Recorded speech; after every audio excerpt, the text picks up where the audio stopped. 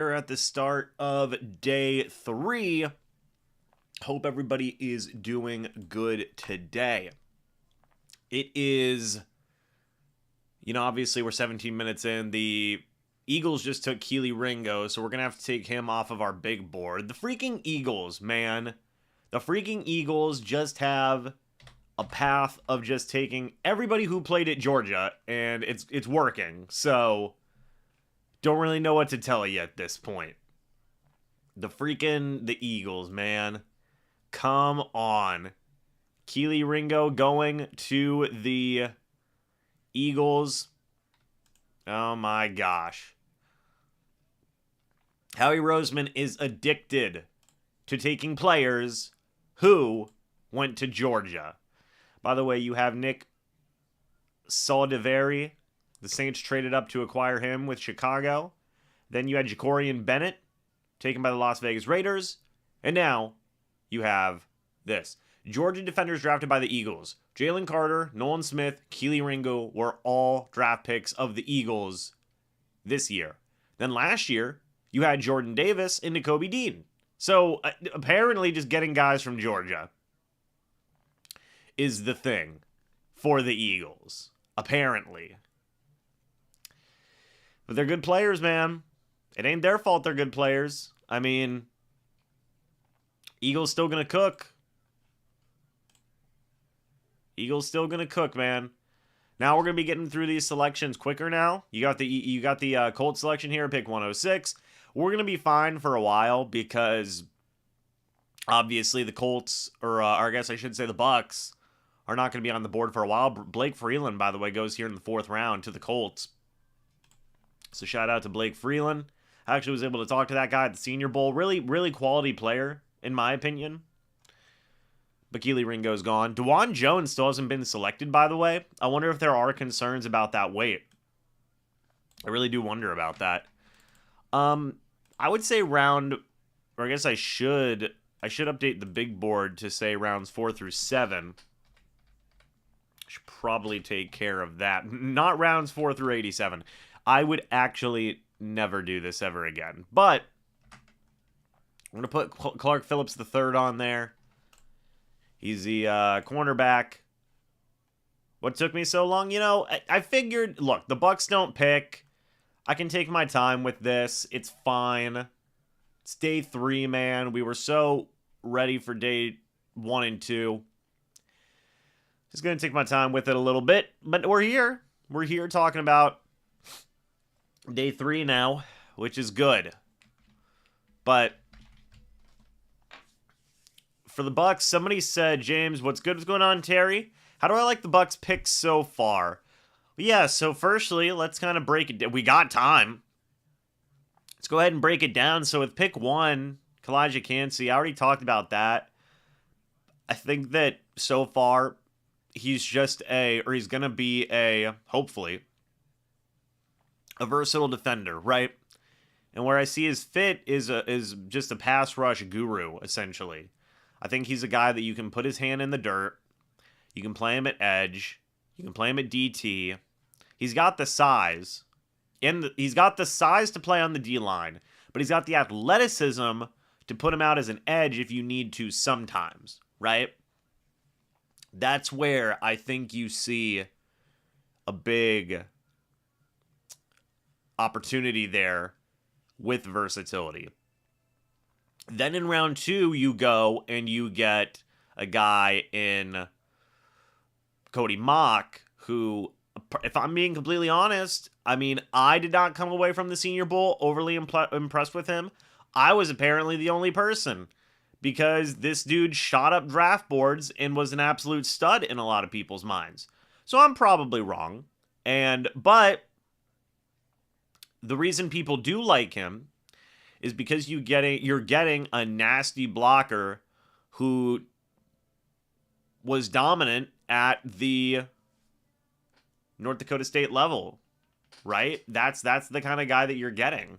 So that's the reason people like Cody Mock, and it's that typical Jason Light pick to get a guy from a smaller school, to get a guy who was dominant at the lower levels, and now you're going to see what he can do at the NFL level, and that's something that teams want or are interested in seeing.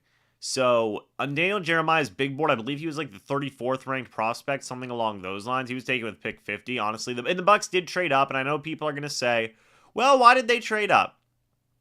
Folks, you give up a 6th rounder. You give up a 6th rounder to move up 2 picks to get the guy that you want that's falling. It's fine, I think.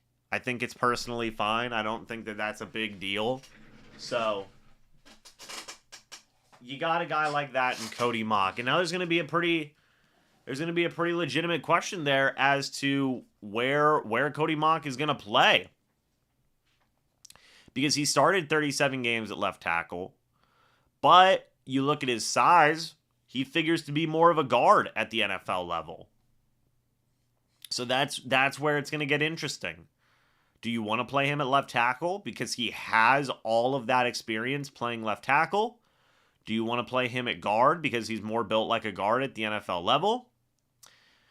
That's the question. Now, I believe the press conference yesterday, Jason Light and them had said that they view him as a guard. Okay? And I it's probably the case, right? It's probably the case. But I mean, you never know. Right now as it stands, the Bucs still don't technically have a guy at left tackle. Does this kind of lean more into the idea that they're going to play Tristan Wirfs over at left tackle? Possibly. You just have a really interesting logjam at the guard position right now, and it's notable, right? Who's at guard? A lot of guys. You look at both guard positions, you have realistically 6 guys there that you could consider. You've got Nick Leverett. You've got Luke Gedeke. You've got Aaron Stinney, who you re-signed. You've got Robert Hainsey, who was doing a great job as the backup center, but he was going to be a starting guard before Ryan Jensen got hurt. You've got Matt Filer, who's played both left guard and right tackle in the past. And now you've got Cody Mauch. That's 6 guys there for 2 guard spots. So, what do the Buccaneers do with that? Well, you've got guys who have a lot of versatility. Cody Mauch has played left tackle and right tackle before in college. That's actually exclusively what he played in college. He never played guard in college. Robert Hainsey has obviously played center and guard at the NFL level. People forget he was also a tackle in college. I believe he was a right tackle while at Notre Dame. You then have got Matt Filer, who has played left guard and right tackle at the NFL level. And he was playing right tackle for the Steelers, playing left guard for the Chargers. He was actually a pretty decent right tackle. And then you've got Aaron Stinney and Nick Leverett, who have mainly exclusively played guard. But Leverett has played center before. Speaking of centers, Jake Andrews just went to the New England Patriots. I love Jake Andrews. I talked to this guy at the Combine. Such a quality dude. Such a good player. I think that the Patriots just got a really good guy there in Jake Andrews. Shout out to Jake Andrews from Troy. Great guy. Great player. Love what he's going to bring to the table for the Patriots.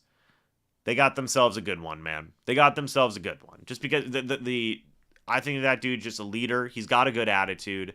I did have a whole interview with him while at the Combine there, and it was good. Seahawks pick is in, by the way.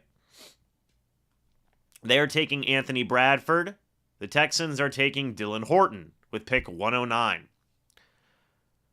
So, you got a lot of guys there. Also, I really got to change up the board, actually, because there's not a lot of guys available right now. Who do we want to see? We want to see some guys thrown on there. Roshan Johnson is already on there. We'll get to Yaya Diaby in a second, by the way. I guess I want to throw Jalen Duncan on there if he's not already on there. So I'll throw him up there on the Bucs big board. I don't believe Jordan Battle is available anymore. We'll throw Jake Haener on there. Why not? You're in the 4th round. You know, put a quarterback up there. You got Antonio Johnson. I guess we'll throw him on there. I don't really know who's been taken yet. So Darnell Washington was taken. I know that for an absolute fact. He went to the Steelers. If there's anything else wrong with my big board, folks, please let me know. What's going on, Bucs RBs? Hope you're doing well. I think you let him play at right tackle and keep Tristan at left. It's possible. What's going on, TB Soldier? Soldier? It's the local legend. ESPN needs to give you a job already. You covered the Bucs fans for years now. I know. Hey, man. Be kind of cool, right? I'd have fun with it. But let me see who else is on this big board that I can throw on there. Top 150 prospects. Noah Sewell. I like Noah Sewell, man. I'll throw him on there. Did DeJuan Jones already get selected? I think he probably did. No. I don't think so. I don't think so.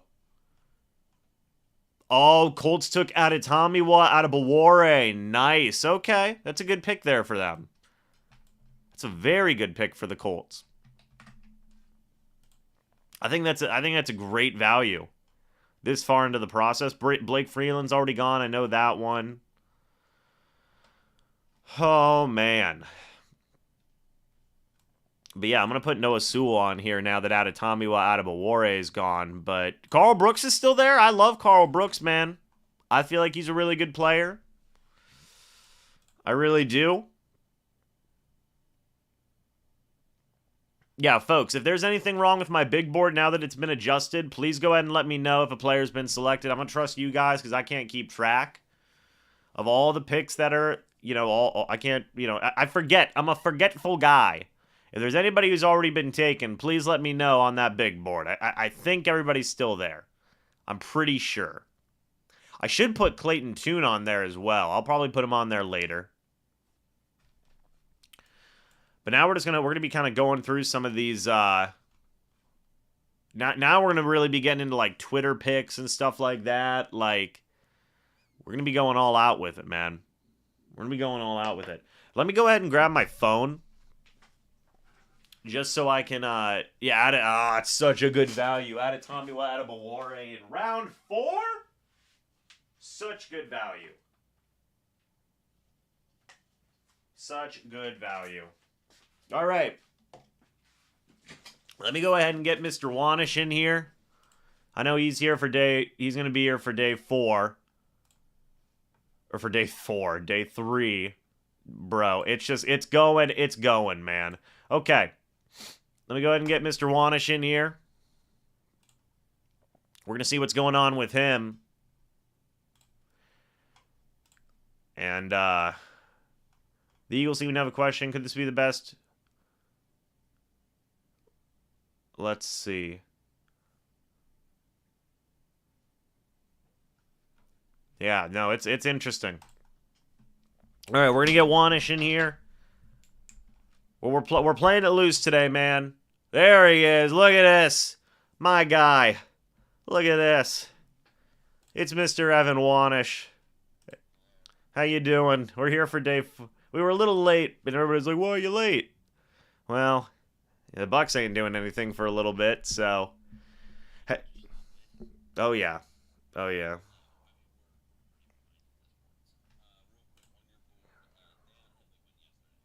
Okay, and also DeJuan Jones just got picked up by the Browns, so that's good. That's good value for them. So who would you add then to this board? So you got Clark Phillips III, Jalen Duncan, Jake Haener, Noah Sewell, Carl Brooks, Antonio Johnson, Tajay Spears, who's still available. No, okay. No, okay. All right. This is just, you know. Do you? Yeah. Do you think I pay attention? I'm throwing Chase Brown on there then to replace a running back with a running back. Trey Palmer. Okay. Trey Palmer, wide receiver. Okay, there's a lot of Treys in these wide receiver groupings, isn't it? I want to put Eric Gray on there, running back out of Oklahoma. I spoke to that guy at the combine. Nice guy. You know, that's where we're at right now, Evan. Okay. Okay, we're here. I'll be back. I'm gonna go grab the board so that the bed can be covered up. So everybody gets to see an old friend. Yeah, so I'll be back. Evan, you're in charge. Yeah. Oh, there we go. Now All people can right. hear you. Now All people can right. hear you. They couldn't hear me? No, so it's fine. It's day 3. Do you think I know what's going on? Oh my God. Join the I'll program. be back. You joined the program, Bucko. It's your program. Yeah. Yeah. All All right. right. All right. I'll be back. All right. Let's see. Corey says, why does it feel like we have no picks? They actually have a lot of picks. It's just not in the fourth round. They have 2/5. They have I believe 2/6 and a seventh. So they have a good bit of picks. It's just they don't have a fourth rounder. That's what that's why it feels that way. Um, so how is everybody doing on this fine day 3? The Patriots are taking a kicker, Chatter Island. So there we go. What's up, Mikey? Trading into the fourth round? Maybe. It wouldn't shock me if they had somebody they liked. They could package one of them fifth and probably a sixth. To move up into the fourth. We'll have to wait and see. Yeah, yeah. So shout out Willie in the chat. If you guys haven't already, yeah, please go and check out the Campfire podcast. That's my podcast with Rhett Matthew, and go subscribe, hit the like button, all that good stuff. We'll be doing our draft recap show either tomorrow or Monday, probably, but it will be shortly. So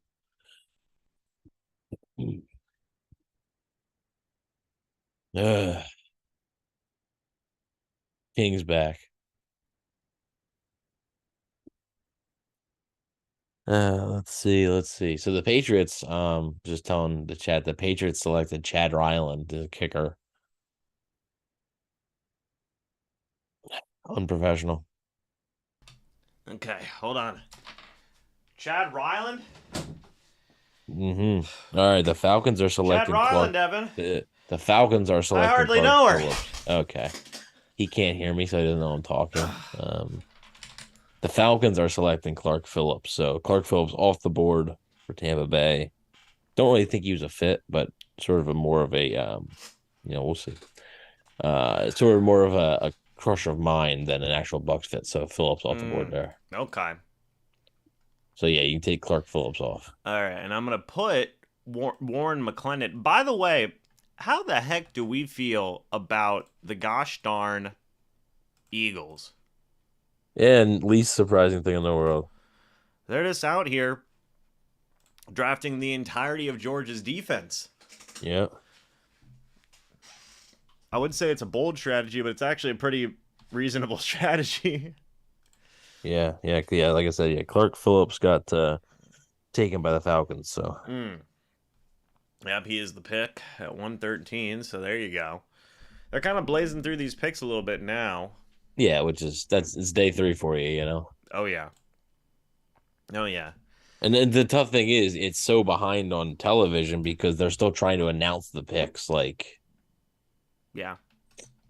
so like like I said, once like the fifth round hits and you start like announcing picks like during the commercials, that's when you start to catch up on stuff. Patriots take a kicker, Chad Ryland out of I Maryland, I, baby. I told you that. Oh. Jeez. Jesus. It's The Panthers are taking Chandler Zavala, offensive lineman out of NC State, I believe. Okay. Okay.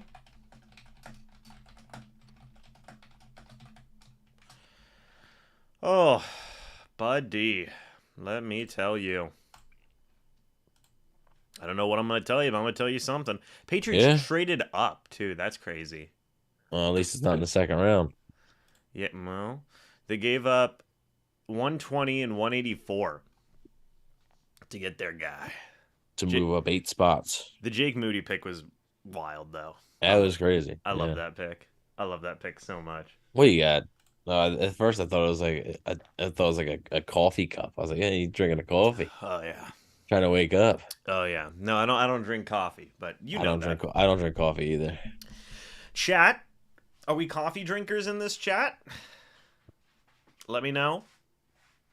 My That's man it's day 3. Mikey's here saying Philly Bucks fan. My man Evan, aka Philly Bucks fan. That's right. Gotta come up to Philly sometime. That'd be nice. Yeah. The Eagles are going ham. Doug says, hey. Patriots pulling a Bucks, trading up for well, I don't know about no. If they were pulling a Bucks, they'd trade up in the second round. That's what they would do. By the way, I walked out there into our kitchen, and last night there was a unopened box of Lucky Charms cereal. Ooh. I went out there today, and the box was ripped open, and the bag was ripped. well, like it was busted open, and Okay. and the bag was busted open, and I was like, what fiend between like 2 a.m. last night and right now? It might have been you sleepwalking. Busted. Yeah, I don't sleepwalk. Thankfully. How do you know? How do you know? Nobody's ever told me I sleepwalk. What if Unless it it's just started? unless it's just the government kept secret that I sleepwalk. Red Bucks says I'm definitely not a coffee drinker. I got you. I never. I don't know. People say as you get older, people start to like coffee more. I just nah. Too bitter. Too bitter. Kicker. Okay, we already got that, guys. Panthers are drafting. You already told me this. Chandler Savalala. Okay. By the way, I love the Patriots pick of I believe it was Jake Andrews earlier. I think that's a really solid dude. I think he's a good pick. I was able to So talk. far, I've really enjoyed the Bucks draft so far. That's a great tweet. So far, I have really enjoyed the Bucks draft so far. Yeah. You made sure to emphasize so far, though. So far. You said so far. I have really enjoyed the Bucks draft so far. Oh, now I'm just gonna delete my. Now I'm just gonna delete my. Yeah, tweets. You gotta proofread your tweets, bud. Yeah. Now the tweet's deleted. So now I don't know what you want me to do. Screenshots aren't. And now I'm never tweeting ever again. Boom. Screenshots never lie. Oh, you got him. You got him. Evan, what do you think about the Bucks trading up here in round 4? Maybe for one of them comp picks that's out there. Yeah, I think it's a possibility. I really do. I think Light even said he's like, yeah, it's killing me not having a 4th round pick. So Light's getting a little antsy. it wouldn't shock me. Let's see. Landshark says, don't sleep on black coffee. It'll grow on you if you drink a few cups. I don't know. My grandfather drinks black coffee. I just Not a fan. never was a big fan. But I mean, yeah, you got some players on the board still. Jamie Robinson, from Florida State's on the board. Darius Rush is a corner I like from South Carolina. Rashawn Johnson, a running back from Texas. Evan Wanish. At James Hill still actually the Bears pick. They picked James Hill. I'd really like to. I don't remember the last team I was on. I think the Commanders or 49ers or somebody like that. Somebody like that. Number 2 picks. Oh, and the Bears are taking Rashawn Johnson, so that's okay. Cool. All right, that's fine. Okay. Oh man, they clap for every pick, don't they? They're starting to announce picks in like Germany, London. Here's my issue with day 3 really. So the fans at the draft, when they pan to the fans that are at the draft, and they're so hype about a pick for their team. You don't know who they just picked. You have no idea who that is. No. Like that day, what Jake Andrews or whatever from Troy.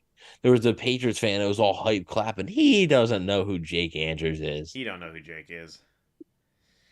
Oh man, Rashawn Johnson out of Texas, though. Interesting pick there for the Bears. Bears. Do they? So I know that they lost Montgomery in free agency. Did they sign Donta Foreman, right? But did they add anybody else to their running back room? I don't think so. Okay, so maybe Rashawn Johnson can be an interesting guy for them. That Texas running back room, man. You got freaking obviously Bijan Robinson, and then you got Rashawn Johnson there. So I'm going to replace Roshan Johnson with Clayton Tune because why not? He's like, The Packers are taking Colby Wooden. okay, well, he's nobody on our big board. So no, thank you. One guy who I think would be a really interesting trade up opportunity is like a Noah Sewell. Yeah, I'm not sure how they feel about him. They haven't picked a linebacker, like a true like linebacker yet, so maybe we'll see.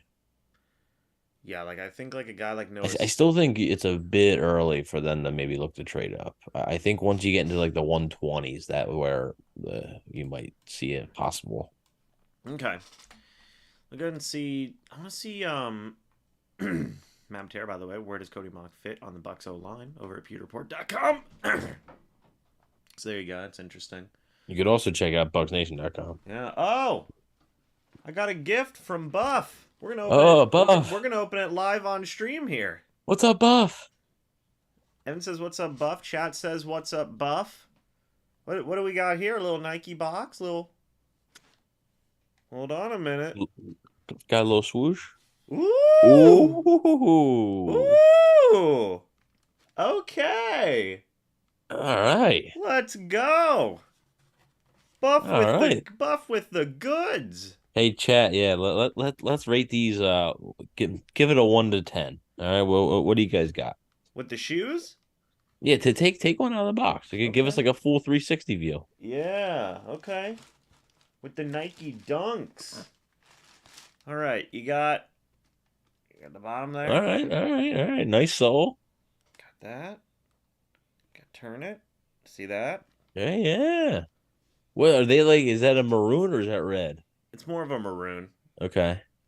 Nice. Nice. Okay. Shout out, Buff. Shout out Buff. Peep the inside. Yeah. Got the nice Nike tongue there. Oh, these are pretty spicy. Fresh out the box. Got that Okay. new shoe smell They do have a new shoe smell. because you don't want that old shoe smell. No. Oh, look at that stream. Chat's saying 8.47 out of 10. Red Bucks is saying very nice. Look at that. Those are Oh, nice. Corey likes them. look at that. Man, oh man. Somebody said, what do you guys think about Christopher Smith from Georgia? I think he's gonna be an Eagle. That's what I think. Yeah, at this rate, Jesus. At this rate, the man's going to be a freaking Philadelphia Eagle. Hold on a minute. Let me try something here. I got some socks. Oh, we're gonna try a shoe Shoe. We're gonna live on air. Yeah, we're gonna try them on.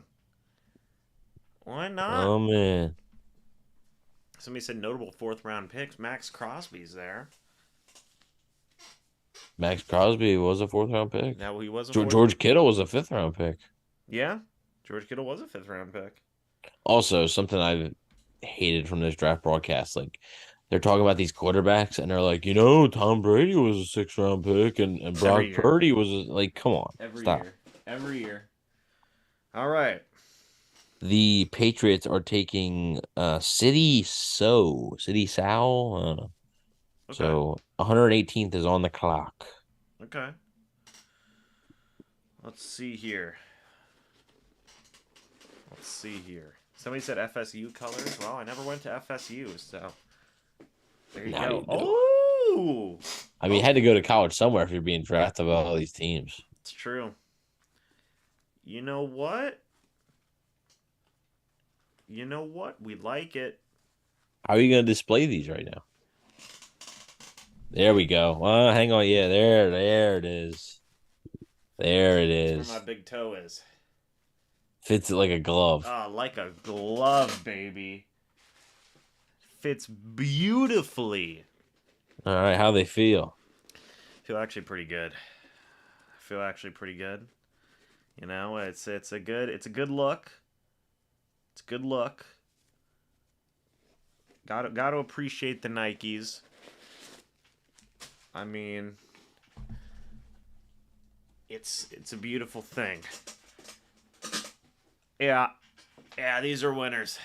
These are winners right here, folks. I'm gonna tell you that right now. And then you got, hold on a minute. Hold on. Wait a minute. Yeah, look at that. Wowzers. There it is. There they are. You get the whole leg shot today, folks. Oh yeah, look at that. The red shoes with Bucs jersey and some nice shorts. Fire fit. That would be a fire fit, Corey. That would be a fire fit. What state you live in? I assume you're asking James. No, they're asking you, where do you live? How do you know? I don't know. It's a general question. I live in Pennsylvania. Yeah. Oh, man.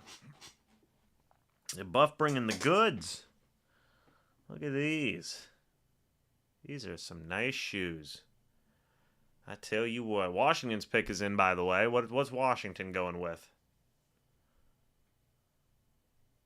They are selecting Braden Daniels. So we got a little bit of a run here on offensive linemen. 3 of the last 5 picks have been interior guys. Well, there you go. These are size 11.5. They fit me pretty well, man. You love to see it. The entirety of Georgia's defense is now a part of Philadelphia Eagles. Mm-hmm. I'm gonna try to see if we can figure out who also has had some top 30 visits there with the Bucs. At this point, you're gonna be looking.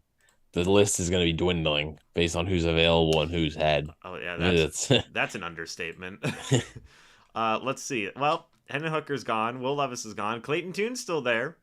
Roshan Johnson, Jameer Gibbs, Bijan Robinson are gone. They're all gone. Chase Brown is still there. Yep.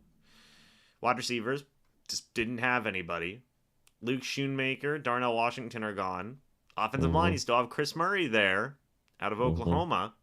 Defensive line, you've still got Carl Brooks out of Bowling Green. Edge defenders, Nolan Smith is gone. B.J. Ojulari is gone. Lucas Van Ness is gone.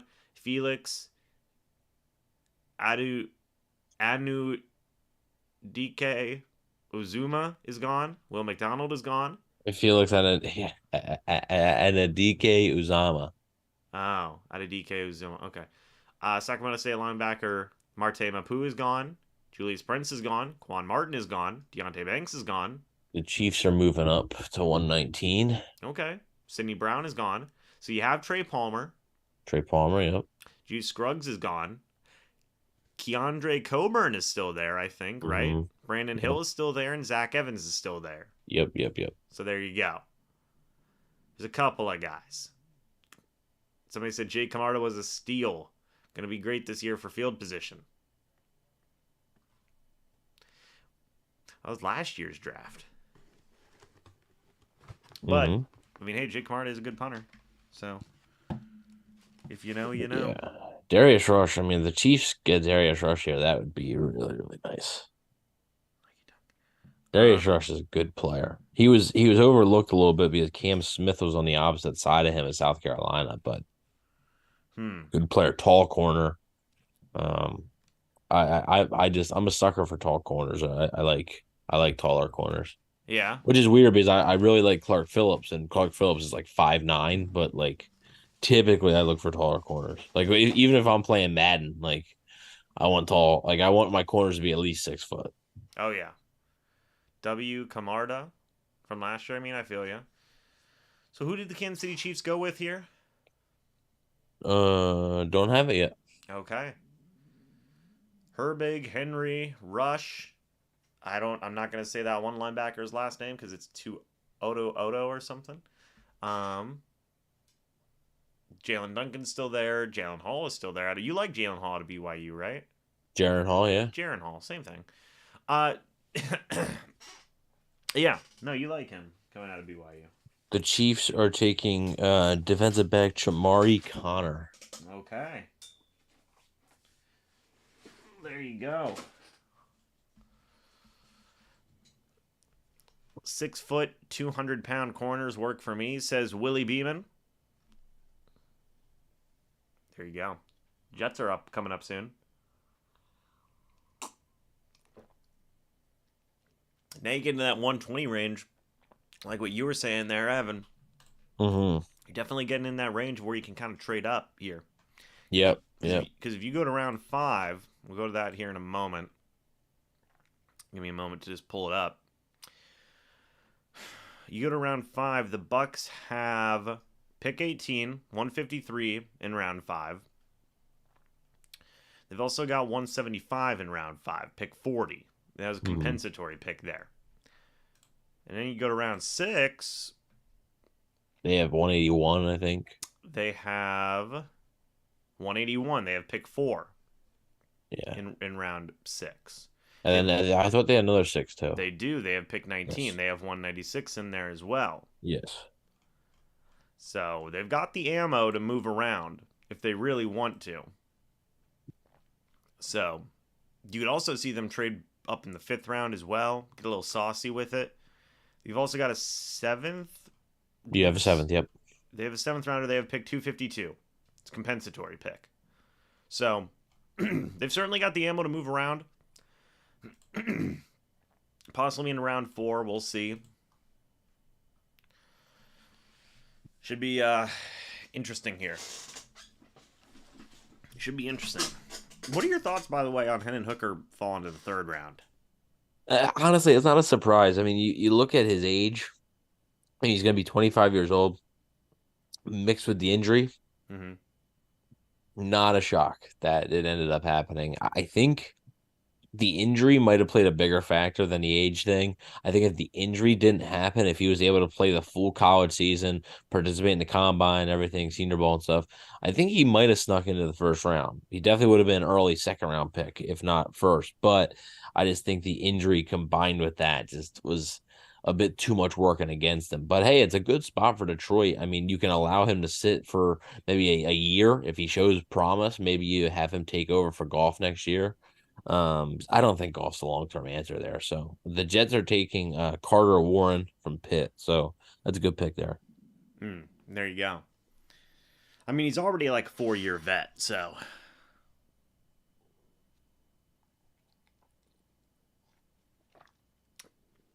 Do you remember the Brandon? How in the world was it like Brandon Whedon was like 28 He was 28, and ended up, a 1st round pick. yeah, how. I didn't even know you could play in college when you're like 28. Yeah, it's just something with like eligibility and stuff. Like he was still, yeah. Mikey, thank you for the $5 super chat. He says, "Can the Bucks trade for Swift? What draft range could it happen?" Could they? Sure, because I mean the thing is he's on the 5th year option, but he's on a rookie contract, so it's not that much. It's like a little over $2 million cap hit, so it's pretty affordable. Wait, was DeAndre But Swift a 1st round back? no, I'm sorry. There's no 5th year option then. Yeah, what am I thinking? So it's pretty affordable. That being said, they have limited resources today. It's clear that they like Rashad White, and I think it's more likely that they would just take it back in the later rounds today rather than having DeAndre Swift for a year.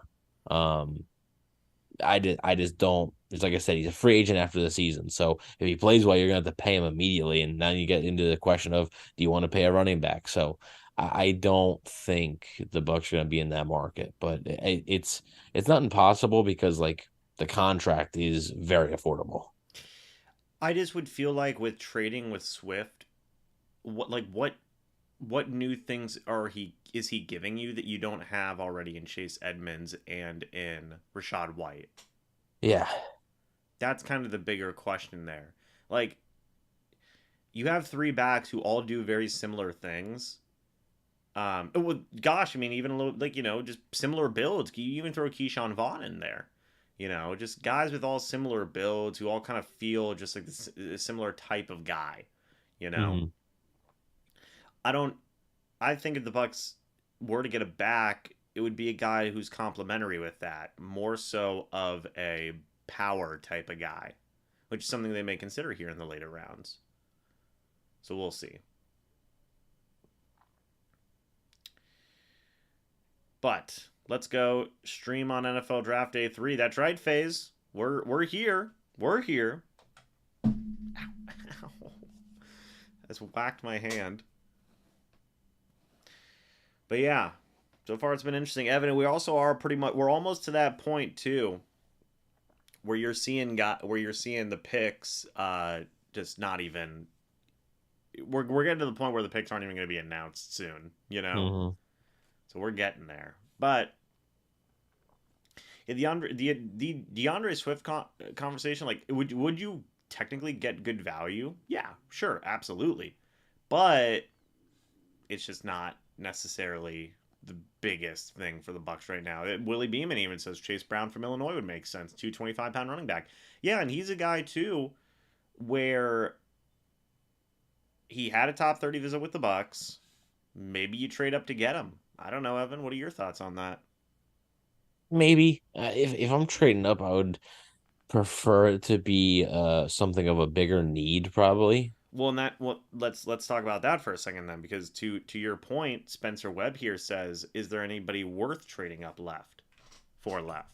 I mean, I really like Jamie Robinson, safety from Florida State. So if I think he's still available, so I would be looking to move up maybe for him, because I think they could use a safety. They could use a guy that play in the nickel. So I mean, maybe it could be for a corner. Mm-hmm. Um, so I mean, there's a couple of guys there that I think they could move up for. There's a couple of linebackers still available they could move up for.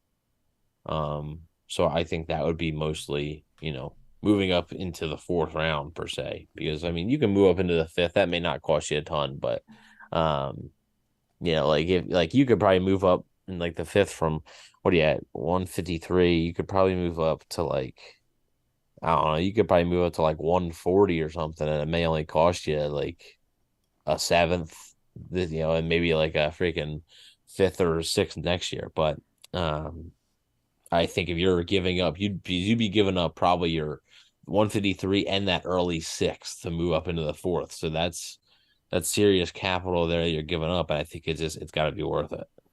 Yeah, no, I agree with that. I agree with that. Like, and I think that is kind of like where you think about like them possibly trading up is for, like, kind of what's kind of left with their overall needs. Safety, corner, probably. Um,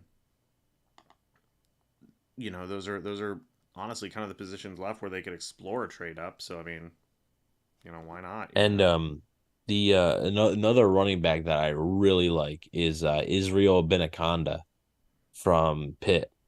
He's Okay. really good. He's a speed demon. He can blaze. Hmm. There you go. So we'll see, man. We'll see if the Buccaneers do end up trading up. There's still a lot of, I mean, I sound like a broken record, but, still a lot of talent left on that board. I mean, heck, I'm going to be interested to see if they end up taking a quarterback somewhere at this point. Yeah, I think that might all depend on if they keep all those picks. If they keep all those picks, I think they could take a quarterback. But if they don't, I don't know how much of a priority.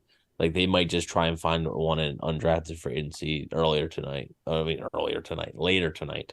Yeah. So that's a possibility as well, man. I mean, I still go back to, maybe a guy like Clayton Tune if he's there in the later rounds. Ventrell Miller out of Florida was the pick um, for the Jaguars. So there's going to be some. I don't know if interesting quarterbacks. I mean, I'll be completely honest, Evan. This, aside from the top guys, the quarterback guys did not like. Ventrell Miller off the board to Jacksonville, so he was somebody the Bucks had some interest in.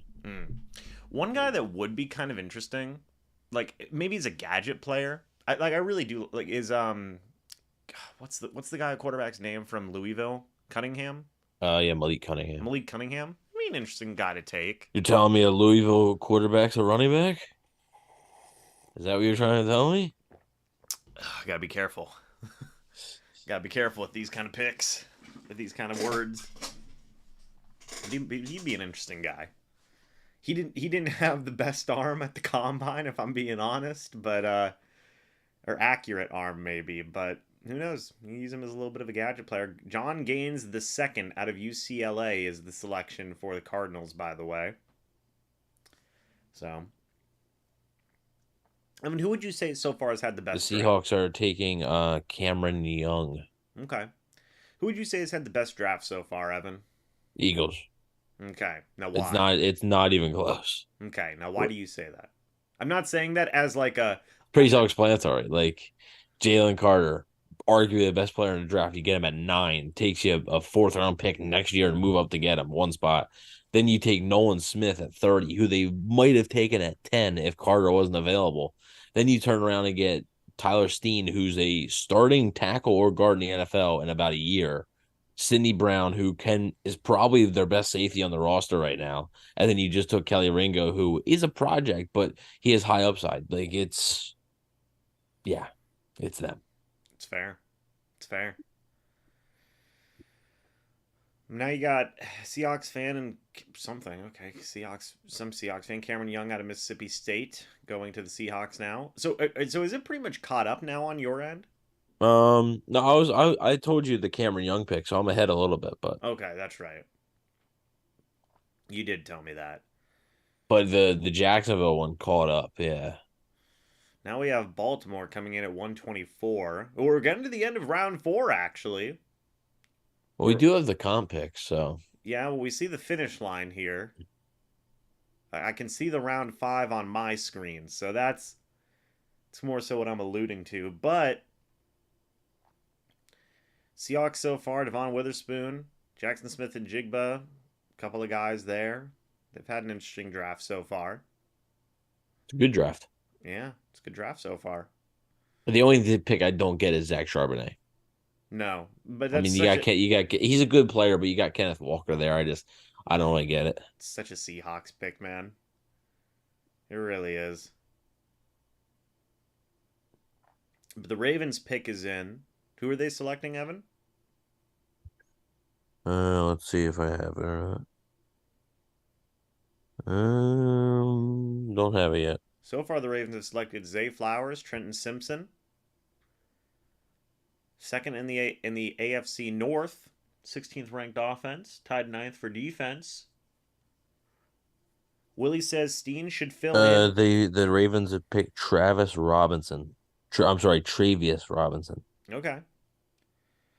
Somebody said, "Do you think we should draft Duggan or Bennett at quarterback depth? Because we only have 2 quarterbacks on the roster." No, and that's why, you raised the question of if they're going to take a quarterback or not. I think they could. I think they definitely could take a quarterback because, they only currently have 2 QBs on that roster. So, I don't think Ryan Griffin's coming back. No. So I think they could either take a quarterback or they sign one as an undrafted free agent. For those of you who don't know, by the way, as well, Blaine Gabbert is gone. He is now the backup in Kansas City. What a guy, Blaine Gabbert. He's just like, you know what? I'm just gonna. I just want the ring again. I just Yeah. want another ring. Yeah, man stays on Super Bowl teams. Eagles hands down best draft so far. He spent years on the Jags, Titans, Cardinals, and he was like, nah. It's like, I'm never going back to that. He's like, I already got a ring. I want another one. I want to be a Super Bowl champ. He's building his Hall of Fame resume. Yeah, Blaine Gabbert is gone. Correct. The gift of Gabbert has left the building. He's now the gift in Kansas City. Do you think if you were like a backup, right? Like a career backup quarterback, but you somehow wound up on like 7 Super Bowl teams, do you think they should just put you in the Hall of Fame just for the novelty of it? No. Do you think I didn't do anything. That's fair, but I would much rather be remembered in like a cool way that I wasn't in the Hall of Fame and I won 7 Super Bowl rings with like 7 different teams as a backup. Do you think that they should at least give you like a little display in there in the Hall of Fame? Maybe. I mean, I don't know. Like not induct you in, but at least say like, "Hey, this was a weird thing that happened." Yeah, sure. Blaine I've always wanted to go to the Hall of Fame. It's a beautiful place. Love it. Yeah. There. Yeah, it's a wonderful place. It's literally, I could spend literal days in there. It's my favorite place in the world. But, no, it's interesting. Like Max Duggan, that dude. He's got some accuracy issues. Obviously, he had a really bad national championship. Whereas Chargers selected wide receiver Darius Davis. Whereas on the flip side here, you've got a guy in Stenson Bennett who Well, Evan, what are your thoughts on Stetson Bennett? I mean, he's okay. I mean, have to imagine the Eagles are hot on his tail. But no, Yeah, see, apparently. here's the thing though. Everybody says like, "Oh, Eagles." The Eagles haven't really drafted any Georgia offensive players. It's all defense. So, That's all defense. um, yeah. As far as like Stetson Bennett, like there's some rumors that like he may go undrafted. So like as an undrafted rookie, maybe like why not take a chance? I mean, I don't think he's very good, but like you're at this point, like you're not looking to, you're just looking for a third quarterback. So Now, Rappaport, I believe, was who it was, asked a pretty interesting question. I don't even know if it's but he said on Twitter, like, is that Georgia defense from what was it 2 years? Like obviously last year, is that like the best defense in college history? The Eagles are it certain might have been, yeah. like the Eagles are And they still got a couple of pieces next year too. I forget the names, but they've got a couple pieces on defense next year that could be pretty high picks. So I'm sure the Eagles will have their eye on them. So and it's so strange because like the Georgia defense, like who's available in the draft, just so happens to also line up with what the Eagles kind of need. And it's yeah, just like it's a perfect storm. they knew. They knew. But man, oh man. Darius Davis. Yeah, you already told me that one. Yeah, we'll see what the Bucks do here. If Carl Brooks falls to us in the fifth, we should. I love Carl Brooks. I saw I that. just don't like another interior guy though. I don't Oh, know. I get it. I get it. But I love Carl Brooks, man. Whoever he ends up. I mean, I saw the guy at the Senior Bowl. I thought he did a really good job. Didn't get an invite to the combine, which I thought was not good. Like for Not good. well, not good, just because like not for Carl Brooks. I mean, like the NFL. I feel like if A that little dude crazy, yeah. yeah, like I feel like if that dude did show up to the combine, I feel like he would have put up some really interesting numbers and really raised his stock. But they didn't invite him, so it is what it is. Um, but I like a guy like Carl Brooks. I think he's good. Kirby Smart just keeps on stacking 4 and 5 stars on defense at Georgia. It's ridiculous. Hey, you know, if it works, it works. Yeah, I mean that is really crazy to think about that the past 2 years, Evan, they have taken 5 Georgia defenders. The Eagles Yeah, have. yeah. The Browns selected Isaiah McGuire, Okay. the defensive end from Missouri. So Okay. How are we looking for kick slash punt returner? Says Land Shark. Evan, what are your thoughts on I that? don't know if they're looking for that. I honestly don't. I think they sort of like what Devin Tompkins showed at times. So it wouldn't shock me if they give him a shot. But also today's the day where you sort of look for them guys. So if there's a guy they like, if there's a receiver out there, if there's a running back out there that they think can do that stuff, especially if they keep their late round picks, why not take a chance on them? Get Malik Cunningham. Put him back there. I don't think he's that good of an athlete to do that. What you got in that drink? Water. Yeah, right. I'm following the TB12 method. Uh-huh. But I In tell a you. week, you're gonna have to break that. Oh yeah. They already know. Ravens taking some. Hey, the Saints have traded up, Evan. Uh-oh. What? Oh, they're gonna take an all-star. They probably will. I mean, they might. Who knows? Somebody who will haunt the Bucs for years. What do you think about the NFC South? Well, the other, but you're gonna be writing a whole article. By the way, I will. I will be. Yes. for those of you who don't know, myself and Evan do both write for BucsNation.com. Go check Hilarious, it out. hilarious conversation we had yesterday was Evan did not want to write an article, and I don't blame him. But It was late. it was late. It was like what, like 1:30 in the morning Yeah. almost. And then we have a group chat, and I see in the group chat at like 2 a.m. article submitted, and I was like, oh yeah. I was like, the beast got it done. Yeah. Yeah, gotta get it done. Get it done. The beast got it done. You gotta just persevere through adversity. You gotta find a way. Built different. Yeah. Built in a Yeah. lab. Any good safeties left? Says Neil. Jamie Robinson, I still think is there. I'm pretty sure he's still there. One thing that I think's really interesting, by the way, like obviously with like you get here into the fourth, fifth round, stuff like that, like you really got to view Ryan Neal like you can pencil him in as a starter basically at this rate. Right now, yeah. Um, But I especially. mean, you got Brandon Hill from Pitt. Do they go with another Pitt defender? He's possible. Antonio Johnson, who Antonio Johnson's interesting because Antonio Johnson can also play the slot. So that would be an ideal one for me at this point. Mm-hmm. So that's interesting. But yeah. By the way, last night I watched John Mulaney's new comedy special called Baby J. So you didn't go to bed right away. No, I fell asleep watching the John Mulaney No comedy wonder the special. stream was late. Well, weird comedy special, man. Weird comedy special. I don't watch them normally. No, not a fan of him.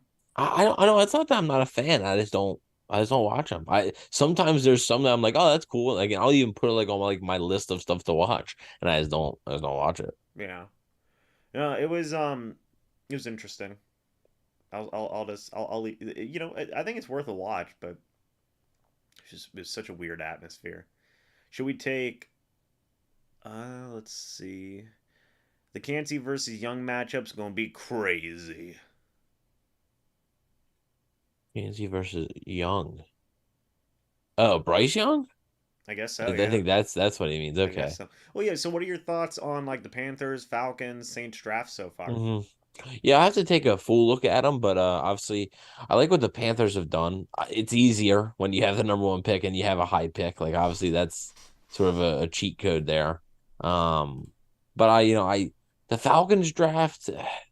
The Clark Phillips is a really good one. Bijan, like I said, we talked about last night. Bijan's a really, really good player. Like he's a franchise type running back, but the positional value there, I just think he had other needs. So I'm not as high on Atlanta's draft. And New Orleans, I mean, I think I'm not a huge fan of Brian Brzee, but I like Isaiah Foskey. I like Kendra Miller. So those two guys, I think are positive picks, and then we'll see what they come up with here. So, Yeah, let's kind of go through it here. So first, the Falcons. We'll go through the Falcons one first, okay? So far, and by the way, the Saints are taking Jake Hayner. ooh, interesting. Okay.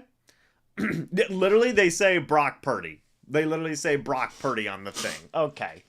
All right, NFL Network. But okay, so let's talk about the Falcons one first. You take Bijan in round one. You take Matthew Bergeron in round two. You take Zach Harris in round three, and then Clark Phillips the third in round four. And then you've only got two seventh round picks left. Yeah, okay. So I mean, it's I just like I said, the Bijan thing. It's he's a really really good player, and I like Bergeron. I wrote a draft profile about Harrison. I like him. Clark Phillips, I really like. That's probably my favorite pick of their class right now. But I just think there was other like Christian Gonzalez was on the board for you at number 8. Jalen Carter was on the board for you at number 8. Like I just felt like you could have gone a couple of different directions other than running back. When you had Tyler Algier who just rushed for 1,000 yards last year, you could have gone in a couple of different directions. no, I agree with that 100%. And one thing that's really interesting to me is that they haven't addressed any well, they didn't address any defensive needs in the first two rounds, right? You took Bijan. The Lions are trading DeAndre Swift to the Eagles. Oh, there you go. There it is. Okay, we'll see what that draft compensation is here in a moment. But look, you got a generational guy in Bijan Robinson. That's such an Arthur Smith pick, right? And he'll probably end up being one of the best running backs in the entirety of the league. Matthew Bergeron is an interesting pick, but I feel like you're waiting to address your defense, which was the worst part about your team, till round 3 and round 4 if you're the Falcons. That's where it gets a little like to me, you know. But then you go to the Carolina Panthers here, and you take a look at this. They got Bryce Young round 1. The Rams are selecting Stetson Bennett. Wow, in round 4. Interesting. Okay. Well, now I've got to take. Well, firstly, I've got to take Jake Hayner off the board. Jake Hayner is off, and now Stetson Bennett, pick 128. Wow, that's. I don't want to say like. good for Stenson Bennett to be a fourth round guy. You know what I mean? Hmm. Considering we literally just talked about him a moment ago about potentially being undrafted, that's pretty good for him. Should I put Zach Evans out of Mississippi on here? Yeah. Okay, that's what we're gonna do.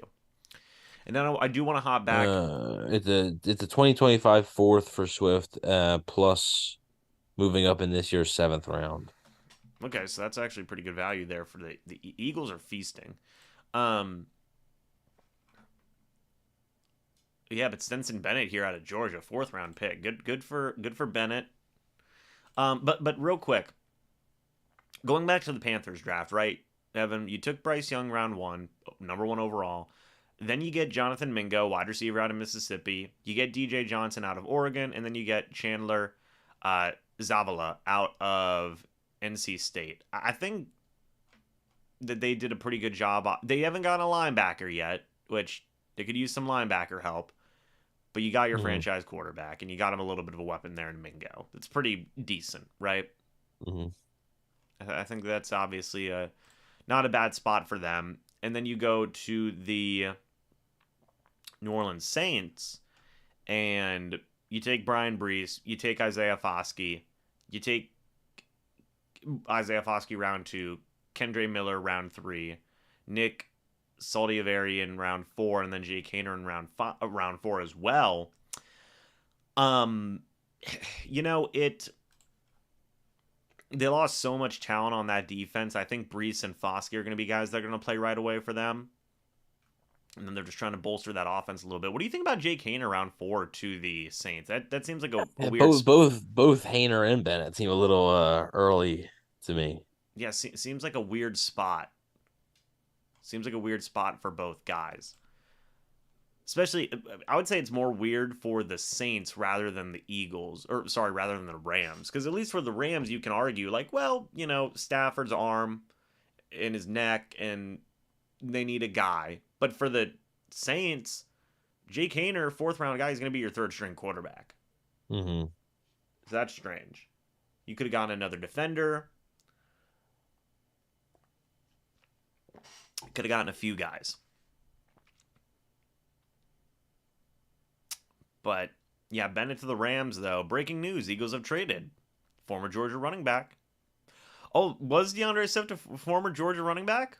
Yeah, Oh my. he went to Georgia and he's from Philly. Oh, He went to nice. he went to a school called St. Joe's Prep. Oh, so you met him. No. You're best friends with him. Yeah. Yeah. Sources say. Quarterback room, dogs. Welcome to LA, Stenson Bennett. This is from the LA Rams. The Eagles can't help themselves, by the way. They're just They're like just we like Georgia. yeah. We like the state of Georgia. That's good. That's a good trade for the Eagles too. By the way, I feel like we shouldn't glance. I mean, would you say Swift is their starting running back now? I don't think they have anybody else, I right? mean, they got Rashad Penny, they got Kenneth Gainwell. I mean, they are loaded. Yeah, they're loading up. I'm not kidding. It may be one of the best rosters I've ever seen. Hmm.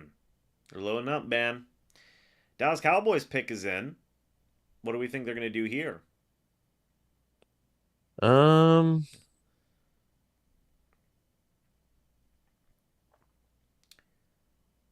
I don't know.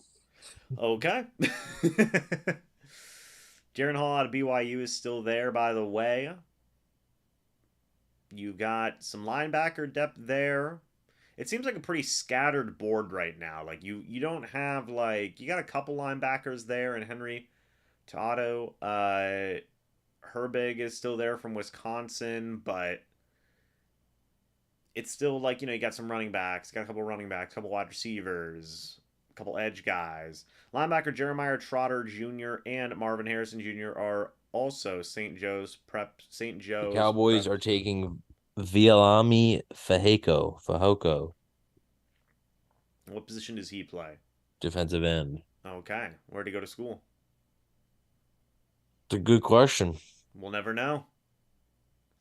I don't know. We're gonna find out. We'll never know. By the way, folks, if you guys are enjoying the day three coverage here, go ahead and hit that like button. If you're new, go ahead and subscribe. Go ahead and subscribe. That'd be pretty cool. You got somebody here to announce the Cowboys pick. You got Luis Hernandez Okay, wow, wait, former member of the Mexicans men's national soccer team. I know that name. He used to be really good. Um, they need to get Mr. Wanish out here to announce some picks. Yeah. San Jose State is apparently where he's gone. So there you have that. Georgia Eagles, says Austin. Hey man, if it works, it works. I mean, Yeah, they went to the Super Bowl last year, yeah, and guess what? They're going again this year. So they've got a very stacked roster, man. They really do. It's actually they're pretty gross. The difference here too is that their stack, their version of a stacked roster is just it's a mix of guys. It's not just like, oh, they went out and signed a ton of guys in free agency or traded for a ton of guys. it's young guys. Yeah, it's just They're such drafting these guys. yeah, and it's just such savvy moves. It really is just such savvy moves. But here we see the pick is in with the Jacksonville Jaguars. Yeah, we need to speed this up. Hey, I mean, heck, even Twitter's slowing down now. Yeah, like we're like, come on. The Jaguars selected defensive end Tyler Lacey. Defensive end Tyler Lacey. Yeah, I'm gonna be real with you. I've never heard of him. I never heard of either. I'm gonna be I completely never heard of honest. the Vilami Vahogo guy either. Vialami Pastrami. I've never He's heard from of him. San Jose State. Who was the guy we said Stromboli? I don't remember the I name. don't remember either. That was like, guys, if you're just joining in last night's stream, it got like the last 45 minutes got a little crazy. Yeah, it was pretty wild. Bucks traded up. I mean, It was like 11:30 and we were just hanging out at that point. yeah, we were just vibing. But yeah, the Eagles. Going back to the Eagles real quick. Yeah, their roster's going crazy. I mean, they really are just a really well built team at this point. What's really interesting too is that like they don't have to. They haven't been aggressive. It's literally just been take No. what you give us. Yeah, yeah. And for some reason NFL teams are just giving them everything. Yeah, like I don't understand. They sent a fourth round pick for DeAndre Swift 2 years from now. yeah, yeah. So that's They- Jalen Carter, they had to pick one fourth round pick to move up one spot. yeah, Nolan Smith fell to them at 30. it's crazy, man. Kelly Ringo fell to them in the fourth round. Like, I know, I mean, and to be fair, okay, they did trade. I mean, they gave up a 2024 third round pick to go up and get Ringo. Like, okay, but still. Man.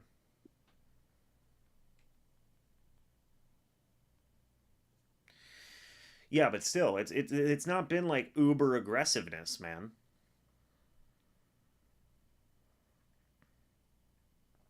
It's not been uber aggressiveness. Somebody said I still don't buy Jalen Hurts. He's got that dog in him. I love Jalen Hurts, man. I love Jalen I Hurts. actually I didn't think they were going to do it, obviously, because they had just signed Brady. But Jalen Hurts was one of the quarterbacks that I thought was I would have picked if I was the Bucs. I, I know it sounds stupid now, but like legit, like I legit thought that. Like I know now it's going to seem like, oh yeah, I bet you would have but like I liked him as a developmental guy. The Bengals took Charlie Jones, wide receiver from Purdue. I like Charlie Jones. yeah. Your typical slot receiver, like Adam Humphries. Okay. Okay. So don't. Let's see. Yeah, here's the draft compensation. So, 2025 fourth, man. Come on. Crazy stuff there.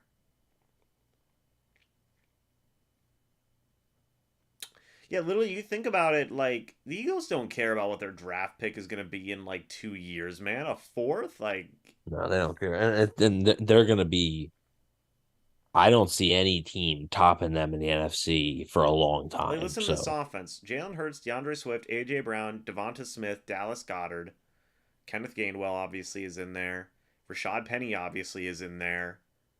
That's just on offense. Like, we haven't even gotten to their defense yet, well, and dude. you're not, it's a tie, and it's the best offensive line in football. Yeah, like, geez Louise. Eagles could put Jar Jar Binks at quarterback and still win with that roster. It's true. Misa throw the ball. Misa Super Bowl quarterback. Oh, that'd be crazy. We're getting to the end of round 4 here, Evan. Haven't seen any trade ups from the Bucs. I I haven't think, seen any trade ups in a little bit from any team. yeah. So I think the Bucs might be content here to stay put at this rate. You never know. Corey says the NFL season's going to be interesting. Art Smith says Gage trash. The way you read that. Oh man. Okay. I didn't even notice it. Oh no, that's Mel's best available. My bad. I thought they were reading off draft picks. Oh. Mel's best available, Dwayne McBride, and it was the Jaguars. And I was like, I didn't notice that the Jaguars picked Dwayne McBride. And I was like, they didn't. They did not. Phil Armain is there. Gage, I like Russell Gage. I do.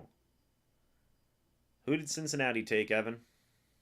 Charlie Jones. Charlie Jones. Charles Jones. Charles Jones. Charlie and Millie's. Charlie Jones. Brother, we're way past taking time to announce picks, Bengals guy. Come on now. We are way past that time. So what do you think? Charlie Jones going to be that fourth wide receiver in there now with T. Higgins, Chase Young, and Tyler Boyd? Well, I mean, if Chase Young can make that transition to receiver, that'd be something. What? Who? Chase. Jamar Chase. Jamar Chase. I was half right. Not really. I mean, you had the last name was the first name. Yeah, it was close enough. Also, I'll give you you were a quarter right. I was a quarter right. Yeah. Charlie Jones. Yeah, he might be their fourth guy. I don't know. I forget who else they have. 110 receptions in 2022. That's wild. He's a good player. Only a few picks to round 5, getting close to another Bucs pick. It's true, Landshark. We're getting there. I will say I've liked the Bengals draft so far. DJ Turner's a Who did they get with the Miles Murphy, right? Miles Murphy, DJ Turner, Jordan Battle, now Charlie Jones. It's a decent draft so far.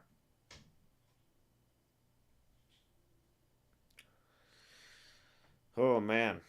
Evan, I don't know what your weather is like here, but it's raining here. Yeah, we're kind of getting a little bit of rain. Getting a little bit of a drizzle. Steelers are taking Nick Herbig. It's such a Steelers pick, but it's a good pick. Nick Herbig? Yeah. What does Nick Herbig play? He's like a linebacker, but he's like a pass rusher. Oh, Nick Herbig. He was on the top of DJ's board left. He's a good player. Yeah, he was on the fun player. I think he was like 75th ranked on Daniel Jeremiah's big board still. So. He reminds me of what's the guy's name? He got picked by New Orleans a few years ago. Pete Werner? No. Caden Ellis? Mm-mm. I don't remember. Zach Bond? Zach Bond. That's it. Zach Bond. I was like, yeah. I don't. I was like, you're really stretching my knowledge of linebackers drafted by the Saints. My knowledge. No, you got to go back to like 2000. Yeah, James, what are you doing? You remember their 4th round pick in 2000?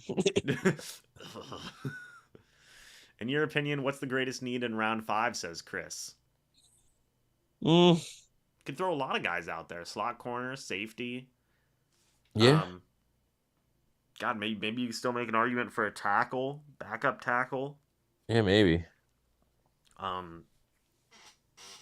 think that Evan Wanish fits all of those needs. I mean, yeah. If we're talking about just a pure football player. Let me tell you something about that Wanish guy. He is a football player.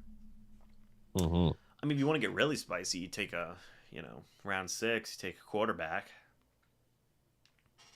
Give me Clayton Tune or Malik Cunningham, man. Alex Highsmith and Lamar Woodley are somewhere in Mexico. Okay. By the way. Thanks for the info. So there you have that. You think these current players have fun announcing picks? Probably not. It is funny to me if like you're like, oh, let's announce this pick, and then you're like, wait a minute, that guy's gonna take my job. Yeah, like that's interesting, right? Like you literally just had a linebacker announce a linebacker pick. Yep. Certified glass eater, that Evan kid, bright future. Let me tell you, I've Thank you actually very seen him much. eat glass. It's actually disturbing. It's true. I saw this man. He picked up a window, just took a bite out of it. Didn't Yeah. even. Well, we need to get rid of the window. I said, I got you. Yeah, and they just started chomping away. Didn't even flinch. Didn't even flinch. It was pretty terrifying. Yeah, this is totally a Steelers pick, man. You just get a kind of a bruiser type of guy at linebacker who can do a little bit of everything for you. Yep. It's just, yeah, that's a Steelers guy right there. What's our first pick in the fifth round? I'm glad you asked. It is 153. 153. There you go. Bucs still have a lot of selections left, folks, by the way. You've got, I mean, gosh, 4 or 5 picks left. You've got 5 picks left, man. You got 2 in the fifth round, 2 in the sixth round, 1 in the seventh. And they're cutting some brisket. Is that brisket? They're cutting some brisket right there. They're cutting some Is that brisket. shoulder? Is that pork shoulder? I don't know what it is, but I tell you what, let me get some. It looks good. Is that Kansas City barbecue? We feast. The Bears took Tyler Scott, wide receiver from Cincinnati. He's a good player. So I want to go back to our big board, by the way, that we still got everybody here, man. Warren McClendon, Eric Gray, Jalen Duncan, Zach Evans, Noah Sewell, Carl Brooks, Antonio Johnson, Chase Brown, Clayton Tune, and Trey Palmer. So you still got a lot of people there, man. Still got a lot of people there.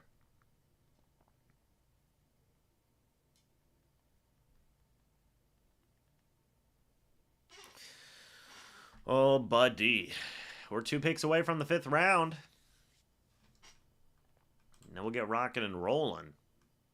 So the Bucs got a compensatory fifth, by the way. They got a 6th-round pick from the Grant Stewart trade that you had talked about yesterday, Evan. Mm-hmm. You've got their own 6th-rounder, and then you've got a compensatory 7th. So, there you go. We need more pass rushers, but need safety. This round, Jamie Robinson, says Art Smith. Maybe. Yeah, we'll see. Actually, I want to see where. I mean, we're less than 20 picks away now. Yeah. Now, what's interesting, and I obviously this is no, he is here. Florida State. He's ranked 117 on. Yeah. He's ranked 117 on Daniel Jeremiah's big board. So. I'm higher on him than DJ is. So Okay, interesting. I want to see the guy's size. I'm gonna take a quick look at Jamie Robinson real quick. Let's see here. Let's see. Yeah, I mean, 5'11", 191. 4.459 40-yard dash. 33.5-inch vertical jump. I like that. 9-foot 8-inch broad jump. 23 reps on the bench press. He's pretty strong. Compares to a Demarius Randall, apparently, according to Lance Zierlein. Seems good. Seems like a good coverage guy, I think. Would that be a fair thing to say, Evan? yeah, I think so. Okay.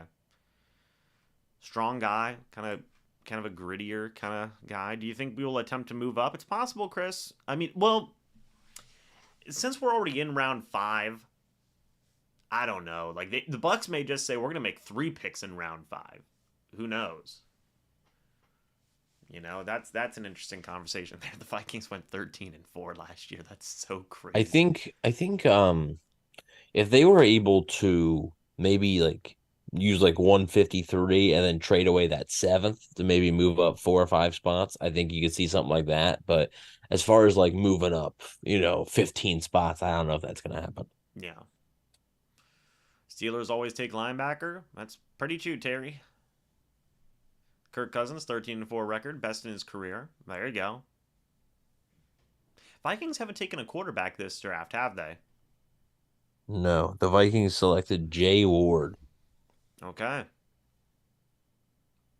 You got a national park with all this snow in Canada.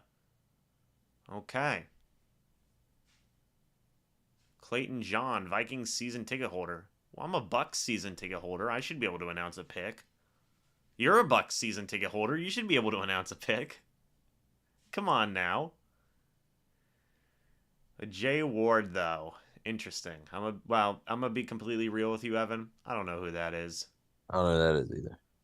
We're down to the guys in the draft where Down to the nitty gritty. yeah, we're down to the grittiness of it. J.L. Skinner from Boise State's there too. He's pretty good. Hey, Jay Ward though played at LSU. You know LSU's got some good corners. 6 foot 188. You know, nice size. Nice size. Not too shabby. Yeah, we're currently 20 less than 20 picks away from the Bucs pick now, by the way, folks. So All right, all right. there you go with that. All right now. Not too shabby. Not too shabby. Yeah. So it's 153, and then what's the next pick after that? 170 something? 180 yeah, 175. 175, 153, 170. Okay. After 153, I might head out. Okay. So the Raiders have traded up, by the way, to pick 135. Who are they taking? I need to know. James Hill. Oh my God. I'm really happy to be a part of the Raiders organization. Actually, And they moved on from James Hill. Actually, I'm not happy to be a part of the Raiders Breaking news. The Raiders have decided to cut James Hill. Yeah, I really want to thank my time. I really want to thank him for the opportunity. So the Raiders give up pick 144 and pick 214 to move up to 135. Okay. So that's 9 spots. So that's 214. I think is that a 7th? It's a 6th. The 6th. But it's probably a compensatory 6th, if I had to guess. Yeah, it has to be a compensatory 6th. So I mean that's what you get for 9 spots. So like I think the Bucs could be able to move up 4 or 5 spots by using that 5th and that 7th that they got and be able to keep their other 5th and 6th. And the question is who they moving up for? Yeah, it all depends on who's on the board there and 10 picks or whatever. Yeah. So let's see what's going on. We've been live for about an hour and a half now, folks. What's going on, Matt? Joining in from Ybor. Well, hello from Ybor, Matt. Good to see you. Missed playoffs for the 5th time in the last 6 seasons, did the Raiders. Oh my gosh. And their picks in. Evan, what do we got? What do we got? We've got... It might be James Hill, but I don't have it yet. It is me. I'm very grateful. It's me. It's me. It should have been me. Question: Have you seen the movie Draft Day? Yeah. Yeah, it's a great movie. Great movie. I actually have it on Blu-ray. Nice. I watch it. It was my tradition. Some people's tradition is to watch it every Thursday before the draft. I always watch it though. After the draft Thursday, okay, but Friday like late afternoon, right before day 2. So like when I'm done the movie, it like leads me into day 2. Okay. So that's always when I watch it every year. Interesting. Matt Diaz says, I can vouch for J. Rob. Watched him in person several times. The Raiders are taking Aiden O'Connell, quarterback from Purdue. Well, that's basically... This is high for him. It's basically me. Yeah. That's where you get interesting here. Matt says, I can vouch for J. Rob. Watched him in person several times. He can line up anywhere. Sue Wanish in the chat. There you go. Riddle O'Connor going to the Raiders. I feel like I've heard the name. No, I did see him at the Combine. I did see him. Aiden O'Connell? O'Connell, the Purdue quarterback. Yeah. He was at the Combine. Him and Charlie Jones were a lethal duo at Purdue this year. The only I remember Purdue played Penn State in Penn State's first or second game. And oh my God, like those guys terrorized Penn State. Penn State ended up winning, but man. We have Jan Thomas from the American Cancer Society here to announce the pick. And it is, well, we already know who it is, but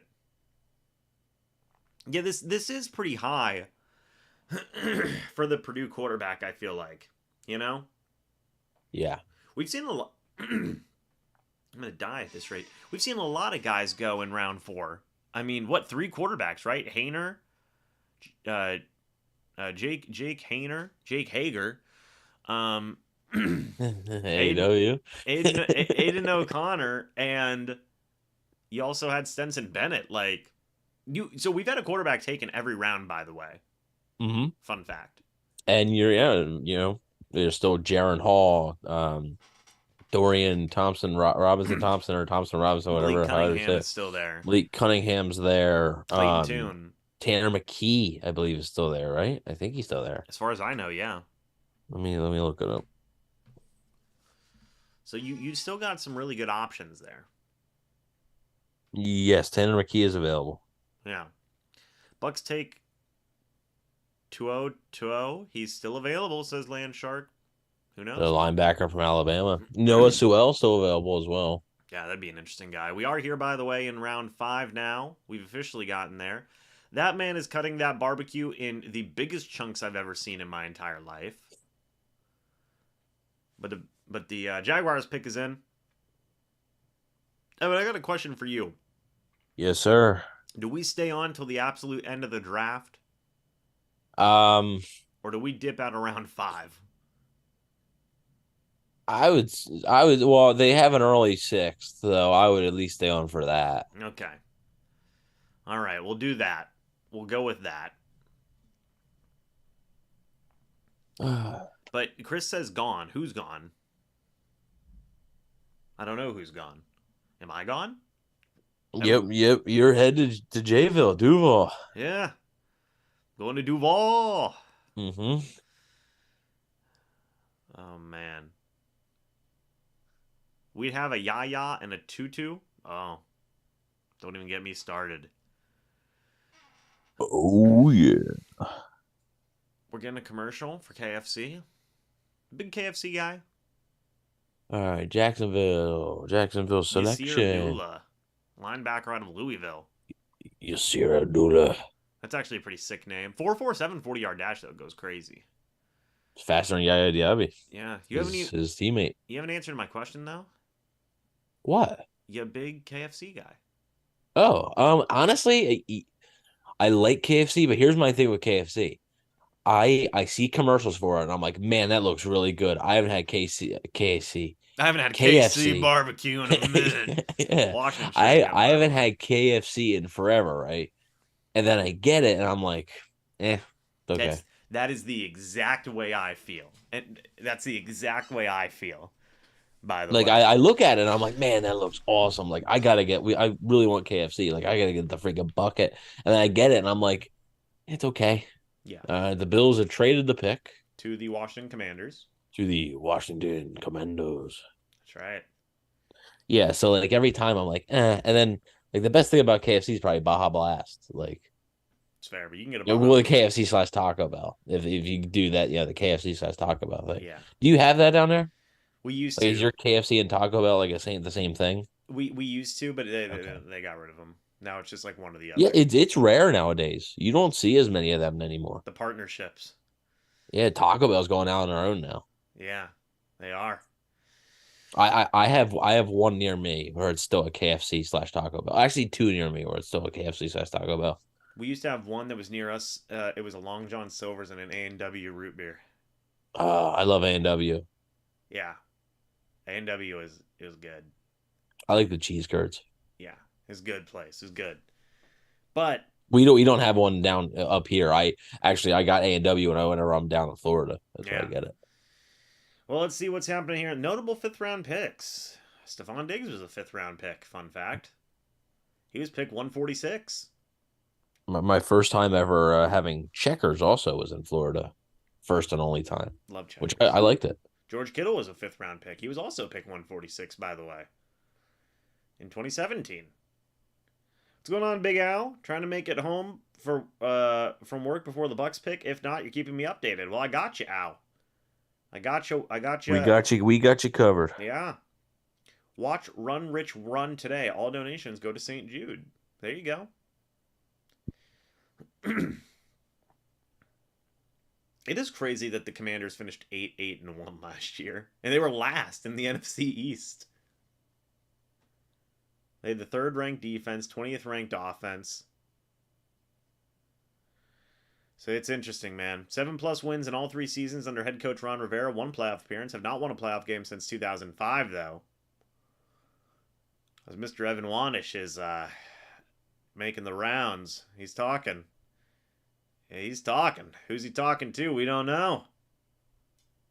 Yeah, no, I gotta head out here for a minute. So Okay, that's all good. I will be back. I'll I switch. won't be long, I'll but I will switch be back back. to the single cam here. All right. So we'll see Mr. Wanish back here in a moment. But picks in here for Washington. We'll see what that is here in a moment. Let's see if Twitter's got us updated, folks. Howie Roseman, by the way, discussing the DeAndre Swift trade, he says, "I'm sure I'm out of Florida alumni. I'm sure," he said, "I'm sure I'm out of the Florida Alumni Association as we speak." Probably. The Jaguars, the Washington Commanders have drafted KJ Henry out of Clemson. Okay, he was the top guy left on the board for Daniel Jeremiah. I don't believe I had him no, I did not have him on the big board here. So we still got some guys here. Aiden O'Connell's release has apparently been compared to Tom Brady's. Well, there you go.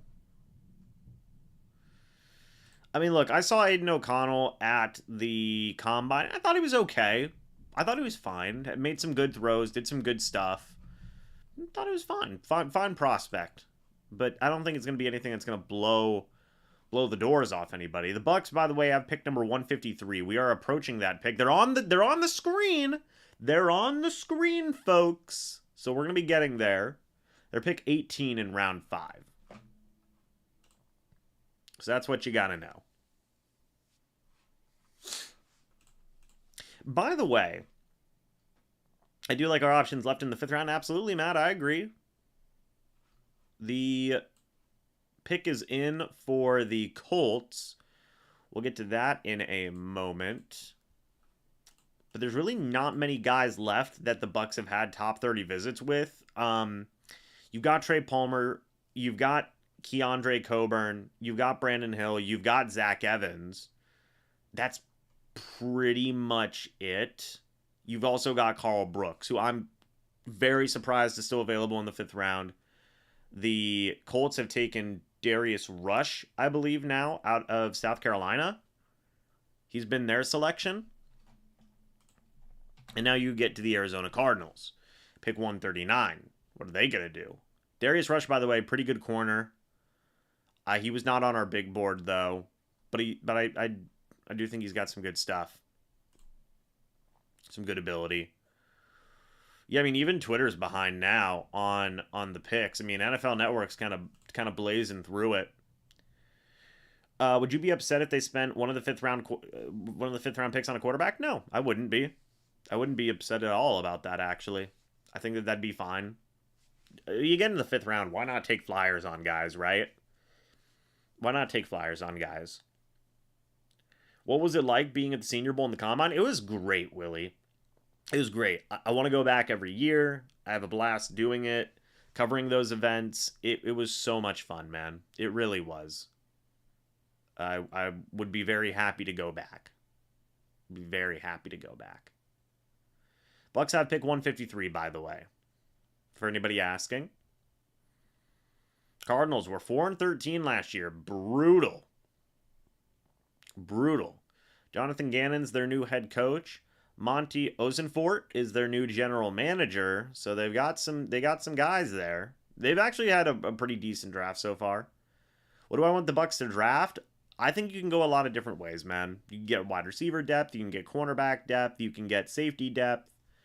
Maybe you can get another edge guy. I love the fact that Carl Brooks is still there, by the way. If Carl Brooks does fall all the way to the Bucs pick, I feel like he's got to be the selection. I really do. And, yeah, you're getting another interior guy, but, come on. He had a top 30 visit with the Bucs. He's there. It'd be great value. It'd be good, man. You could also get Keandre Coburn out of Texas. Brandon Hill is still available at safety. Trey Palmer is still available, wide receiver. Yeah, Willie, it was a lot of fun. I mean, just being able to like it, I feel like it helped me analyze, get a little bit more into the draft, something that I have not really been able to do much um, in recent times. So I was happy to kind of get those experiences to help me be better at evaluating players. Because that's something I don't typically do. You guys know that. Um, so it was all in all just a good experience. Carl Brooks will give us a great depth for sure. Love Carl Brooks, man. Any team. Clayton Tune is off the board, by the way. He's going to the Arizona Cardinals. Wow. Clayton Tune is off the board. He's a guy who I thought for sure would have been an option for the Bucs. No longer an option now is Clayton Tune. So we're going to be taking him off the board. I'm going to put a quarterback on there, though. I'm going to be putting a quarterback somewhere on there. You've got Dorian Thompson, who's still available. I guess you know what? I'll put Jaron Hall on there. Why not? I wasn't super impressed with him at the combine, but I'll put him on there. Why not?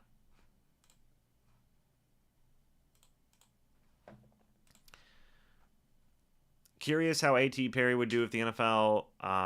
Let's see. Carl Brooks would give us great depth. Clayton Tune's off the board. That's stink. He was a guy who I thought could have been available for the Bucs in like round 6, but not the case. He goes here in round 5. We're getting to the Buccaneers selection though, folks. The Cleveland Browns pick is in, by the way. We'll see what that is in a moment. Clayton Tune, though, put up some great stats, man. Great stats. 4,074 passing yards, 40 touchdowns in 2022. FBS beast. 91.3 passing grade. It was good. That's a good pick for the Cardinals to get a backup QB there in Tune. Developmental guy. I mean, shoot. Tune could maybe give you some starts if obviously Kyler Murray isn't going to be ready. So you can have Clayton Tune there in round 5. I mean, the guy out of Houston was a beast. He really was able to make some great throws there. And Cleveland's pick is in. We'll see who this pick is in a moment. They've had a really interesting draft from the Cardinals so far.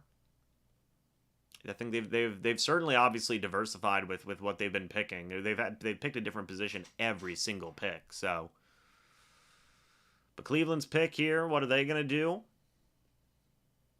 Who do you see as the starting D-line and linebacker with new additions? We'll talk about that in a minute, Chaos.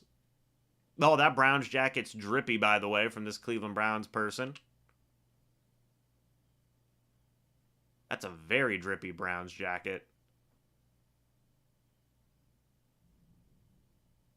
Man, oh man.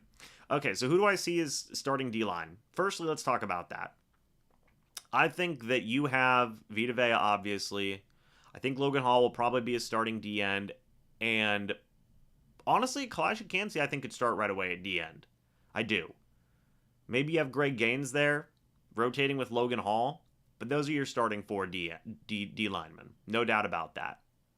For linebackers, Joe Tryon-Shoyinka and Dorian Thompson-Robinson is gone now, by the way, quarterback from UCLA. I was going to put him on there, but decided not to. Inconsistent accuracy. I do agree with that. From that, we saw a little bit of that at the combine. But for outside linebackers, Joe Tryon-Shoyinka, obviously. Shaq Barrett when he is healthy. Anthony Nelson whenever he's not healthy. Shaq Barrett, that is. Inside linebackers, of course, Levante David and Devin White. So, there you have that.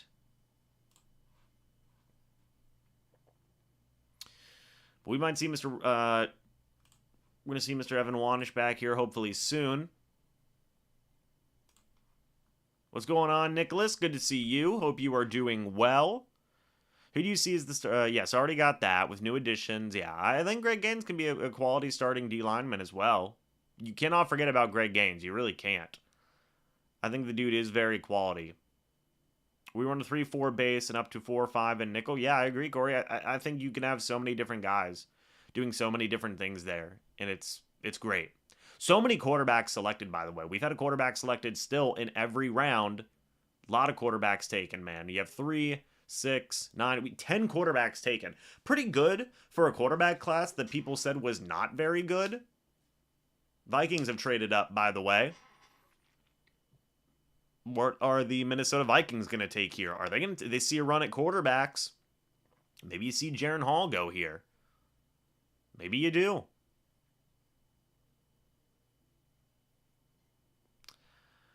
I like DTR as a Bucs pick at quarterback. DTR. Well, but you talking about Dorian Thompson-Robinson? He's gone. He was just taken. Yeah, Dorian Thompson-Robinson just went to the Cleveland Browns. So he's off the board. He's gone. Jaren Hall's still there. But you have 40 seconds left here for the Vikings. What are they going to do? They could take Jaren Hall here. Get a quarterback in round 5. Why not? We'll have to wait and see on that.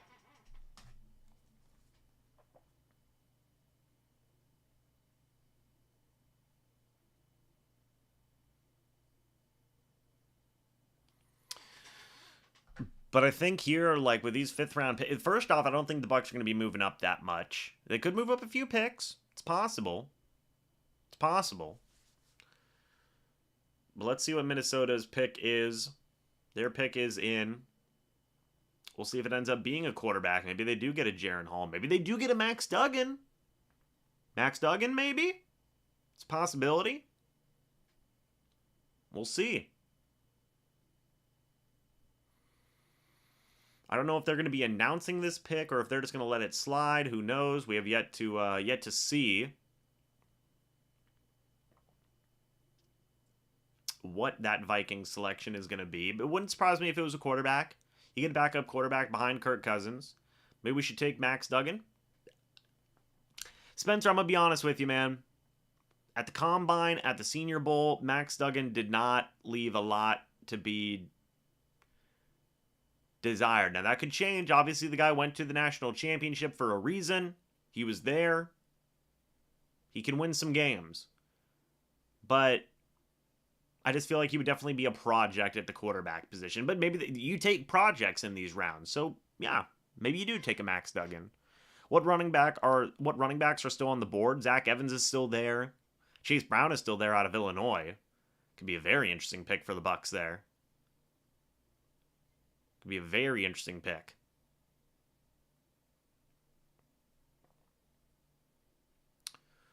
But those are some of the running backs that are still on that board right now. The Bucs pick is approaching here soon. We're probably like, what, 10, 11, 12 picks away? So we'll see. Covenant Man says we don't need no darn quarterback. I think you always want to take a swing, though. It doesn't hurt to get developmental guys. It does not. I would say that. And also, it's the 5th, 6th, and 7th rounds. I mean, that is where you take flyers on guys, man. But yeah, they could use another wide receiver here, obviously. I would say, obviously, quarterback may be something you want to wait till later or even get an undrafted guy. They take Jacqueline Roy out of LSU. You could take a linebacker here. Like, you have some options. Trey Palmer is still there. Chase Brown would be a really interesting pick if Carl Brooks falls all the way. I would love to take a guy like Carl Brooks. I feel like that'd just be insane value. Eric Gray, running back out of Oklahoma. I was able to talk to him at the Senior Bowl. It was a really nice conversation. Jalen Duncan out of Maryland is still there. Yeah, the Buccaneers' next pick is 153, so we're 11 picks away. I still don't believe we should draft quarterback this year. I think we should run with who we got.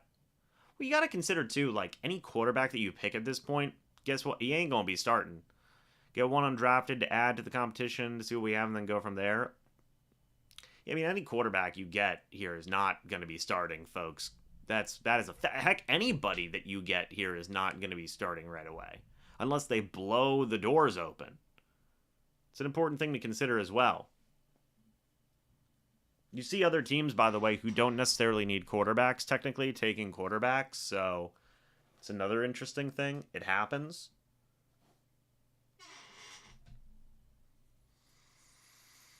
Willie Beeman, thank you for the $20 super chat. Moderator, keeping it down, man. What a guy. Do you think Mayfield keeps us competitive? Well, let's answer that first. The answer, I think, is yes. I think he keeps us competitive in the NFC South. Yes, for sure. And do I think Henry Toto is a fit for a linebacker room, filling holes and getting faster on both sides of the ball? Yes, I feel like he could be a fit there. Inside linebacker is still, I feel like, a depth position of need, and I think that could be a good fit there for sure, and a name that people have been mentioning throughout this stream. Absolutely. Kinderfire podcast, CFP folks pick TCU for that game. SMH. SMH indeed, Willie. SMH indeed. I like it so far. Yeah, thank you for the super chat, Willie. Absolute king. James, will the Bucs draft a safety? That's another position I think that is a little bit of depth need there. Would it be nice to have a cheap quarterback for next year so we don't have to rush out to get somebody? It's fair, Spencer. I think you take a swing. Everybody takes a swing at quarterback, man. Everybody does. Cameron Mitchell, cornerback out of Northwestern, by the way, is the selection here for the Cleveland Browns. So this is definitely slowed down, man. It's definitely slowed down in these later picks. Austin says, what is happening? I'm not sure what you're referring to.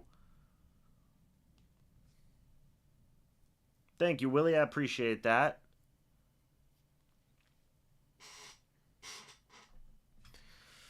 The New York Jets pick is in. We've got to start going through these picks, man. We got to start going through these picks. We are approaching the Buccaneers selection, though. We're at 143. We're 10 picks away. I'm sure as soon as the NFL Network is getting these selections, they're reading them off, but Xavier says Max Duggan. Who knows? I feel like there are some other needs, though. Like, if you want to take a quarterback round 6, hey, go for it. But we'll see. Trade Vikings now on the clock. We're not seeing much, man. We're not seeing much in the way of Twitter keeping up with these picks.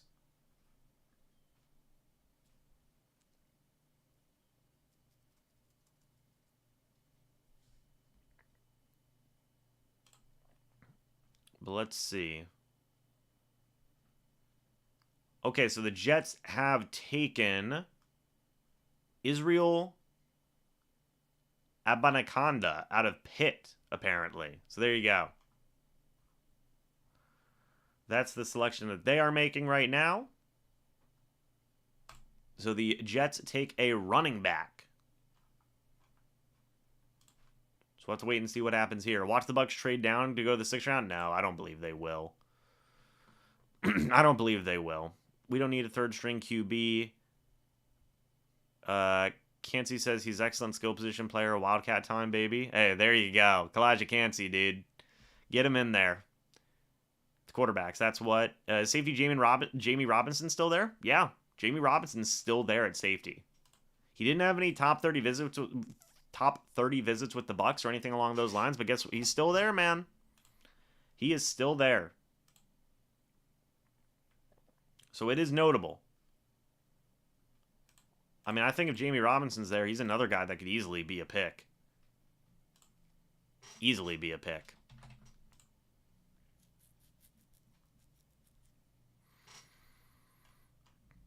Patriots pick is in now. We'll see what that selection is here in a moment.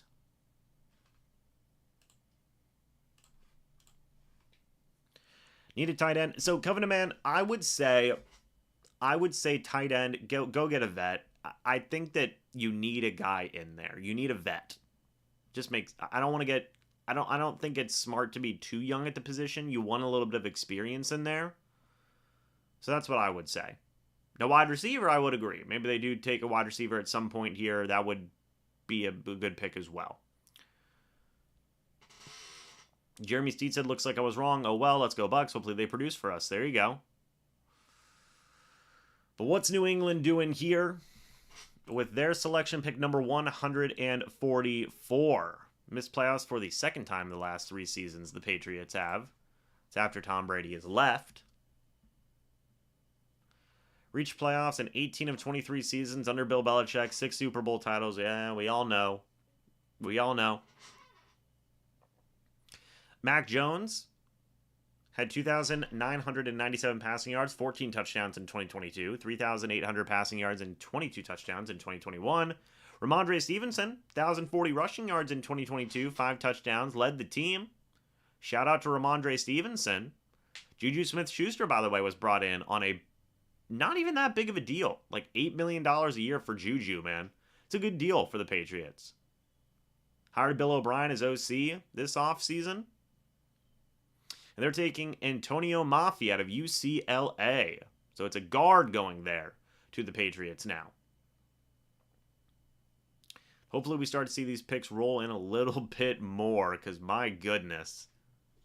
But we are getting closer to the Buccaneers selection. I believe we're about 8 picks away now. Carolina's up next. Maybe you see the Buccaneers move up here at some point with Tennessee or Chicago. I don't think they'll trade with the division rival, but maybe you do see that.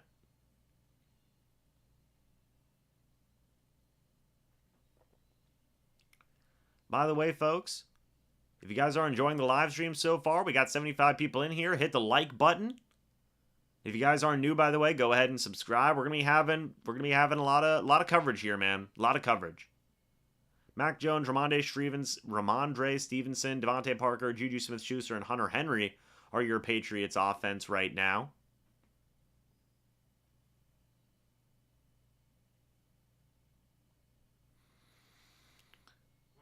Hopefully we go safety, maybe.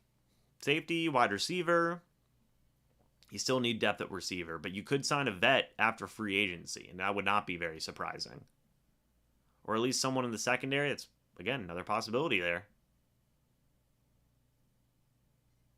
So we'll see. Undrafted free agents are also an option. They're also an option as well. Hold on a minute. I've gotten a call from Mr. Wanish. Evan, how you doing? I'm good to go, buddy. Okay, we're gonna bring you back in. All right, we're bringing Mr. Wanish back into the live stream. It's be a good opportunity too, because I will have to use the bathroom. All right. Joining us back is Mr. Evan Wanish. He's here. Evan, welcome back. Yep. What's up? What's up? Nothing much. I'm actually going to toss it to you real quick because I have to go to the bathroom. Okay. So I'll be back. All right.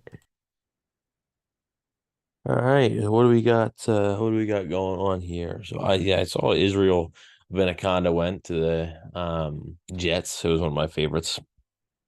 I need QB depth.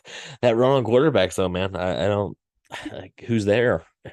Jaron Hall, but like Jaron Hall might be there a little bit later. I don't know. I mean, Hayner's gone, Clayton Tune's gone, Dorian Thompson Robinson's gone, Stetson Bennett's gone. You know, not a lot of quarterbacks left.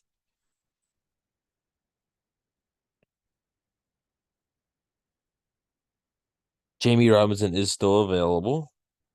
Jamie Robinson's available. Antonio Johnson, Texas A&M's available. So there's a couple of good players here still available for them.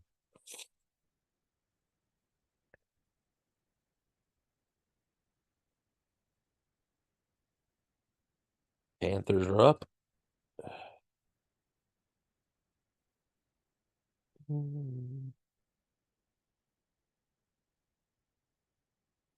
The Panthers select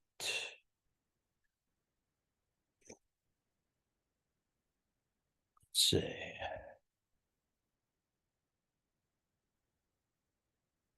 Panthers select Jamie Robinson from Florida State. Just a few picks before the Bucs are on the board. So Jamie Robinson off the board, heading to Carolina.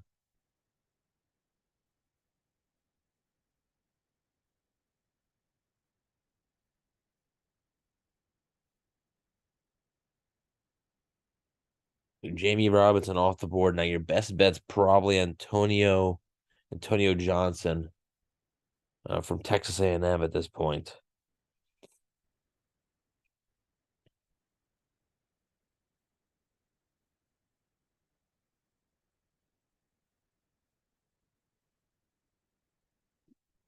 Let's see. There's a couple. I mean, there's a few linebackers still available. They could go with linebacker.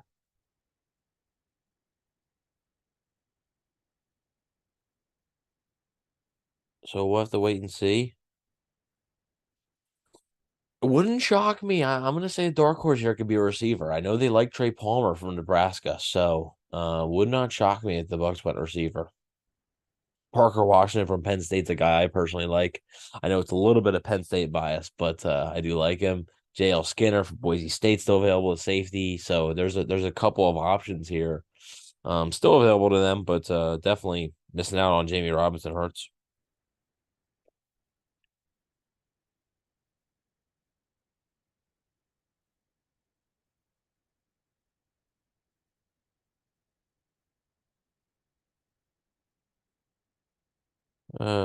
Need a kicker. I mean, they could draft a kicker. I mean, they did sign Chase McLaughlin though, so it's not like they have no kicker there. I think people are sort of forgetting that they did sign a veteran kicker. So I don't think it's a pressing need if they don't like a guy. Two kickers have already gone. Jake Moody went yesterday. Chad Ryland went earlier today. So at this point, you're kind of picking from the the last of the litter.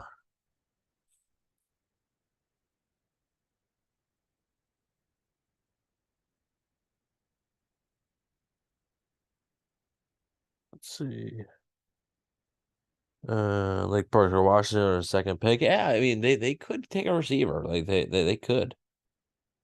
I mean, currently their fourth wide receiver currently is Devin Tompkins. I think they might be looking for somebody else there. So we'll see.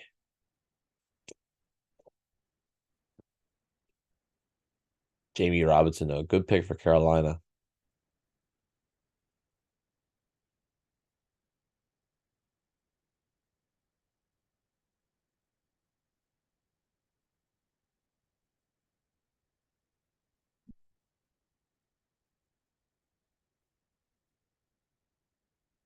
I mean, linebacker could be a fit. Obviously, Owen Popoe, I think, is there, and he's an Auburn guy, and they love their Auburn defenders, so they selected Carlton Davis, they selected Jamal Dean, they selected KJ Britt. So if they're gonna go with a linebacker, maybe it's a guy like him. Just a few picks away though from Tampa Bay's first pick of the day here. He's Wait a crashing minute. he's crashing his own stream. What did I miss? Jamie Robinson was selected by the Carolina Panthers. Okay, and that's all I missed? Pretty much. Not much else. Okay. The New Orleans Saints are selecting right now. Jamie Robinson's gone. Was he even on my board? He was not on my board. Okay. Well, there you have it. And they picked Jordan Howden, safety from Minnesota. So we're getting closer and closer, about 6 picks away from the Bucs pick here. Yeah. And after that pick, I'll do like the review with you, and then I gotta head out for good. Okay. That sounds good to me. I might only stay here to the end of the 5th round, to be completely Well, like I said, they have that early 6th. So that's true. I don't know why you don't like this.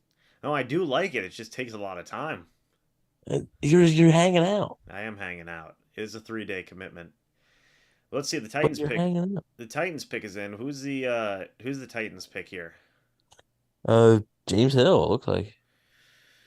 Yeah, I'm really excited to be joining the Tennessee Titans organization. Battle Will Levis. I'm gonna battle Will Levis.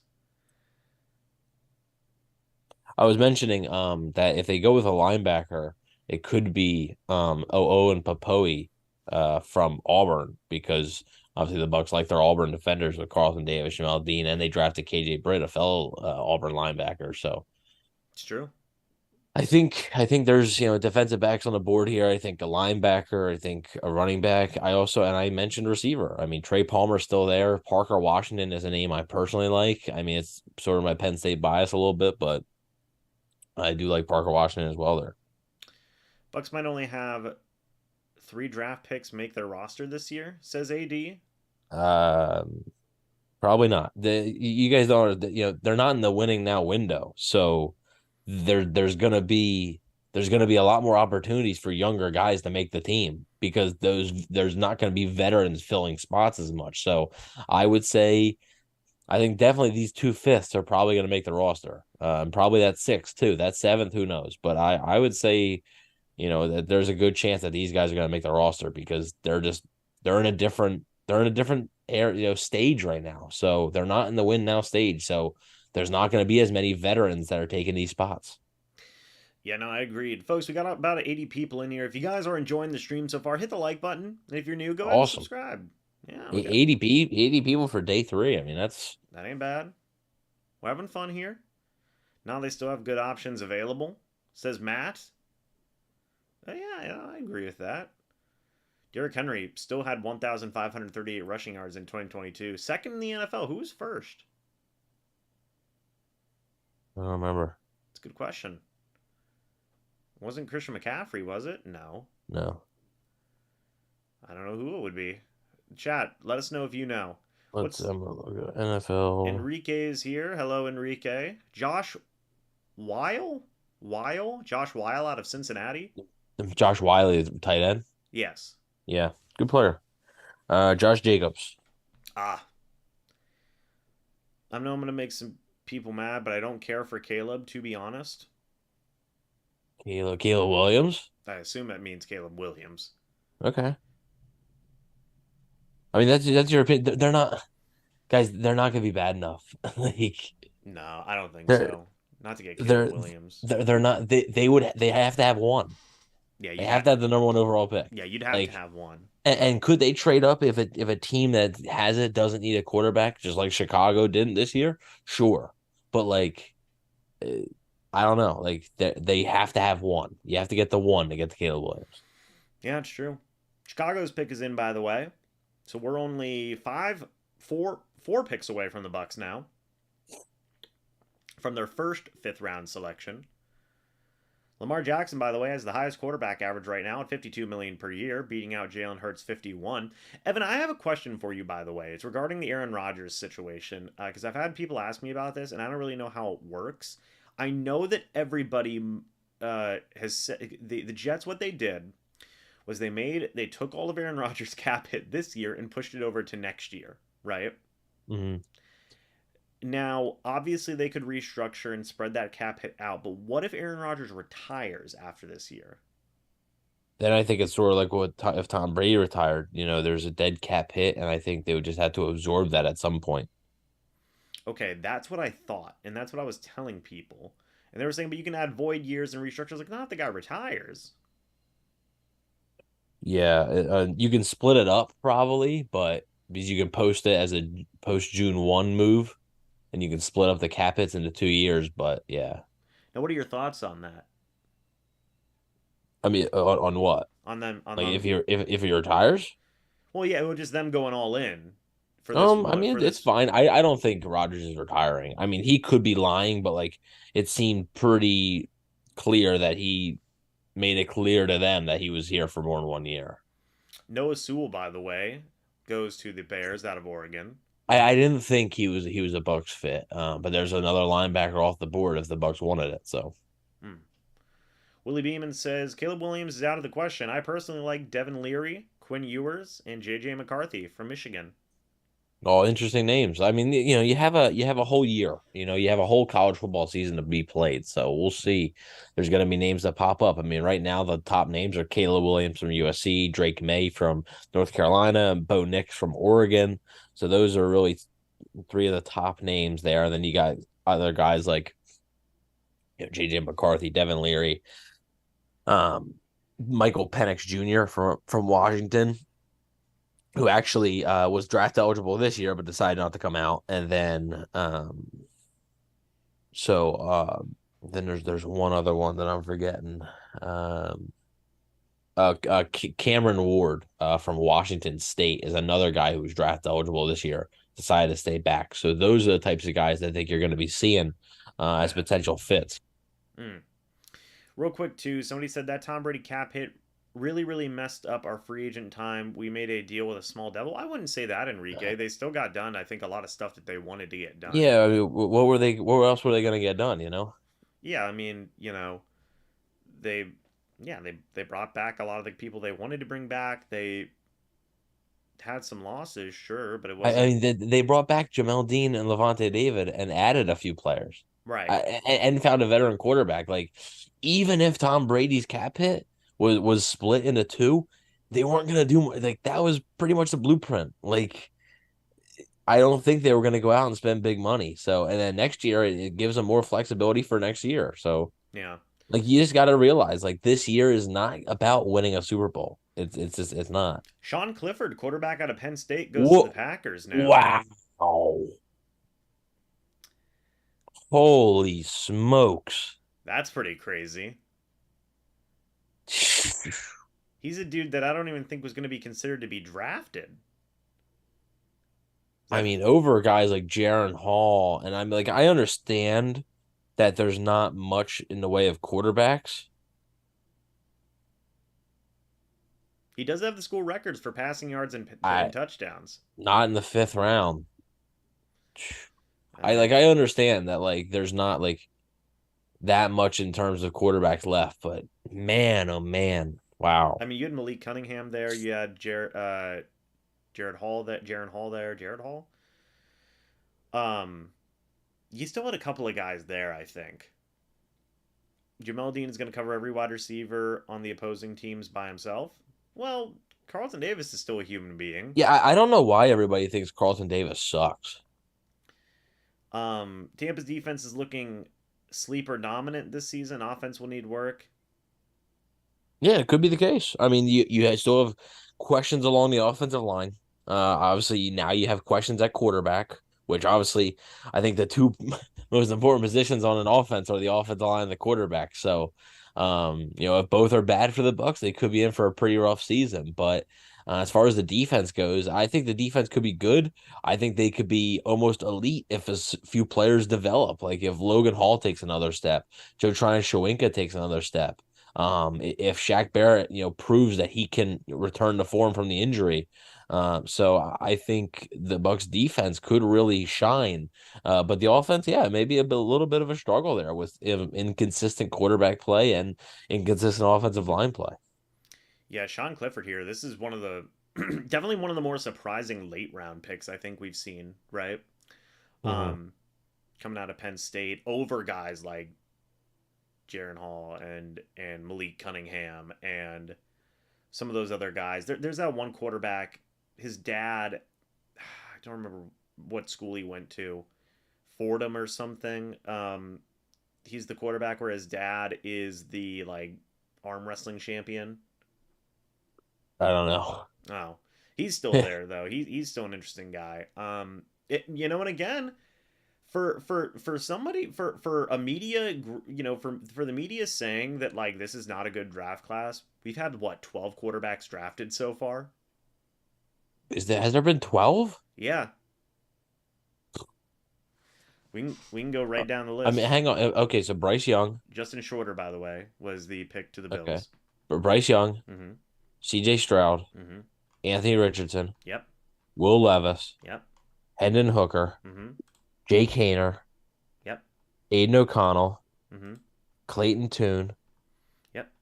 Dorian Thompson Robinson, Yep. Sean Clifford. Um, 10. Am I missing anybody? hold on a minute.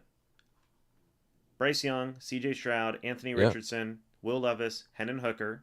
So that's 5. Yep. Aiden O'Connell 6. Yep. Stetson Bennett 7. Stetson Bennett, I forgot about him. Clayton Tune is 8. Yep. Jake Haener is 9. Yep. Dorian Thompson Robinson is 10. It's 11. Or is 10. And then you have Sean Clifford is 11. It's 11. Yeah, so 11. So Yeah, it's a lot. And I mean, we're not even done the fifth round. 11. Yeah. Well, actually, crazily enough, Sean Clifford was the lowest graded quarterback on NFL Network.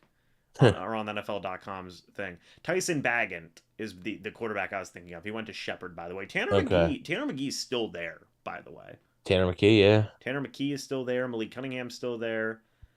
I've seen people say Max Duggan. I'm not the biggest Max Duggan guy in the world. Mike Morris from Michigan goes to the Seattle Seahawks, by the way. We're one pick away from the Bucs pick. Yeah, Detroit. Let's see. I feel like it'd be really good value for like a Tanner McKee at this point. But Like, I don't, not for Tampa. no, I just mean for anybody. Yeah, I mean it's not bad. There were some thoughts that he could be a day 2 guy, but Yeah, so but the Lions pick is in, and then we're gonna be moving on to the Bucs pick. What's Detroit gonna do here? Round 5. I think you can go receiver. You can go in look. You can go in so many different directions, man. It's kind of pointless at this juncture to be like, well, you could really go this position, but yeah. Really at this juncture you can go in so many different directions. So we'll see if they do what they end up doing here in just a moment. JL Skinner would work. I'm not the biggest JL Skinner guy personally. I think he really does struggle with coverage issues. But that's the thing. That's not what the Bucs are going to be asking their safeties to do, because Antoine Winfield is back to being a true safety. That is fair. So I guess you just need a big guy who can just run downfield and just. Yeah, so the Bucs are on the clock because the Lions pick is in. So yeah, so the Lions are on. The Bucs are on the clock now. Covenant Man says has to be an offensive weapon. I mean, if it's not, is that really the end of the world, though? I mean, no, I mean you could look at DB, you could look at linebacker. I mean, folks, we're in the 5th round. We're in the gritty part of day 3. I mean, you get whoever you want. I mean, hell, the freaking Packers just took a quarterback. I mean, you do whatever you want to do. Juncture is a solid word. Thank you, Matt. I have a bachelor's degree. Sometimes it pays off.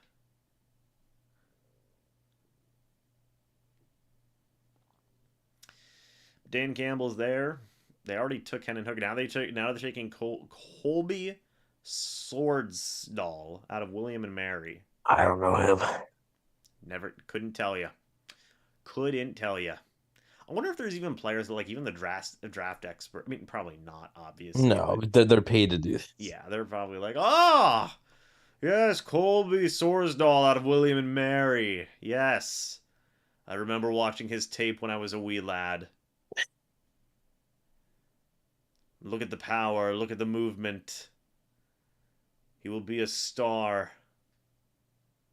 Like, there's got to be so many players you watch if this is your job and you're a draft. And Bucs pick is in, by the way. There's so many players you probably watch where you're just like, okay, like, whatever, dude.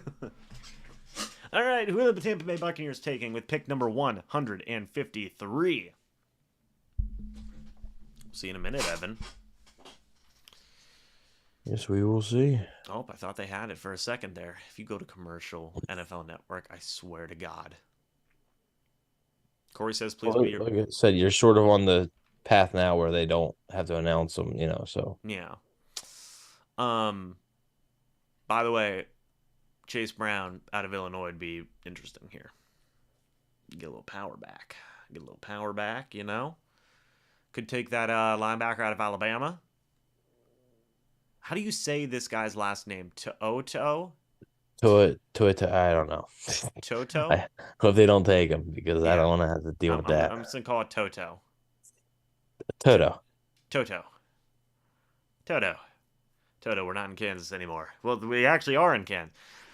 Yeah, we are in Kansas City, yeah. Yeah. So. What was I about to say? Oh, or Toto, Toto like the band. Yeah. Africa. Toto. Yeah, that's a great song. Yeah, it is a great song. Kalijah Kancey, Cody Mock were the first and second round picks of the Bucs. Then they got Yaya Diaby. What are they getting in round 5 here? Somebody said we need speed. They've drafted speed so far. They have. Very much so, man. Very much so. NFC South, they were first, 15th ranked offense, tied 5th on defense. From Hamburg, Germany, we are having a pick announced by the Bucs here. From Landensbrücken. At first, I was like, "That's the the pick. What college is that?" Oh, from a German college. 2-0-2. Okay, so we've got. Okay, we have a linebacker, Serviche Dennis. Okay, well let's figure this out. It is a linebacker, so hold on a minute. Serviche Dennis, another pit defender. Cerveza. Another pit defender. Yes. Okay. So let's see. So Serviche Dennis out of Pittsburgh is the pick here for the Tampa Bay Buccaneers. Serviche Dennis, I believe is how you say it. I don't know, but yeah, Service. I don't know. Serviche, 6 foot 1.5 inches, Evan, 226 pounds. He didn't do anything at the combine, but he did have 19. Well, he did have 19 reps on the bench press. He was projected to be a 6th to 7th round guy. Okay, now yeah, and they have a late 5th, so right, and it's a late 5th rounder. I think that it's fine there. You look at what he was able to do in his past in terms of being, production wise, and he had 94 tackles, 12 tackles for loss, 7 sacks. 1 interception, 3 pass breakups, 2 forced fumbles in 12 starts. And he did opt out of the Sun Bowl to prepare for the draft. So this is a type of guy that really does kind of fit the mold of what the Bucs look for interior linebackers too. Not the biggest guy in the world, right? It's 6 foot 1.5 inches, 226 pounds, but you see that sack production specifically, right? And that shows me, are we sure he's going to be an interior guy? Well, that's another question. You have 7 sacks in the 2022 season. You have 4 sacks in 2021. It seems like you also have 4 sacks back in 2020 as well. The guy can generate a lot of pressure, and it seems like that's something that he did out of Pittsburgh. Also, this is the second player that the Buccaneers have taken out of Pitt, by the way. So yes. You get Kalijah Kancey, and now you get Serviche Dennis, and I think that it just continues to add, right? Because you look at the athleticism as well. He, at least according to the combine, was the 11th ranked linebacker in terms of athleticism score, the 11th ranked linebacker in terms of combine production score, and then he was the 12th ranked total linebacker in terms of combine scores. So this is going to be a guy that you're going to be seeing a lot of. Again, I know we've been using this word. Their next selection's what, 175? Yes. So this is going to be a guy that you're going to be seeing a lot of versatility from, a guy that you're going to be seeing some pass rushing ability from. Now, is he going to be a guy that is going to start for you right away? Obviously not, but he may be a guy that you can bring in some pass rushing packages. Evan, I know you just talked about the idea of him potentially playing edge. I don't know if that's going to necessarily be the case, man. I mean, you're 6 foot 1.5 inches, 226 pounds. But maybe you consider him, I don't know, if he's good at coverage. What do you think about what kind of explain your thoughts there whenever you say that, playing inside? Is he going to play inside for the Bucs? What are your thoughts on that? Well, not necessarily inside. I meant like as a stand-up, 3-4 pass rushing linebacker. So he'd be standing up. He wouldn't play on the interior. Okay. So yeah. So I mean, but he is a little light for that, sure. But just saying, it seems like a guy that you can throw into a mix of different packages. So obviously, they'd like their guys to be versatile, and we'll have to see how he's used. But I think you can sort of use him in a little bit different ways. I'm a little surprised that it's I'm not surprised at the position. I'm a little surprised at the player. Mm-hmm. But at the same time, like at this point in the draft, it's kind of a crapshoot anyway.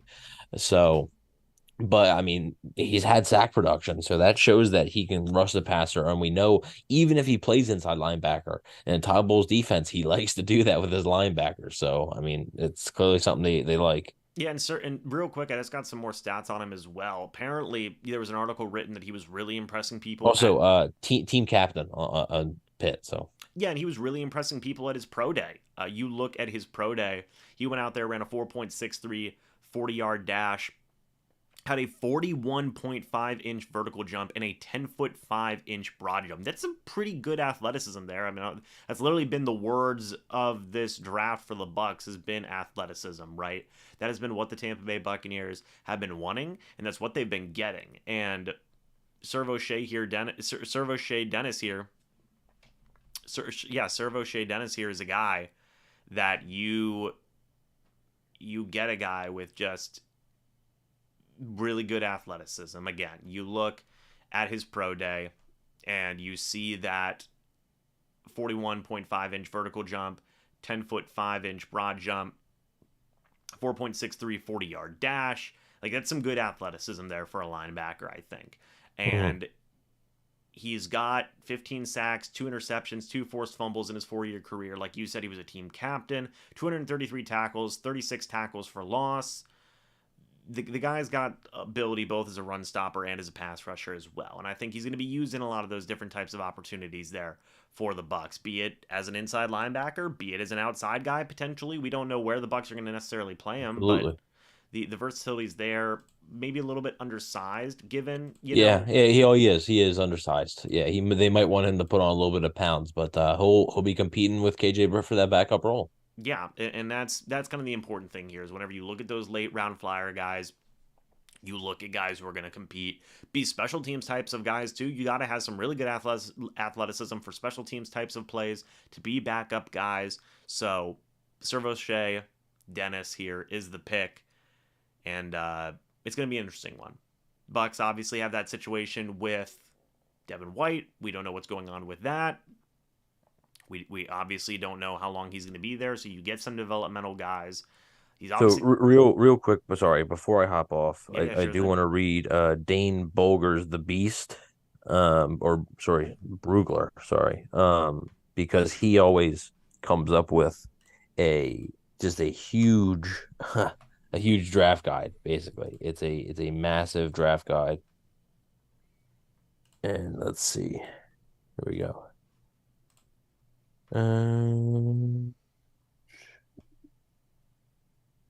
Because I mean he'll have exactly what you need on him. Mm-hmm. So On Servo Shea. yes, Gotcha. I do not know exactly how to say the name quite yet. We'll never know. We'll never know. And what selection was that, by the way? That was selection 253. Okay. I'm sorry, 153. 153. All right. Hey, he was actually ranked 133 on Daniel Jeremiah's big board. So, it's interesting.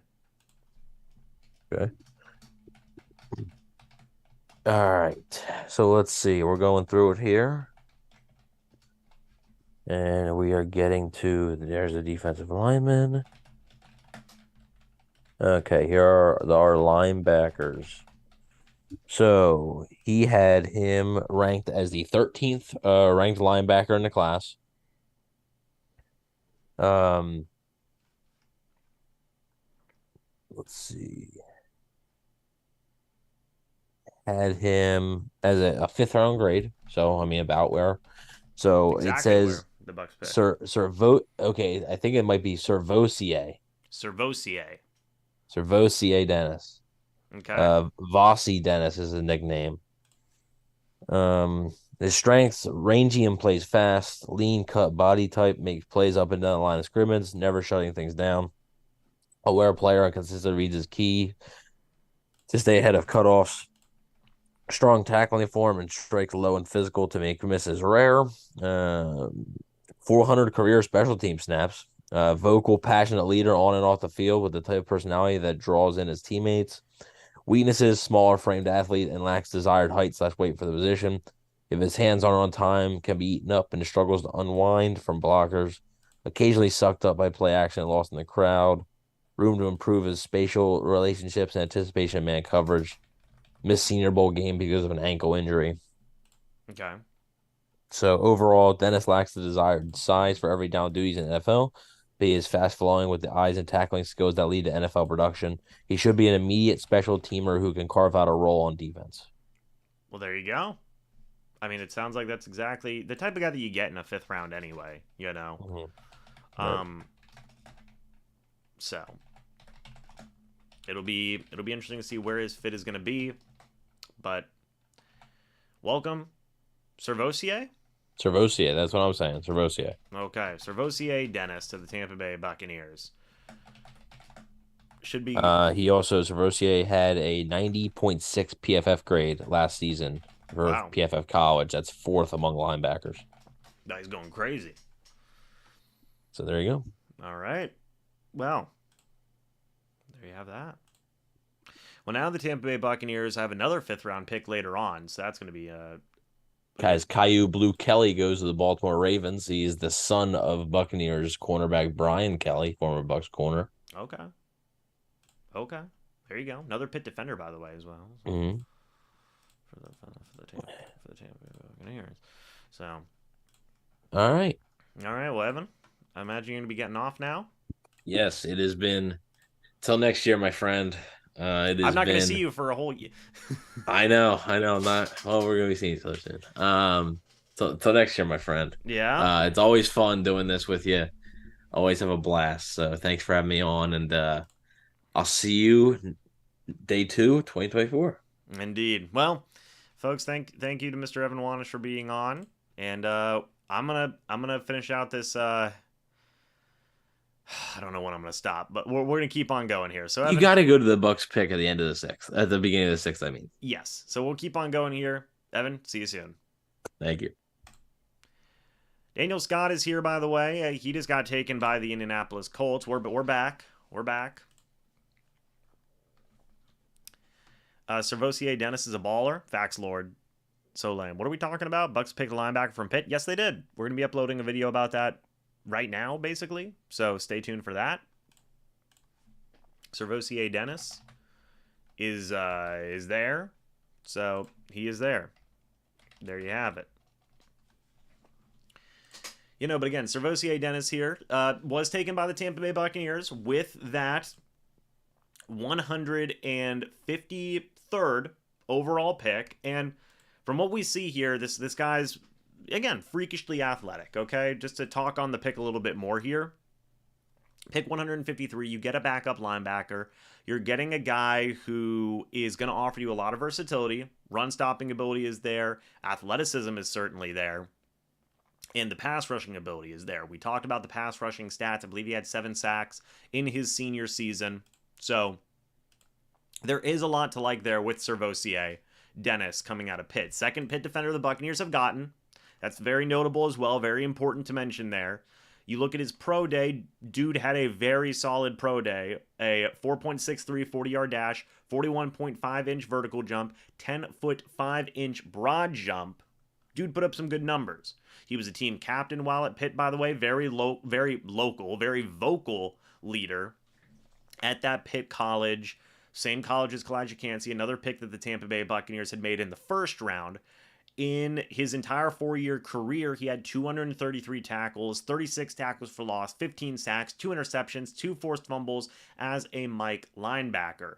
Where does he potentially fit in this Buccaneers defense? We'll have to wait and see. He's also got a little bit of strength there as well. 19 reps on the bench press while at the combine. That was the only thing he did at the combine. He was still dealing with a foot injury at that time. He did not play in the Senior Bowl. But I do think there is a lot to like there with Servosier Dennis. I think that there is a developmental guy there that can grow, that can be a very good fit for a Todd Bowles type of defense. You look, Devin White is a very good example. People view him as an undersized Mike linebacker, but Todd Bowles uses him as an absolute rocket to help with blitzing. Servosier Dennis is a very similar type of linebacker in terms of size and ability, right? That's important there. Is he going to go out and move to edge? Personally, I don't think so. I think he is a guy that will probably be a guy that stays on the inside, grows and develops behind Levante David, behind Devin White as well. We don't know what those guys' futures are going to hold after this upcoming season. He's going to stay back there with KJ Britt as well. Going to continue to work on that pass rushing ability. Servosier Dennis is at inside linebacker, going to continue to be a pass rushing guy, a run stopping guy. He's got good instincts, a solid leader as well. Just everything that you want in a developmental linebacker. And the Bucs, we've seen them have really good success of developing and drafting linebackers in the past. Obviously, Lavonte David, Devin White, Quan Alexander, Kendall Beckwith, KJ Britt. Those are guys that you've all seen have good moments and successful moments. This guy's also a very good special teams type of player. He's had a vast amount of experience on special teams as well. Any way you slice it, this guy should be able to contribute right away, be it as a backup linebacker, be it as a special teamer, be it as potential pass rusher in some situations. I think that overall this is a good selection, and I know that people are going to possibly be upset. I think that some people may be upset that it's not a cornerback, that it's not a safety, but at the end of the day, the Bucs do have a need at inside linebacker depth because you don't know what's going to happen with Devin White, because you don't know what's going to happen with Lavonte David. You need more guys to grow and develop there, and you've got a guy here in Servosier Dennis. So overall, in the 5th round, you take flyers on guys like that. You really do. You take developmental guys at positions of safety, linebacker, corner, just really any position in general, right? You can take developmental guys that you can grow and build upon. So that's where you're going to see that fit here for Servosier Dennis, linebacker out of Pitt. And the Bucs like their Pitt guys, obviously. They certainly like their Pittsburgh players. You've got Kalijah Cansey here in round 1. You've got Servosier Dennis here in round 5. And the Bucs aren't done. They still have a 5th round pick that they can make. They've still got a couple of other selections that they can make in round 6 and in round 7 as well. Those are some other positions, some other picks where you're going to see some more developmental guys get picked up. But they've got a new developmental linebacker here to pair up with KJ Britt in the 5th round too. That's not, that's pretty good value, I think. Servosier Dennis too is also, I believe, the 136th or 138th prospect on Daniel Jeremiah's big board, so there is good value there as well. Bucs actually got a little bit of a bargain there, at least according to big draft boards and whatnot. So yeah, very interesting pick there. Welcome Servosier Dennis to the Tampa Bay Buccaneers. Interesting pick, man. Interesting pick. But we'll see what happens here. A lot can still happen in this draft. They can take a corner. They can take a lot, man. They can take a lot. There's still some good talent there. Maybe now you look at corner, or maybe now you look at safety, or maybe you go to the veteran market for those things. Nick Hampton out of Appalachian State, by the way, is the selection here for the LA Rams. And we see the Buccaneers on the board, so they may be getting an option here shortly. We'll have to wait and see. I also need to find a photo of Servosier Dennis. I need to find a photo of this man so I can get a good thumbnail out. This is an interesting pick, man. This is an interesting pick. I know some people are gonna say, but it wasn't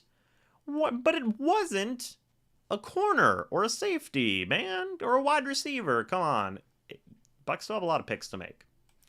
If they get a guy, people forget, like, Scotty Miller was a 6th round pick.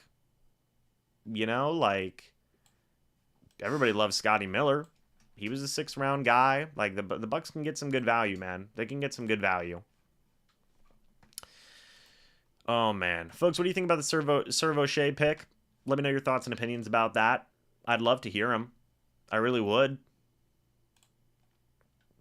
I'll read the chat here in a moment. I got to finish working on this thumbnail, and then I'll be good to go. Gotta make sure we get the nice thumbnails out there, folks. You gotta make sure. But the Bucs have added so much, dude. So much freaking whatever the word is. Just so much athleticism to their team. A couple of defensive guys too. You got to remember, this is Todd Bowles' first draft as the head coach of the team. Like he technically last year, but like, did he even have time to?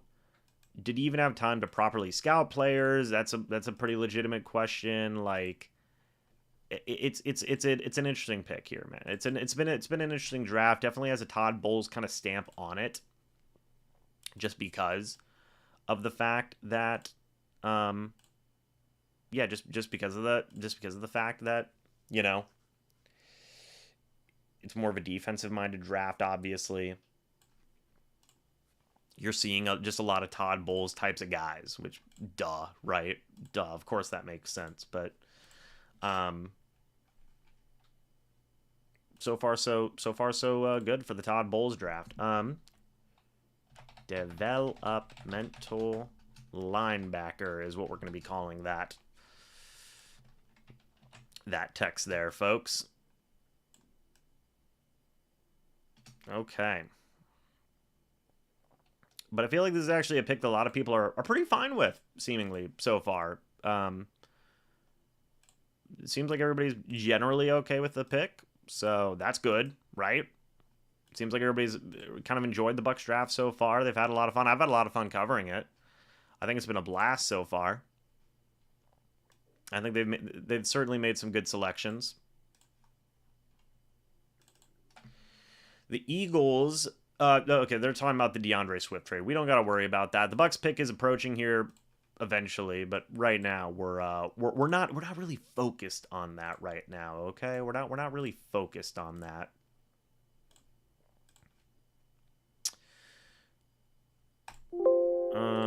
Hold on a minute, folks. Okay, there we go. Now I can get back to the chat. We're done. We're done making a thumbnail. We're done doing everything. Put the C on his chest. Tell me he's the leader. I like the pick. Dennis and Servache Dennis and Casey are going to be the next buddy duo like Tommy and Gronk. Potentially, man. Hey, they play together. They're teammates yet again. Couple of defensive guys, Couple of defensive guys pairing up. Not a bad move, man. Not a bad move.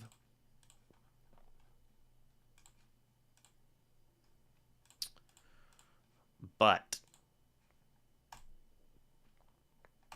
we'll see what the Bucs do here with the remainder of their picks. Day 3 is usually where the Bucs get a common Jason Light W. There you go. I like that we're addressing D-line in the linebacker spot. I want to see what people said with... Hold on a minute. Some crazy names in the draft. Absolutely, man. Oh, well, I guess we'll be picking first overall next year, says Covenant Man. Well, come on now. Not getting a wide receiver in the 5th means that they're going to be picking number 1 overall. What are we saying? Come on now. Servassier. Wait. Servassier. Got it. Is the pronunciation. Servassier. Cool. Servassier Dennis. Can they stop drafting quarterbacks, please? Who's drafting quarterbacks? What has happened here? Hold on a minute. Were more people drafted? You see safety Antonio John. Oh, Jaron Hall just went. There you go. Well, there's your quarterback. Jaron Hall is going to the Minnesota Vikings now. Okay. I guess I will put Brandon Hill on here. He is the Pittsburgh safety. Is he already on there? I don't think I have him on there. No. Has he already been drafted? Somebody let me know if Brandon Hill has already been drafted. I don't remember if he has been or not. You guys will have to let me know. But Jaron Hall's off the board. Now, really, one of the only quarterbacks that you still look at is... I mean, gosh, you look at... I mean, who's left? Malik Cunningham, maybe? Is that a possibility? Servassier. Got it. I like the Falcons reach on a running back so early, too. What about the safety from Florida? Which safety, Spencer? I'm not exactly sure. We are getting up to the Buccaneers' next 5th round selection, by the way, as well. It's towards the end of the 5th round, and then they have a 6th rounder. Servassier. All right. Yeah, Servassier Dennis was the pick there.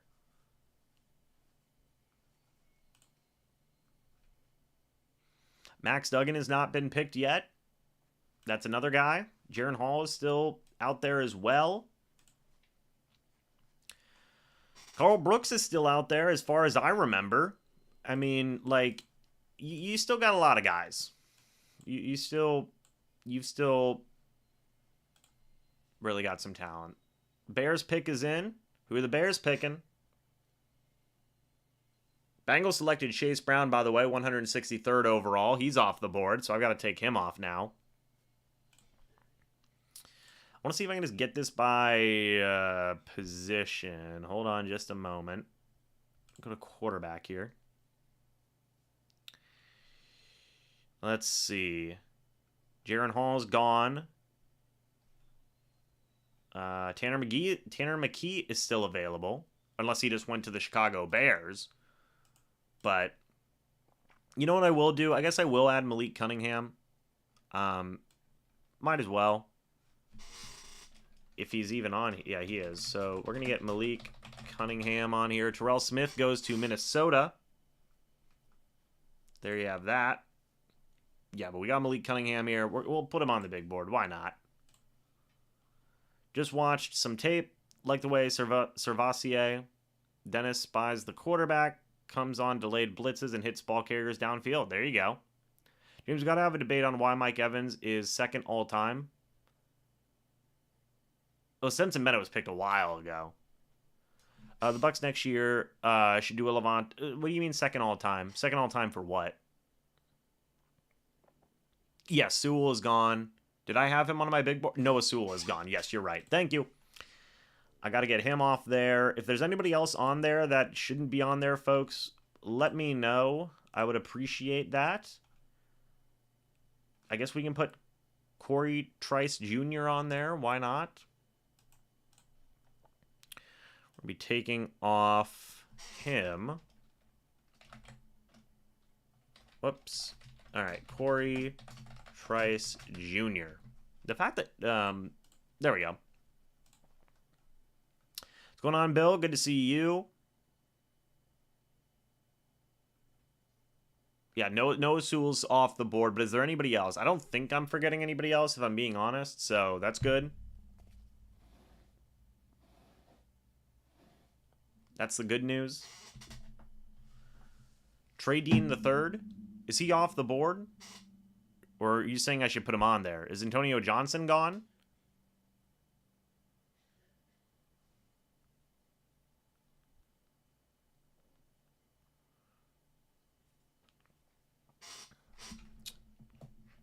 Antonio's off the board? Okay.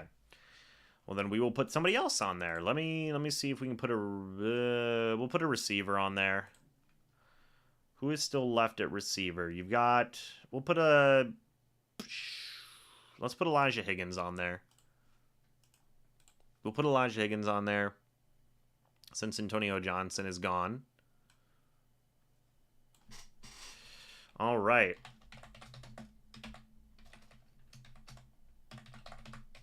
All right, Elijah Higgins is on there. There we go. Hopefully he hasn't freaking gone anywhere. If he did, I'm going to be very upset. Antonio's gone. Got it. Thank you. Second best wide receiver of all time? I don't think he's there yet. Maybe when his career is said and done, he will be, but he's not right now. I would say he's not on there right now. But we are approaching the Bucs pick, by the way, at the end of the 5th round. We're about 10 picks away. And then we will get him out there.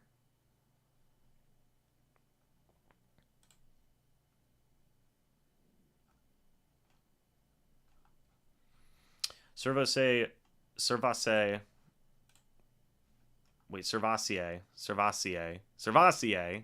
we go. Servassier Dennis. Did the Alabama linebacker get drafted yet? As far as I know, no. Let me go ahead and check that real quick. Minnesota's pick is in right now. So, hold on just a moment. No, Henry Tutu is still there. He's still there. And the Bucs didn't pick him, by the way. So that's pretty notable. It's pretty notable, man. BJ Thompson goes, by the way. Edge from Stephen F. Austin. What? That's weird. What a weird college name. Servassier. Let's see. Jaron Hall went to the Vikings. He did. He's off the board. He's off the board.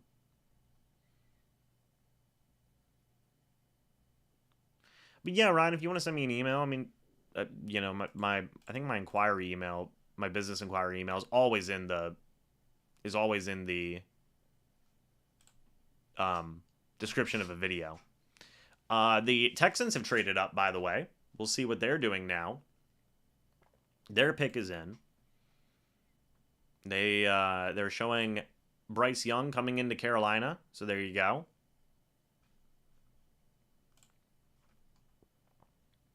(2020) Okay. Yeah, so the linebacker 2020 has not been selected yet.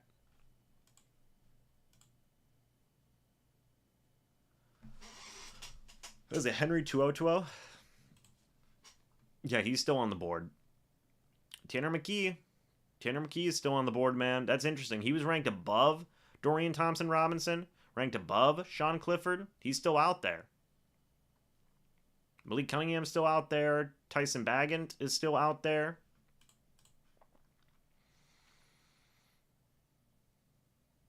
Lost SMB, Mike Edwards, Keanu O'Neal. Got to get a DB, don't we? Or is Zyon McCollum ready to step up? That's one thing, Dennis. You also got to consider they brought back Jamel Dean. They brought in Ryan Neal at safety. They also did lose Logan Ryan at safety as well. There's also a post-draft free agency that they can do. You know, there's options, man. There's options. You have Nolan Turner still there at safety as well.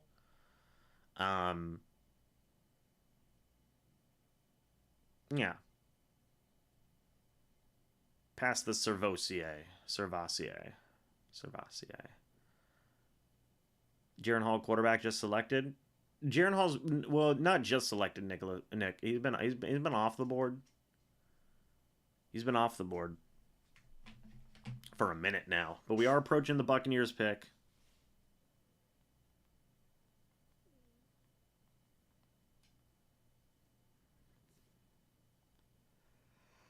We'll see what the Texans take here.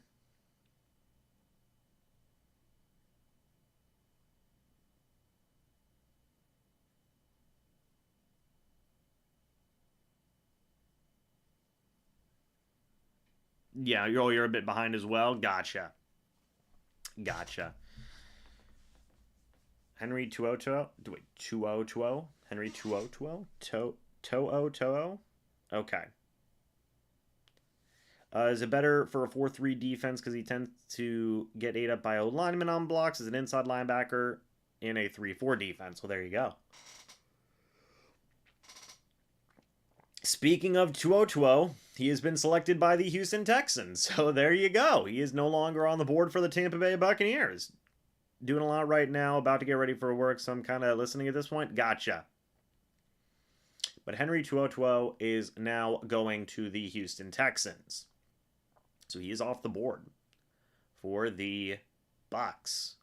Thankfully, we didn't have him on our board. There's still a lot of guys there, though, man. There's still some talented guys. If Carl Brooks is there, your 5th round pick, I swear, just get him at this point. Because I need to see, hold on just a minute, for D linemen. I don't know if they consider, okay, so they don't consider Carl Brooks a D end. They consider him a DT. Keandre Coburn out of Texas is still there. Carl Brooks out of Bowling Green is still there. Like, those two guys should be considered by the Bucs. They had meetings with them as well, by the way. They brought both of those guys in for top 30 visits. Cardinals pick is in here at 168. Panthers have not had a top 10 scoring offense since 2015, by the way. Bucs, by the way, do have some pretty close picks together. They're going to be at the top of the 6th round as well. Henry Tuotuo and Christian Harris is back together again. Started inside linebacker for Bama with each other. That is interesting. Nice little story there. That is a nice little story there.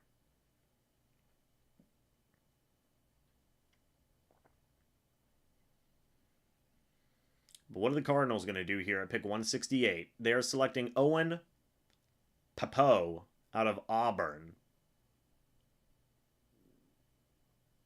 Okay. 6 foot, 1/4 inch, 225. Wow, 4.39 40-yard dash. That goes crazy. He wasn't productive, but geez, is he athletic. No skill guys at all yet. I guess we're set then. They could take a guy here in round 5, man. We don't know. We don't know.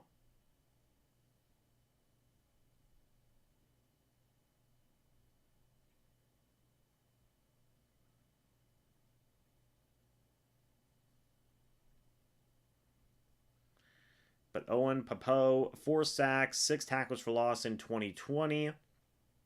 We are now currently 6 picks away from the Buccaneers selection. Gotcha, Ryan. Thank you for the email. Greatly appreciated.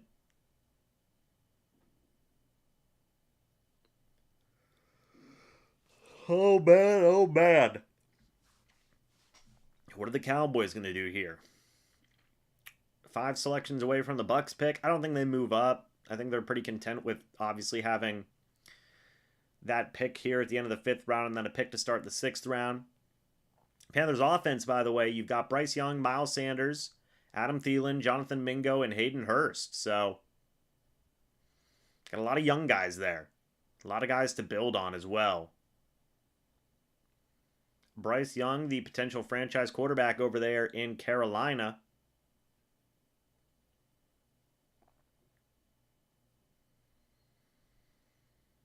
And the Dallas Cowboys are up on the board. So we're just kind of waiting for the Bucs at this point. I'll probably get to the end of the 6th, or I'll get to that 6th round pick, and then I'll probably head out. But it should still be some fun. We've been live for all 3 days, man. We've been going live here for almost 3 hours. We're going to be hitting the 3-hour mark on this stream by the end of it. I see Todd Bowles looking at his staff. It says with an accent, only defense. There you go. Well, you know, hey, they took Cody Mock. That was a good pick. Asim Richards out of North Carolina is the selection here for the Cowboys.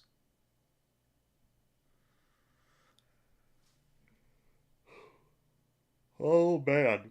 But it has been interesting to see the lack of offense. I mean, look, Todd Bowles is a defensive guy. He's going to want to invest in a good defense.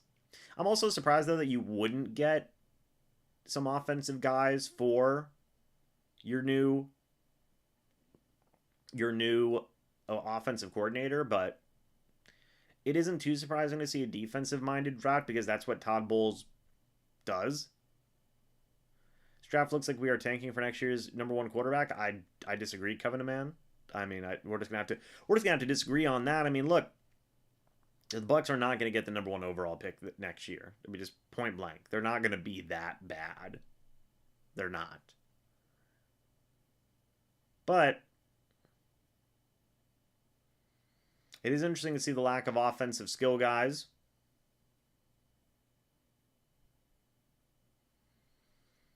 You know, you need a 4th wide receiver. I think that's an important thing. I think that you still need a #3, possibly a #4 corner, but you could still sign one in free agency. You still could probably use a 3rd safety behind Ryan Neal and Antoine Winfield Jr. So you still have some needs there. And post-draft free agency is a beautiful thing, as is undrafted free agents.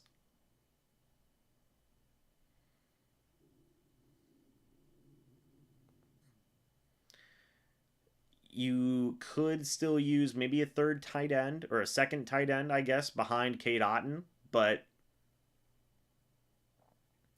that might be somebody they look to sign after the draft, be it a veteran, something along those lines, somebody along those lines. The Raiders have traded up, by the way. They've moved up to pick 170. Yeah, the Jets traded to the Raiders. So we'll see what this pick is in a moment now. Raiders are still on the clock. I just wish we could start blowing through these picks, man. I mean, my gosh.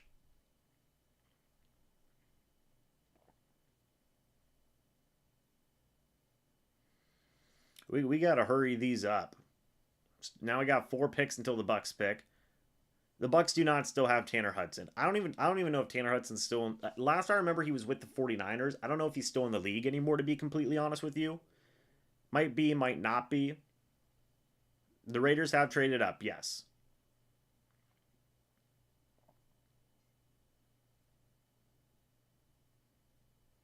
So we got to see what the Raiders selection is here. Who are they trading up for, man? Their pick is in. Let's keep it moving.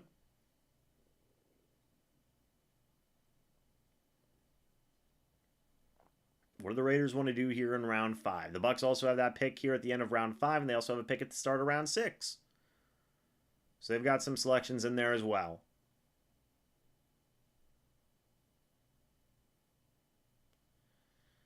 All right. The Las Vegas Raiders, man. They need a lot of help at a lot of different positions. They could go a lot of different directions.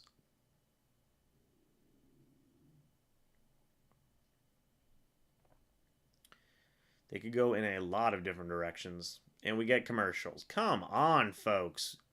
Can we hurry this up? The draft's been going for, what, 3 hours now? We're not even out of round 5. We still have all of round 6 and round 7. Let's hurry it up a little bit here. He's with Cincy? Maybe he is with Cincy. I don't know. I'm to be honest, I haven't been paying too much attention. Yeah, no problem, Spencer. I'm happy to live stream all 3 days.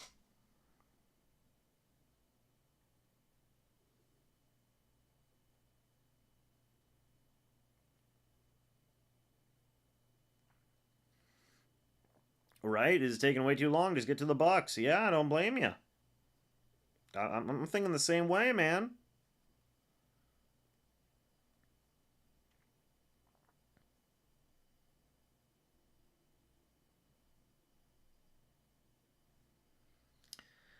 Hudson's in New York with the Giants, so there you go. The Raiders pick is in, by the way. We'll see what that is in a moment.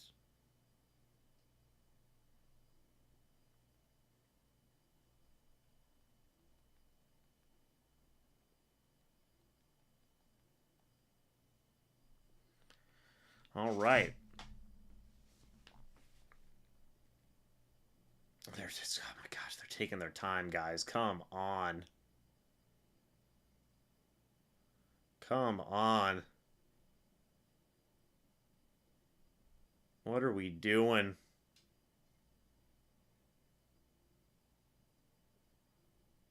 I mean, folks, it's the 5th round. We're at the end of the 5th round. Tampa Bay's traded up, by the way. Tampa Bay has traded up. They're the next pick. They hurt us. They hurt us.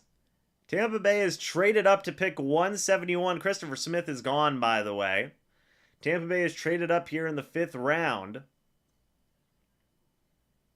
We're going to see what that draft compensation is. I imagine you probably gave up your 5th rounder.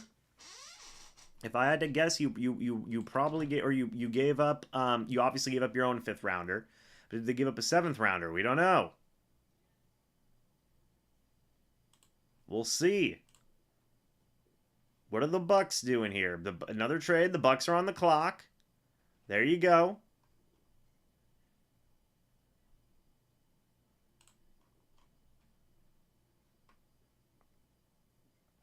All right. The Tampa Bay Buccaneers pick is in, by the way. Tampa Bay Buccaneers have traded up. We don't have the draft compensation yet as to what they gave up.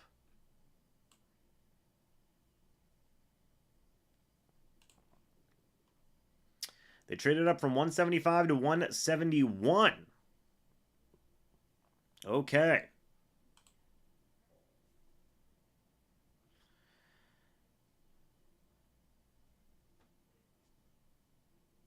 Let's see.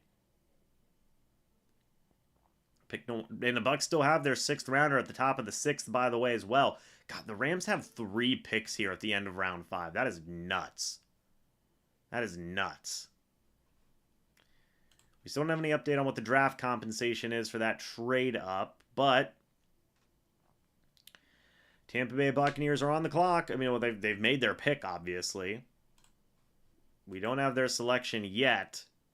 Is probably the 7th, if I had to guess. Maybe one of their 6th, maybe their later 6th rounder, maybe. But Bucs picks in, baby. What have they got? The New York Giants are on the clock, by the way.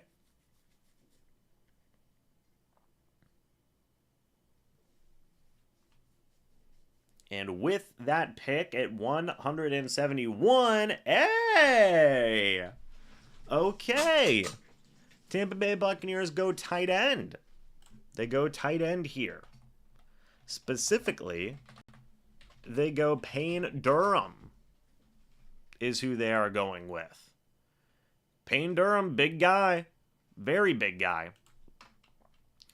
The Tampa Bay Buccaneers traded up at the end of the 5th round to pick number 171. Okay, with that selection, they have selected Payne Durham, tight end out of Purdue. Big guy. First thing off the bat, he is a big guy. 6'6", 253 pounds. He did run the 40-yard dash. He had a 4.87 40. He works well in traffic. He lacks foot quickness, though, but he was excellent at the Senior Bowl. Okay?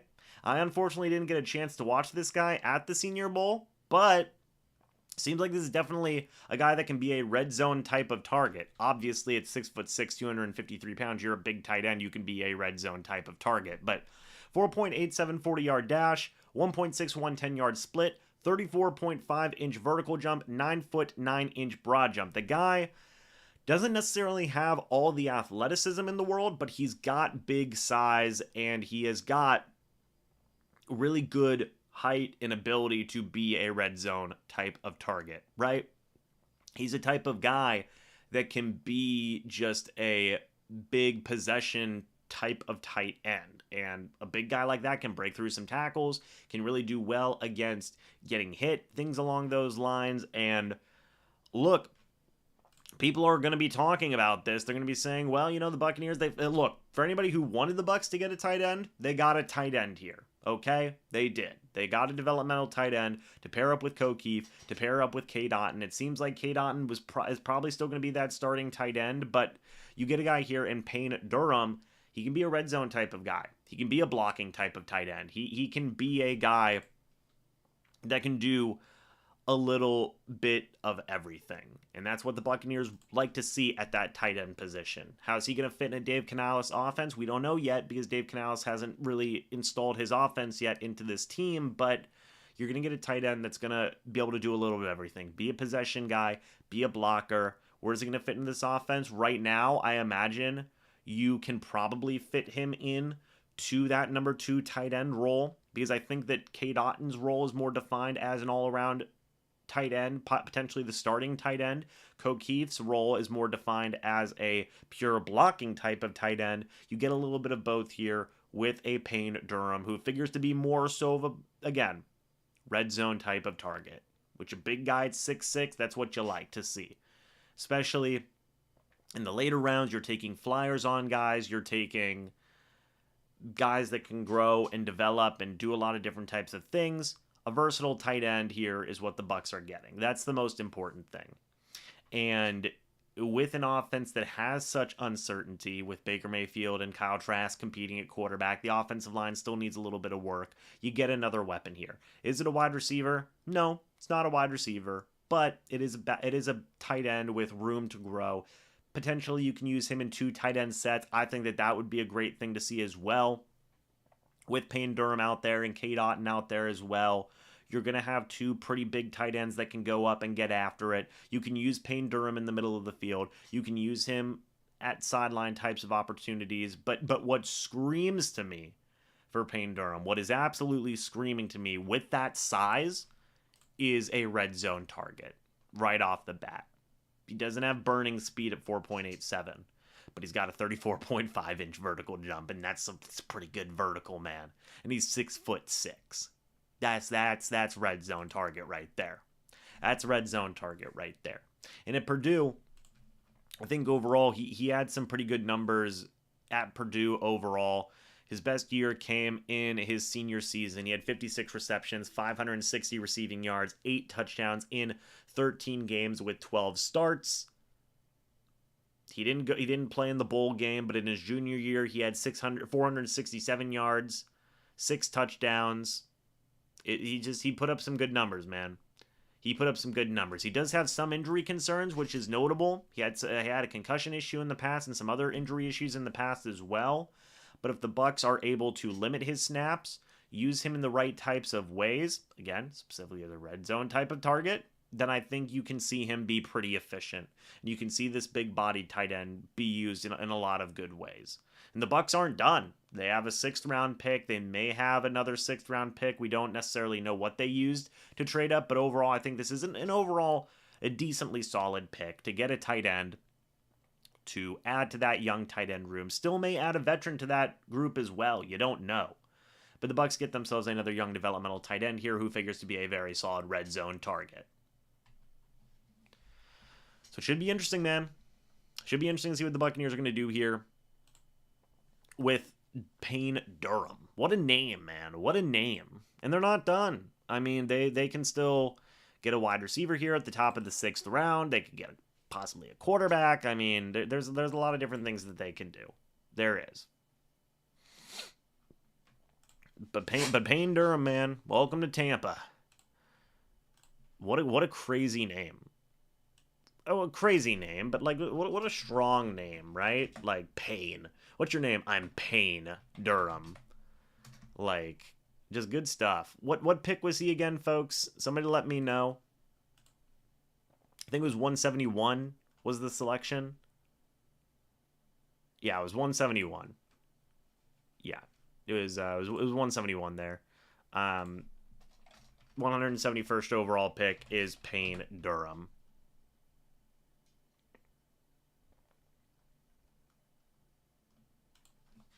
So that's good stuff, man.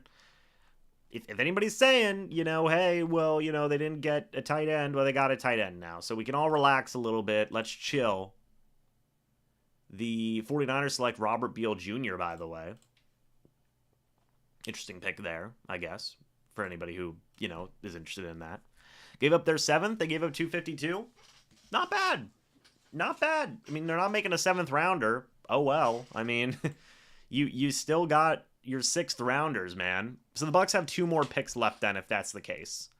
They have 2 more picks left. And that's fine. That's completely fine in my mind. It's not a bad trade up. I think it's fine. You get a big target here, man. You get a big target in Payne Durham. Dude's a big tight end. He's a big man. Big man in Payne Durham. So now we're just kind of waiting for the... Now, honestly, we're waiting for the... what is it, folks? We are waiting for that 6th round pick, and then I'm probably going to head out. But so far, this has been a pretty fun draft. I've had a lot of fun with it. Hopefully, you guys have had a lot of fun with it as well. It's been fun. It's been fun.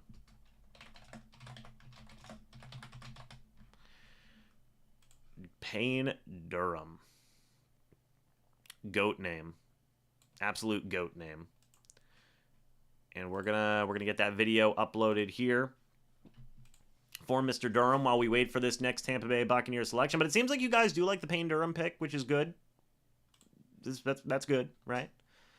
Guy coming in out of Purdue. Maybe the Bucs are gonna take a quarterback from Purdue here coming up. Or not from Purdue, sorry. From another small school, something along those lines. We'll see. Get a developmental QB. I don't think anybody would be mad. I mean, well, actually, no, that's a lie. There are some people who would totally be mad, but we'll see what the Bucs want to do. Yeah, Payne Durham, man.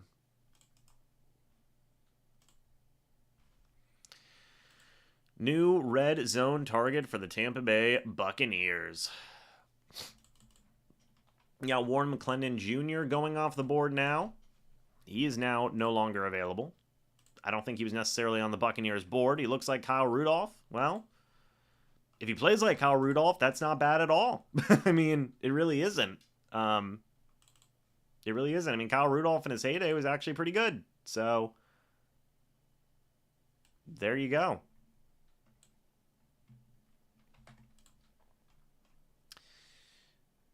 But yeah, we're almost there. The Rams have a couple of picks, and then we're what 1, 2, 3, 4, 5, 6. We're 6 picks away from the Bucs selection, so should be good. Payne Durham, cool stuff.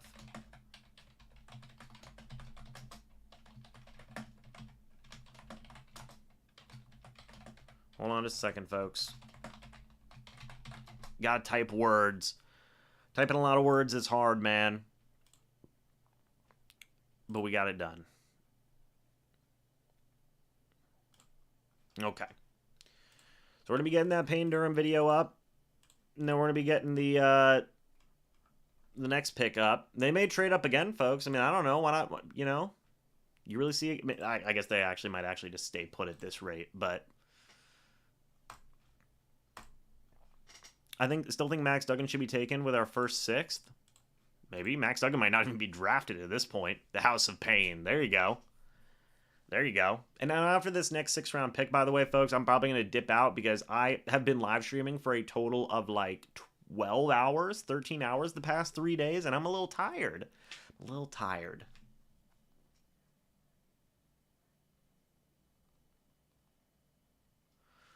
But man, oh man.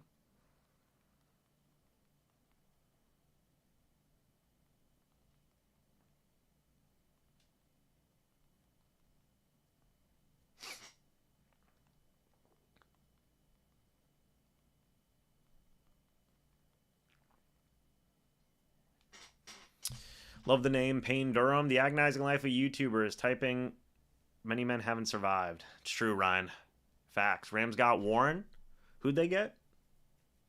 Nobody on my thing, I think. Eric Gray, I think, was already selected too, by the way. We can kind of forget about the big board, if I'm being completely honest. It's pretty much over. I mean, you know, one of these guys is going to be available, by the way, but like, yeah, we can kind of forget about the big board at this point. It's not that big a deal. Oh, Warren McClendon? Yeah, it's fine. It's fine. I don't care at this point. It's all good, man. We don't got to worry about the big board. We got 5 picks until the Buccaneers selection, though. So let's see what's going to happen with that.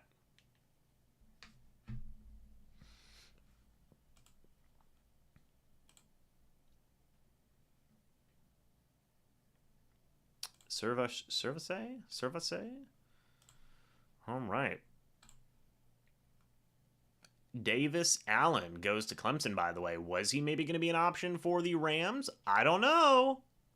Maybe they got a little bit of intel. They were like, hey, we got to trade up over the Rams because otherwise we're kind of screwed here. I don't know.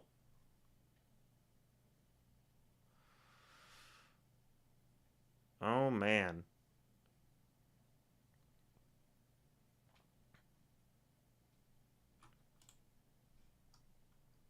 By the way, when they were playing really well at the Senior Bowl, Payne Durham and Cody Mock were kind of some friends on there. So there you go. Pick number 171 is our friend, Payne Durham. All right. All right now. Oh no. How did you go back to mispronunciation? Cervassier. I got it. Cervassier. I got it. Okay? I know what I'm doing. It's Cervassier. I got it. I know what it is. Oh. 4 more picks till the Buccaneers selection, though, folks. Cervassier, Dennis, Payne Durham. A lot of dudes. Durham wear 87. Is that a Gronk's number? I mean, Gronk ain't even on the team anymore, Gary. Gronk ain't been on the team. Warren McClendon was taken by the Rams. I know, Crow. I'm giving up. I'm giving up on the big board.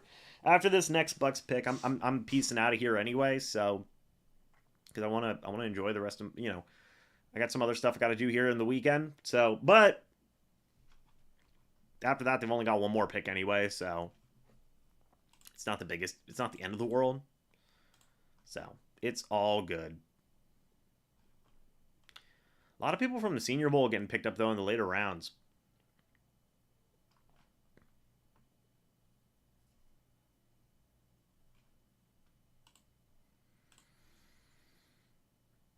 Oh no, the James bit is malfunctioning again. Got to change the pronunciation chip. Yeah, I'm a little bit off.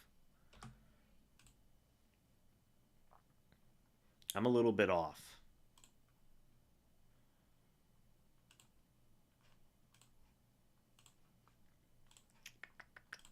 What do you guys want to see with the Buccaneers second to last pick here? Wide receiver, running back, quarterback. Some options, man. What do you want to see them go with? Let me know.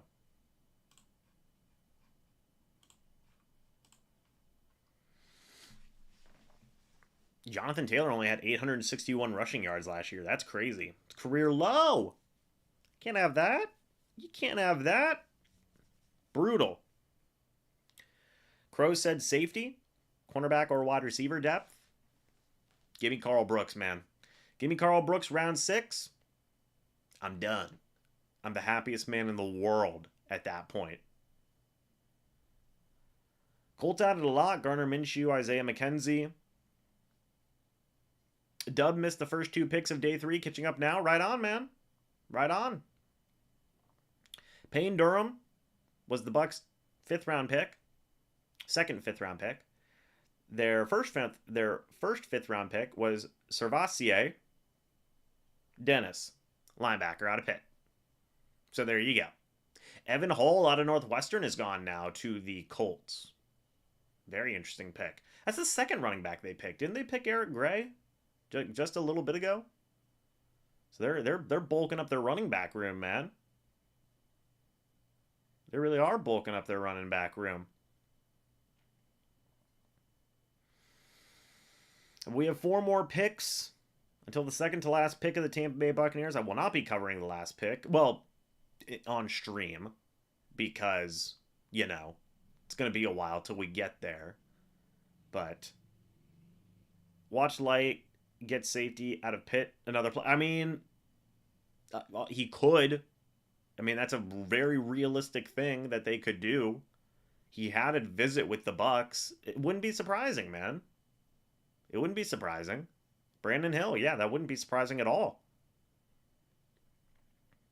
That 100% might be the direction. For me here, man, I think if you get Carl Brooks, you get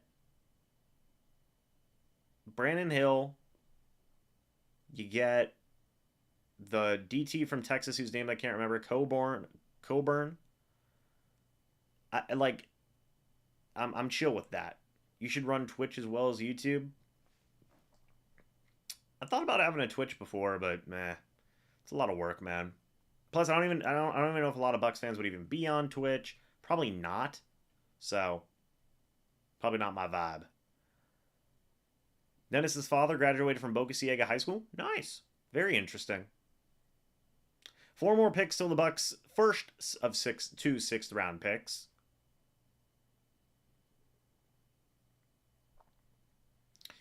Puka Nacua out of BYU is the selection for the Rams there. 6'1", 201 pounds, 4.57 40-yard dash. Not bad. Not bad at all for the Rams. Only FBS player with 5+ rushing and 5+ receiving touchdowns in 2022. He's going to be a stud for the Rams then. Puka Nacua. And we're 3 picks away from the Buccaneers selection.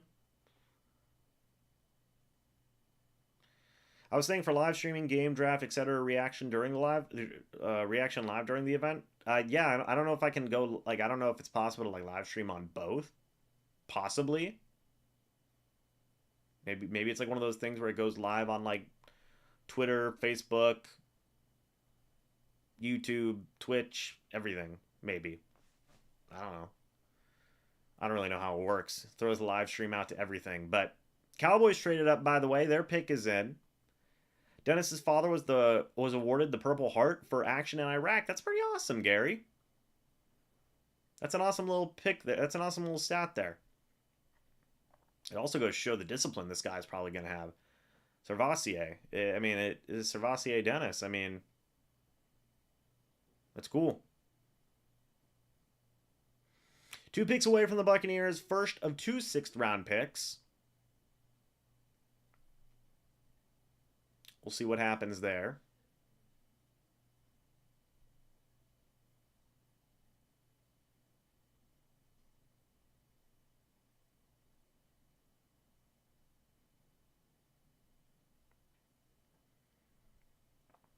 O tackle, offensive tackle, or safety, please, says Chuckles. Maybe. Maybe that is what they go with. Maybe they take a developmental quarterback. That'd be interesting. You imagine they take a guy, he just balls out. Both his parents were in the military. It's interesting. That's awesome that they, that's an awesome, you know, obviously you get a lot of discipline from that.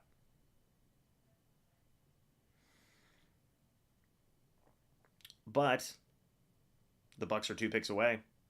They pick Eric Scott, cornerback out of Southern Miss, do the Cowboys. So there you go. We get a cornerback out of Southern Miss with the selection. We're approaching the Buccaneers pick number 180, folks. Pick number 180.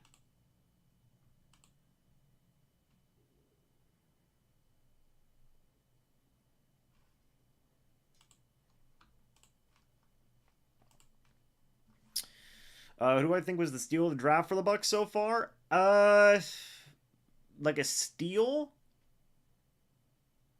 Maybe like a Cody Mock. Possibly. I don't know if the Bucs have necessarily had like a steal, right? Could be Servassier. Servassier Dennis. Seems like there's a lot of hype around that guy. Could very well be Servassier Dennis. That might be who I end up going with. Packers pick is in, by the way. The Bucs have not drafted a strong safety yet. No, they have not, Ryan. They have not. So we'll see what they do. They could draft a safety here with this pick.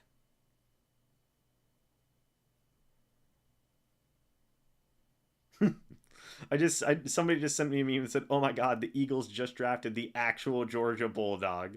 I love that meme.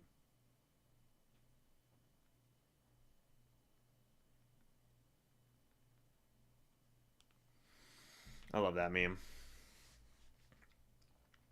But after a commercial break here, we should be getting back to the Bucs. Well, hopefully it'll be the Bucs pick there. Because we're on a commercial break now, and then we'll pretty much be done at that point.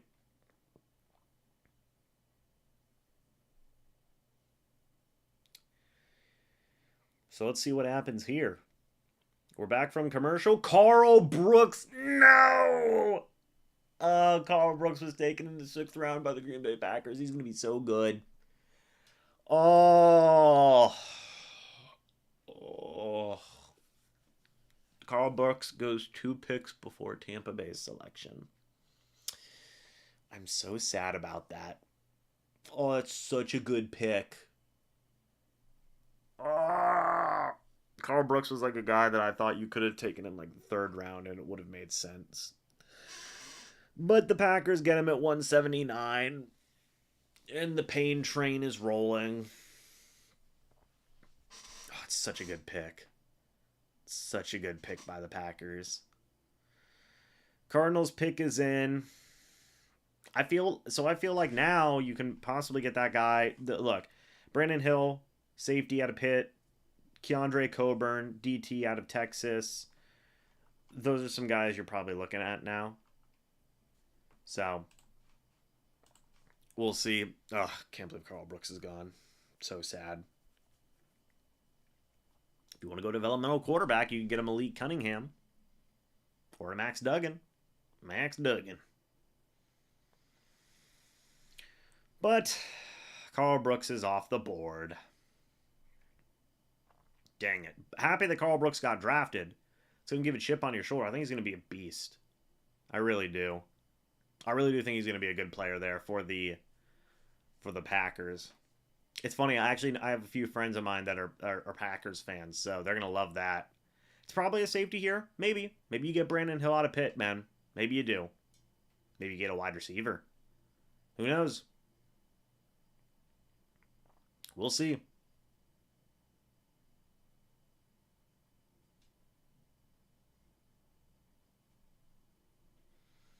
We will see.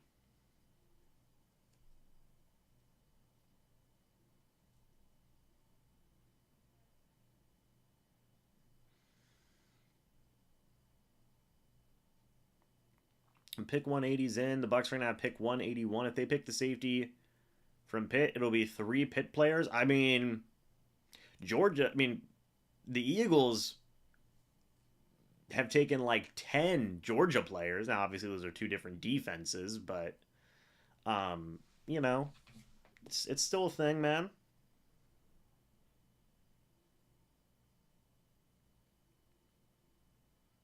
Still a thing.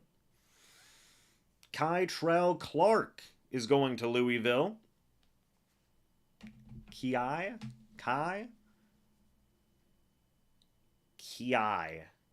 Clark. Max Duggan declared for the NFL draft like he was projected to be a first-round pick. That was funny. Yeah, watch Jason take a wide receiver. Eagles have like 7 Bulldogs or something. They do. That's why I said the meme, like, oh my god, they actually just took the actual Bulldog from Georgia. That's a great meme. Okay. Second to last Bucs pick here now, folks. What are the Buccaneers going to do? And then after this, we're piecing out because I'm not staying all the way to the end of the 6th round. You can forget about that. We are not doing that. So, what are the Bucs going to do here in round number 6? We'll see.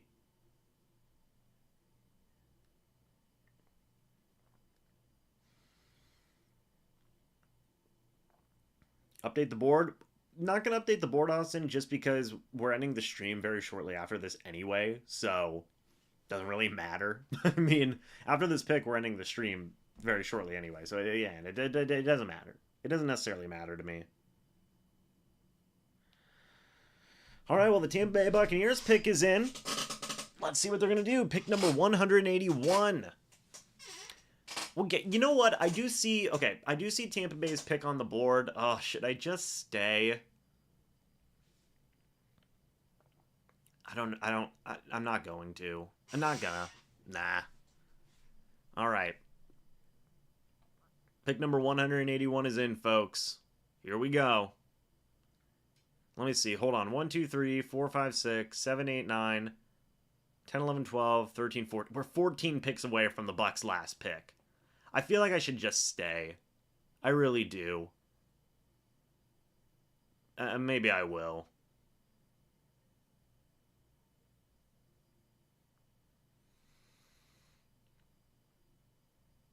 Yeah, it's 14 picks. I'll stay. It's fine.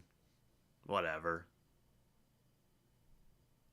Yeah, 196 is not that far away. For the people. We do it for the people. Pick number 181, folks. Tampa Bay Buccaneers, what are they doing? They're talking to D'Amico Ryans right now, the head coach of the Texans. That's what they're doing. Hey, and the Tampa Bay Buccaneers have selected defensive back Josh Hayes out of Kansas State. He is the selection here for the Tampa Bay Buccaneers. They have selected a defensive back. For anybody saying that they wanted to see the Tampa Bay Buccaneers select a defensive back, they have now done that. They have selected Josh Hayes out of Kansas State. I know one guy who's going to be very happy about this pick, Mr. Scott Reynolds over at pewterreport.com. That is going to be a guy who is going to be very, very happy about this selection. Now, what can we say about Josh Hayes? Okay, what can we say about this guy? Because obviously he plays defensive back. That's what he's listed at right now. He is 6 foot, 189 pounds. At college, He actually had a very solid senior year. He played in 13 games, finished with 48 total tackles. He had 5.5 tackles for loss, no sacks, but, sorry, 71 total tackles, 48 solo tackles, 7 passes defended, 1 forced fumble, but no interceptions. So this definitely seems like a guy in Josh Hayes, a player that I think is going to be a guy that you're going to move around a lot in the secondary, right? He's going to play some corner. Well, I don't know if he's going to play corner per se, but he definitely seems like a safety. He definitely seems like a safety. Now, I see some people saying this might be a big reach. I think at the end of the day, the Bucs are getting another versatile guy, a guy that can play possibly a little bit of corner, a guy that can play possibly a little bit of safety. He played both in Virginia and at Kansas State. He played both cornerback and safety. They like their versatile guys. This is obviously going to be a guy who is going to be contributing right away on special teams as well. He just went and did a lot of different things. He played at North Dakota State as well. This guy's been to 3 different colleges. He went to North Dakota State, he went to Virginia, he went to Kansas State, he played safety, he played cornerback, and he has experience doing both at the end of the day. He has experience doing both. So I think that this is a very interesting backup type of player, a very interesting safety, corner, hybrid, a guy who might not necessarily get a lot of interceptions, but can still get some some passes deflected here and there. Maybe be a little bit of a force in run stopping ability, tackling ability. That is where I think you're going to see a guy like Josh Hayes contribute right away. And also on special teams, that's going to be where you're going to see a guy like Josh Hayes contribute right away. Is on special teams right away. Is as a backup safety / cornerback. Is he going to be getting starting reps for you right away? Possibly not. Probably not even. I think that you still have a guy like Antoine Winfield Jr. and Ryan Neal as your starting safeties. Jamel Dean, Carlton Davis are going to be your starting cornerbacks. And then Zion McCollum's going to be in that mix as well. So Josh Hayes isn't going to be in any type of starting rotation, but it's an extra body there, a versatile body at that, a guy that you can have back up multiple positions, which the Bucs value a lot, and Todd Bowles values that a lot. And he likes having versatile defensive backs more than anything, and you get a versatile guy here in Josh Hayes. And I've always said that you never know who's going to make an impact. This guy's a hard hitter, he's a good run stopper, and I think that Josh Hayes can contribute right away in certain roles, in certain positions. And that's good. That's good. Because with 6th round guys, you want guys who can be backups and can contribute on special teams and can be versatile guys that can do a lot of different things for you. Because that's how you make rosters, man. The more that you can do for a team, the more valuable you're going to be. And that's what the Bucs are getting here in Josh Hayes, is a valuable guy, a versatile, valuable guy who can give you multiple things, that can show his values. He's from Lakeland, Florida, by the way, which is pretty cool as well. And overall, it's a fine selection. For anybody who wanted the Bucs to get a cornerback or a safety, well, guess what? They got both. So there you get that. Now, there's still some questions regarding wide receiver. There's still some questions regarding maybe some offensive skill position players. The Bucs have been incredibly defensive in this draft in terms of getting guys. You've made so many selections, and only one of them has been an offensive guy so far up to this point. But the Bucs want to load up on that defense, man. They lost some pieces in free agency, and now they're looking to rebound. They're looking to bring in some more defenders. Makes sense. Todd Bowles is a defensive-minded guy. You're getting athleticism. You're getting versatility here, and that continues with this selection of Josh Hayes. Interesting stuff, man. Interesting stuff. I got to find a photo of Josh Hayes now just so we can go ahead and get him in as a thumbnail. Okay, so we're going to get a photo of him out of Kansas State. Yeah, this man has played all over, by the way. Man played at North Dakota State, which, by the way, hey, he might know Cody Mock. Fun fact, he might know Cody Mock. So there you go. Fun little connection there. Cornerback slash safety hybrid role. Yeah, that's a fine thumbnail. Okay. Yeah, by the way, I'm not necessarily paying too much attention to the picks right now. It doesn't matter. I mean, we're at pick 183. I will start paying attention when the Bucs are on the board, but until then, it's fine. And then we're gonna piece out of here because that is the last Bucs selection, as far as I remember. That is the last Buccaneers selection. So after that, we are outie. We are outie, man. So yeah, we'll see. But what do you guys think about the Josh Hayes selection, man? Let me know your guys' thoughts. I want to know. Do you like the pick? Do you not like the pick? Let me know your guys' thoughts, man. I'd love to hear them. I think some people are going to love the versatility that's going to be there, which is good. And that's something you like to see. Let me go ahead and see if I can read the chat here. Hold on just a moment. Yeah, what pick was this? This was pick number 181, I believe, right? Hey, and the Tampa Bay Buccaneers have selected defensive back Josh Hayes out of Kansas State. He is the selection here for the Tampa Bay Buccaneers. They have selected a defensive back. For anybody saying that they... Yeah, interesting pick there. Hold on one moment. It is the last. 196 is the last. It was the last selection? Got it. Thanks, guys. Hey, I'm just turning in. Who did Tampa Bay just pick? Josh Hayes, defensive back out of Kansas State. He had only 2 interceptions his entire collegiate career. Yeah, I mean, he may be a blitzing guy. I mean, you know, just because you don't get a ton of interceptions does not mean you are a bad player. What was the Josh Hayes selection, folks? Can somebody remind me? Like, where was the actual pick itself? It was 181. Got it. Thank you. Yeah. So, Josh Hayes, man. You never know. 181st overall pick, man. You never know who's going to make an impact. And now we have Josh Hayes in that mix. A lot of defensive guys, man. A lot of defensive guys.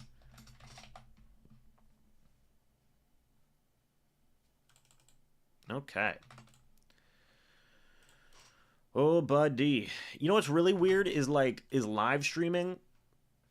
Nice, thanks for the update. Of course, Bucs have pick 196 left. Yeah, we're like 10 picks away. Who's going to be our starting quarterback? I would either Baker Mayfield or Kyle Trask.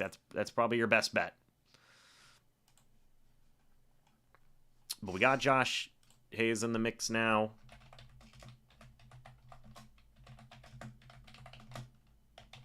I know that Scott Reynolds is happy about that. I know he is. It's been raining outside all day today, y'all. Crazy. Crazy stuff.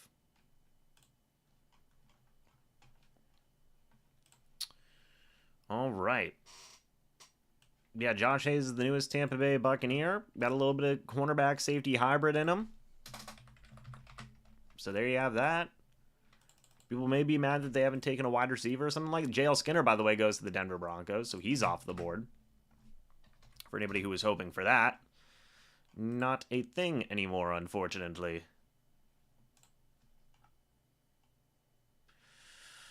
All right. The Jets pick is in. We're hopefully rocking and rolling, man. Pick 184. We're almost there.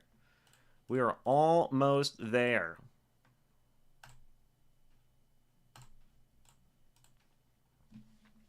What do you 181 after move up? 196 is the last one. Really solid tackler from his tape. There you go. A receiver or offensive tackle. I believe in Baker. Even if we suck, he'll be entertaining to watch. I want Trask, but it really doesn't matter. Kyle Trask over Baker Mayfield any day. We won't get playoffs with Baker. Baker's led teams to the playoffs before. He has. He's led the Browns to the playoffs before. The Jets pick is in here, round 6. Have some random guy to announce the pick. And there goes Zaire Barnes out of Western Michigan. He doesn't have a pick on the NFL draft tracker? No, he does not, Spencer. No, he does not. That's unfortunate for him. I wonder now, with your final 6th-round pick, do you go quarterback? Do you? I don't know, folks. You tell me.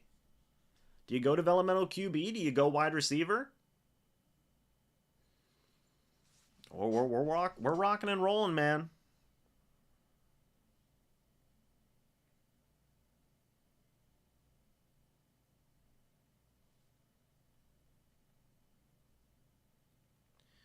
Man, oh man.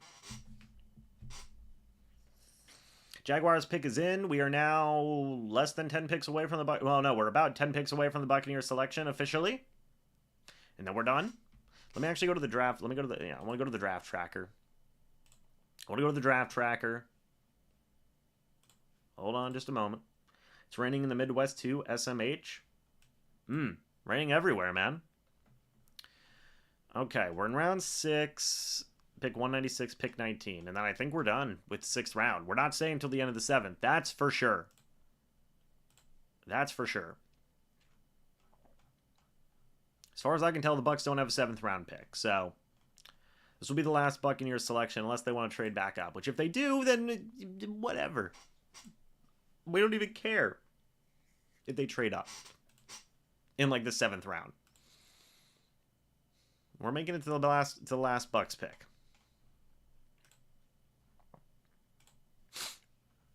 Now, apparently, their needs are still offensive line and defensive line. Apparently.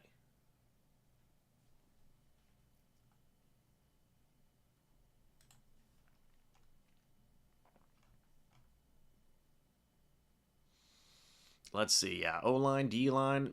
They've addressed a lot, man. They've addressed a lot in this draft.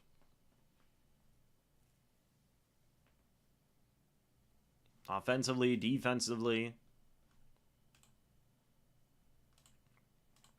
They've gotten a lot of depth guys. They've gotten some starting quality guys. Like, it's a fine draft.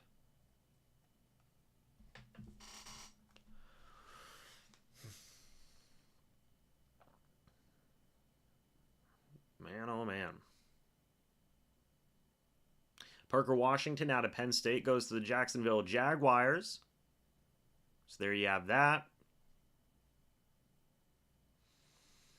And we keep on moving. I don't think the Bucs are going to take a quarterback, if I'm being completely honest. I think now you probably look to see them take like a, I don't know, a developmental receiver, something along those lines. Like a receiver that can return. It might be what they end up doing. Just because there isn't much left for them to take. There really isn't much left for them to take. I want to see who's still available in terms of prospects, man. Yeah, you look at prospects. I mean, a lot of guys have already been taken. Let's go undrafted real quick. Come on now. There we go. Yeah, A.T. Perry's still there. Zach Evans from Mississippi is still there. Joey Fisher out of Shepherd is still there. Like, they've got some guys.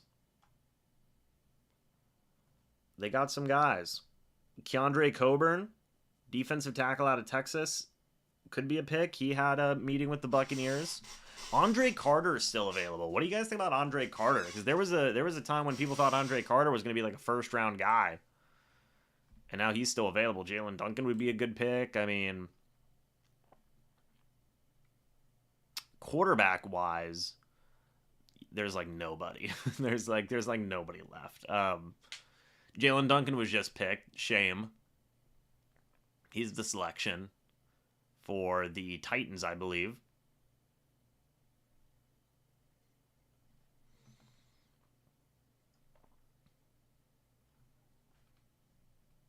Man, oh man.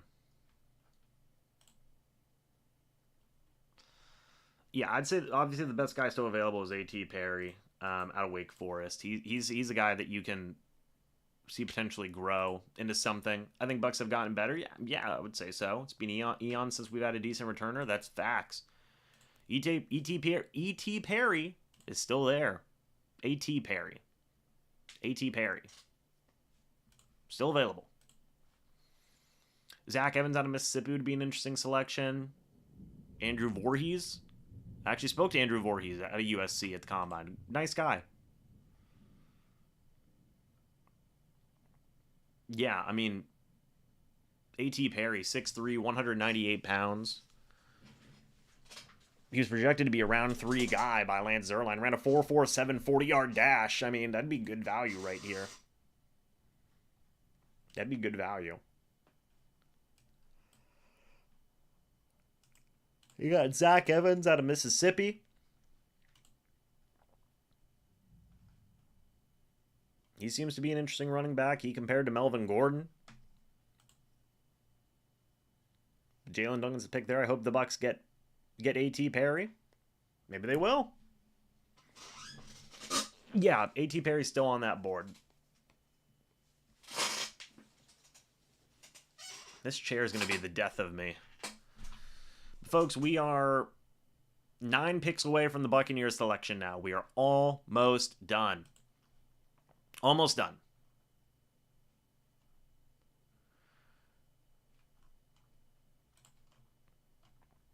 A.T. Perry's still on that board.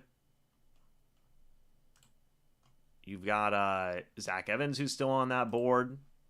Joey Fisher could be an interesting OT guy. Andrew Voorhees could be an interesting guy.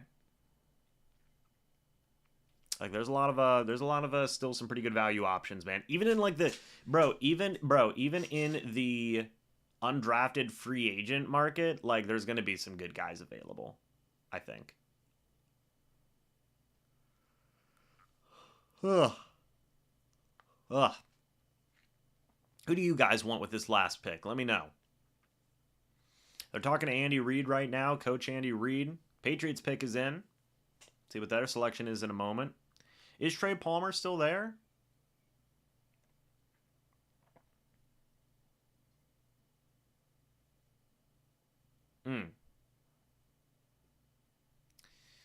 If you want to go a wide receiver that can return, I don't think A.T. Perry is going to necessarily be your guy. He seems definitely to grade more out as an well, obviously he's built more of an outside wide receiver, so that's kind of where you see that.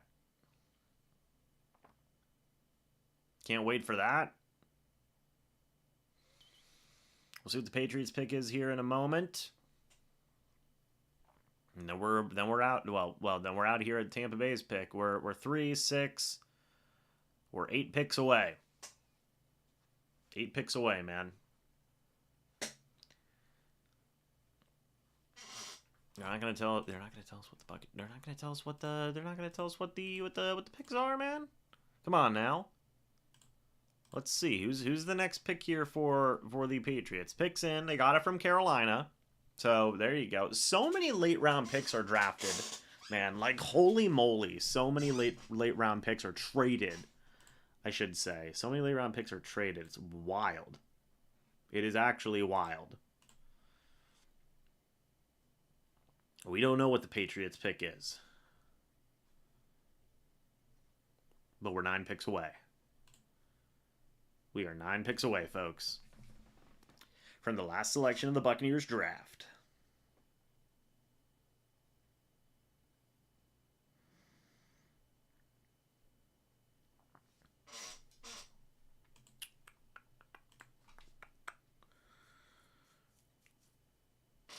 Man, oh man. We need a wide receiver and offensive tackle. It's fair. You could get a developmental tackle here in round 6, and I don't think that'd be that surprising at all. Looking at the Chiefs draft, they've had a pretty interesting draft. Yeah, they've had a pretty interesting draft. You get a couple of edge guys, get a corner, get a tackle in Wanya Morris, get a wide receiver in Rice out of SMU. Kayshon Boutte out of LSU is the selection.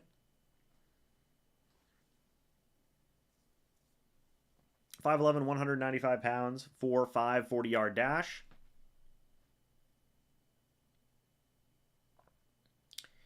And we approach ever closer to the Bucs selection. Philadelphia, the Rams, Cleveland, Philly again.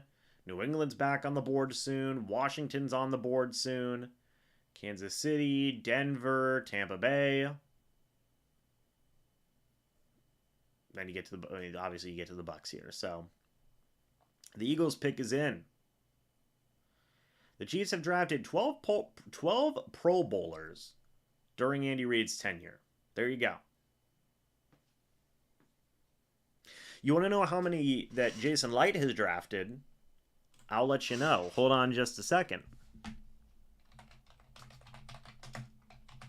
I will let you know in just a second, folks. Give me a minute. Okay. 12 Pro Bowlers is how many the Chiefs have drafted, okay? The Bucs, meanwhile, have drafted 1 in Jameis Winston, 1 in Quan Alexander, 1 in Ali Marpet. So that's 3. You've already got 3 Pro Bowlers there. Okay? That's in one draft class. We don't got to talk about the next draft class in 2016. That doesn't matter. 1 in Chris Godwin. So that's 4. You've got 4 Pro Bowlers there. Okay? You have 1 in Vita Vea. That's 5. Okay? Carlton Davis has never made a Pro Bowl. I don't believe Jordan Whitehead or Alex Kapp ever made a Pro Bowl. We can check on it, though. Alex Kappa did not. Jordan Whitehead did not. Devin White made a Pro Bowl. So that's 6. I don't believe Sean Murphy-Bunting or Jamel Dean have ever made Pro Bowls. They have not. So that's 6. Antoine Winfield Jr. has made 2. So that's 7. Or sorry, Tristan Wirfs has made 2. So that's 7. Antoine Winfield Jr. made 1. So that's 8. And after that, I don't think you have one. No, not yet. So 8 Pro Bowlers drafted during the Jason Light era. Pretty interesting. Tanner McKee, by the way, goes to the Philadelphia Eagles at pick 188. I can't repeat the story behind him on here. That is wild, then. Oh, my. James says, draft's looking good. No splashy picks, but all super amazing scheme fits. They're plug-and-play starters across the board. I wouldn't say they're all plug-and-play starters, but they're all certainly good. You know, they're good players there. But yeah, the Bucs have drafted 8 Pro Bowlers in Jason Light's era. Tenure, by the way. That's not bad. That's not bad, man. 8 Pro Bowlers is pretty good. Some guys you have making multiple Pro Bowls, by the way, in the case of Tristan Wirfs. Tanner McKee to the Eagles, that's a good pick for them. It's a very good pick for them, Tanner McKee. I'm surprised he fell all the way to round 6. That's crazy. He's a 6-round guy, man.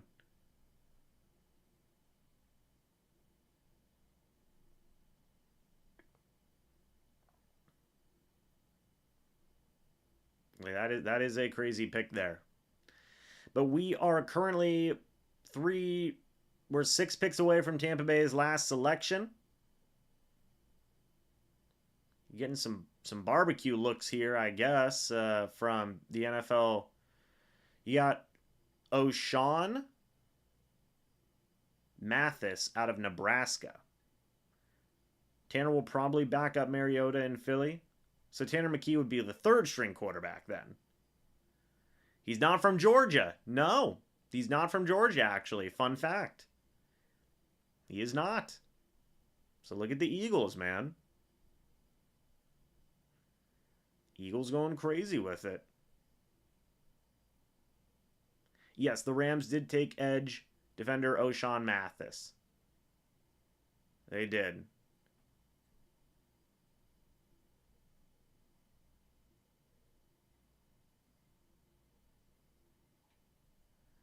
I believe you had an Andy Reid impersonator there. Yep, the 3rd string. Yes, he will be the 3rd string. Tanner McKee out of Stanford was the pick there at 188 for the Eagles. Then you have the Browns at pick 190. What are they going to do? We'll see.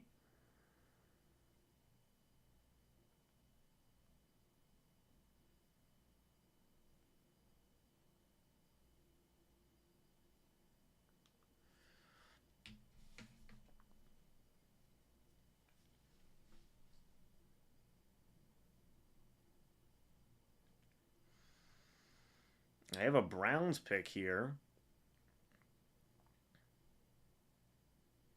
I don't know what their yeah, Keyshawn Boutte. 131 receptions. He hasn't done much in his career, but 17 was bad. Wait, I'm confused. What 17 was bad? DB Tomlinson dropping to the 6th is interesting.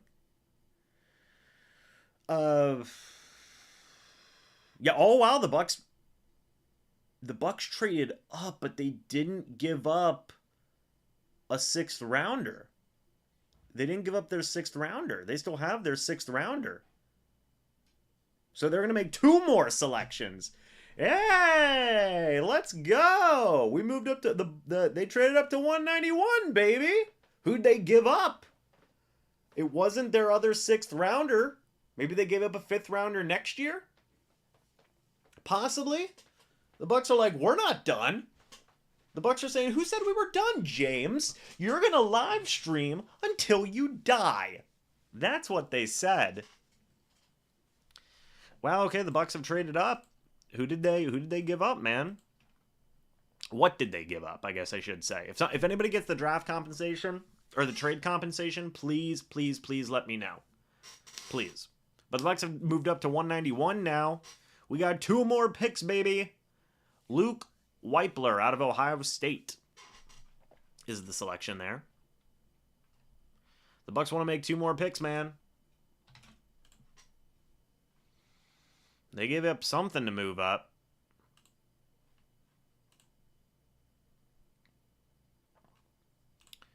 Yeah, they gave up something to move up. We'll see. The Bucs have picked up another selection. They are on the board. Oh, okay. So they traded pick 191 of the Bucs for a 2024 5th round pick. Cool. Cool.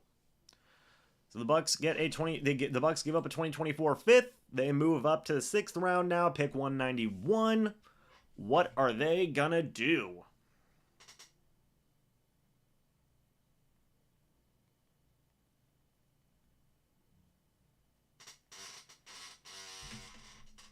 Yeah, Tampa Bay traded up. Their pick's in. Who's it going to be? Pick number 191, folks. With 191st overall pick. Who are the Tampa Bay Buccaneers picking? And they still have a pick in 5 selections, folks. So we're gonna be moving pretty fast here. We got a lot of picks to come in. So we'll see. We're not entering power saving mode. Stop it. TV. Okay. Watching the NFL Network, man. Crazy stuff. They traded up for quarterback? Wide receiver? Maybe? Maybe this is where you see somebody fall? I don't know. This might be A.T. Perry? Zach Evans time? I don't know, guys. I don't know. They gave up a 2024 5th rounder to move up. Okay? That's what they did. Oh, wow. Okay. Wide receiver Trey Palmer out of Nebraska is the selection here. The Tampa Bay Buccaneers gave up a 2024 5th round pick. They traded up to pick number 191, and they have selected wide receiver Trey Palmer out of Nebraska. This is a guy that a lot of people wanted to potentially be on the Tampa Bay Buccaneers in the later rounds here. He fell all the way to pick number 191, and he is the Tampa Bay Buccaneers selection. There is, I imagine, a lot of Bucs fans that are going to be very happy about Trey Palmer being on the Tampa Bay Buccaneers. It was a guy that definitely had a lot of fanfare in a lot of different types of situations. He's got good size at 6'1" as well, folks. He's got good ability as a wide receiver coming out of Nebraska, only 22 years old. And look, the Bucs needed another wide receiver to add to that mix, another guy to compete as a backup wide receiver because you have Devin Tompkins there, you have Kalen Geiger, but you did need a little bit more behind Mike Evans, behind Chris Godwin, and behind Russell Gage. The Bucs finally get some wide receiver depth, and they only had to use a 2024 fifth round pick to do so. That is not a bad trade up in my opinion. I think that that is reasonable, especially whenever the talent is there. A 4.33 40-yard dash, by the way, 1.51 10-yard split. This dude was a kick returner and a punt returner while in college. He went over to Nebraska after he spent some time at LSU. He was with LSU for a little bit. He was a 100-meter dash guy, state track guy. He was able to do so many different types of things. He was an LSU guy. He was now a Nebraska guy. He was projected to be a guy in the 5th round, according to Lance Zierlein. But now he is joining the Tampa Bay Buccaneers. He was an absolute kickoffs and punt return specialist, and that's what the Buccaneers are getting. But he still has receiving ability, 1,043 receiving yards on 71 receptions. That is crazy. 9 touchdowns as well. This guy's going to be an absolute gadget weapon for the Bucs. He is. He's going to be a backup wide receiver who's got blazing speed. 4.33 40-yard dash. But he's also going to be probably your returner now moving forward at kick returner and at punt returner. In the Bucs, again, you trade up to get a guy who was projected as a 5th round. That's good value. That's just good value there, point blank, simple as that. You trade up for a returner. You trade up for a backup wide receiver. I think that Trey Palmer can be a sneakily good receiver, man. You got blazing speed. You're going to be worked in this defense. You get just a good football player, period, who can offer you many different types of things. He can be your 4th wide receiver, just pencil him in right now, right off the bat, and he can be a starting kickoff and punt returner for you as well. So all in all, I think this is a very, very solid pick, and it's overall good value. I think people wanted Trey Palmer in the 5th round, possibly even the 4th round as well. The Buccaneers trade up to get him in the middle of the 6th round here. I really don't think that you can necessarily argue with that. I really don't think so. And again, I want to look back at that speed. 4.33 40-yard dash, man. That is some next level speed. Now, if this was like a Bruce Arians style of offense, it'd be even crazier, right? Because of that vertical deep threat style of passing. But even here, you think of yards after the catch, you think about getting this guy out in space, you think about using him in so many different types of ways. Sweeps, end around, 6 foot, 192 pounds is still a very good size for a speedy wide receiver like this as well. 4.33 40-yard dash at 192 pounds, that's pretty good, man. I really do like this selection here of Trey Palmer. I think that this is going to be one of the sneakier good selections of the draft here for the Bucs, and I think that you're going to be really seeing Trey Palmer pop off the page and really showcase some of that really good speed, showcase some of that really good receiving ability, showcase some of that really good returning ability as well right off the jump with the Tampa Bay Buccaneers, because he has all those tools. He's got some good size as a receiver. You can play him inside, outside, wherever you want to play him. We don't necessarily know what that's going to be yet. We'll have to figure that out, obviously, but this is a pick that I'm sure a lot of Bucs fans are going to enjoy. A lot of Bucs fans are going to be very excited about, and it's very, very, very, very understandable to see why, because he's got all the tools there to be a guy who can contribute right away in this Dave Canales offense, be a weapon for whoever's going to be a quarterback for the Buccaneers, and all in all, just be a productive player on this Buccaneers offense. Trey Palmer, coming out of Nebraska, is a selection here at pick number 191 for the Tampa Bay Buccaneers. They traded up to get him. Cool. And now we're only 2 picks away from the Buccaneers' next selection. So isn't that interesting, folks? Trey Palmer, though, man, I know people are excited about that pick. I know they are, because Trey Palmer is a fast dude. He's a very fast dude. And I know people like speed, man. I know people like speed. The Bucs traded up to get him. Trade up to select Trey Palmer, baby.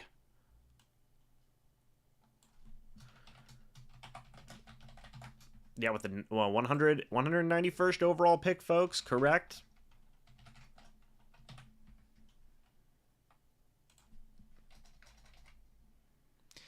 Yeah, Trey Palmer's a dude. Trey Palmer got that speed, man. Coming out of Nebraska, I mean, should be good. Now we're only 2 picks away from the Buccaneers' final selection, so that's another thing that's going on. What do you want the Buccaneers to do with their final pick now? Give me a developmental quarterback. I would be over the moon if they got a developmental quarterback with their last pick. I mean, my goodness. Deep threat receiver.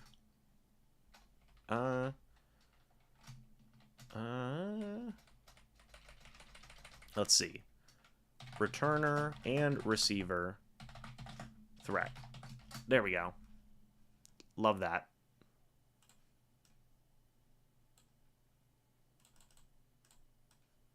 Whoops. I'm just going to say returner and receiver? Question mark. Makes sense. Chris Rodriguez, out of Kentucky, by the way, is the next selection here. Let's see. What can I change this font to? We're going to change the font to 40. Whoops. Oh, Jesus. Okay. Yeah, I know people are loving that Trey Palmer pick, man. I know they're loving that Trey Palmer pick.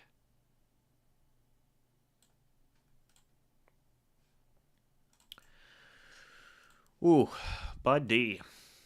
Bud D. Folks, you got to feel pretty good about this Bucs draft, I think. If you're you know, they got an offensive guy, got great value for him too. Kansas City's pick is in, by the way. Then we have New Orleans, then we have Tampa Bay, so stay tuned for that. We're going to select the inverse. Oh, okay. Hold on just a minute, folks. Okay. Bada bing. Paste the layer. All right. Yeah, crazy good pick there for the Bucs, man.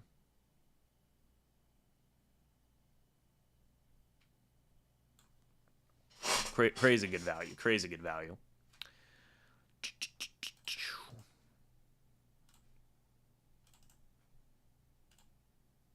Okay.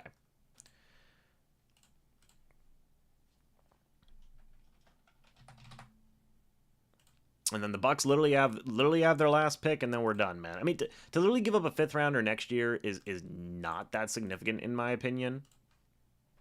It really isn't. He takes the top off the defense easy. Scotty replacement, yeah. Somebody said we're gonna go. Oh, Keandre Coburn goes out of Texas. Dang it. Well, he's no longer an option for the Bucs. He is no longer an option for the Bucs. He would have been a good pick. He would have been a really good final pick, I think, to round out this draft. But Trey Palmer's here. Patriots drafted a kicker and punter first time ever in the same draft. Wow, Jason Light is jealous. See, there you go. Jason Light could never. He could never.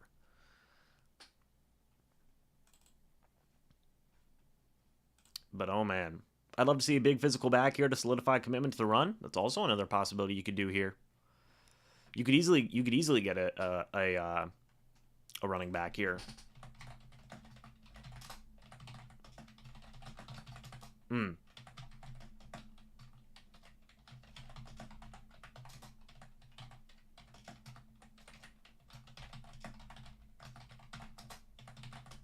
All right, folks. There we go. Yeah. One more pick. Though the Saints traded right ahead of the Bucs to pick somebody. We'll see who they select here in a moment. They wanted to get somebody ahead of the Bucs here, though.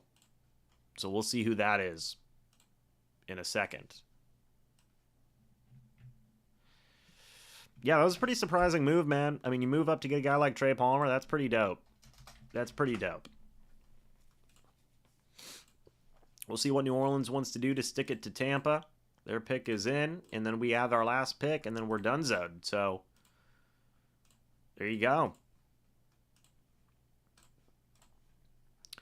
Thank you. I want Brandon Hill for the final pick. Maybe. Maybe they will get Brandon. Thank you. Thank you for the bless you. I feel blessed. Now we got Tampa with one more pick. Saints did trade up. Yes, they did. Yes, they did. Fill in the blank. Defensive line, linebacker, DB, O-line, receiver. Wait, I'm confused. What's the blank here?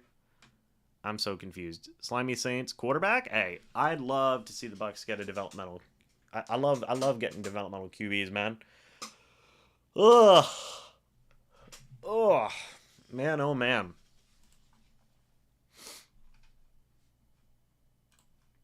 Trey Palmer's a good pick. I won't even say a sneakily good pick. It's just a good pick. Yeah, even I got a text from Evan here saying, great pick by Tampa Bay. So there you go. It's got the Evan Wanish seal of approval.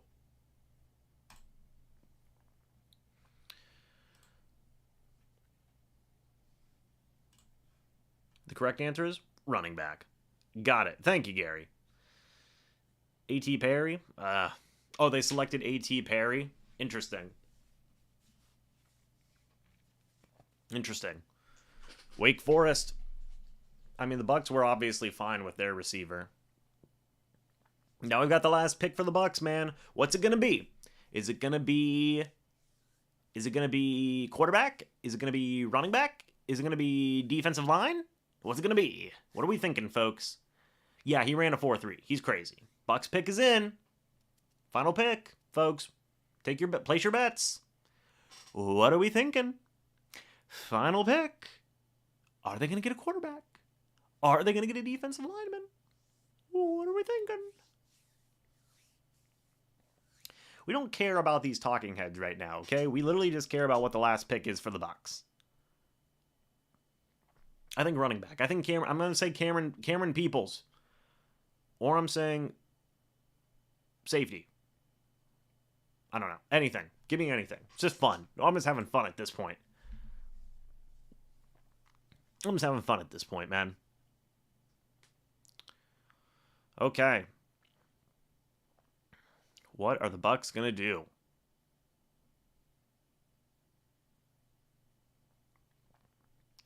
With their last pick. The pick's in. 196. That final pick's in. So we'll see, folks.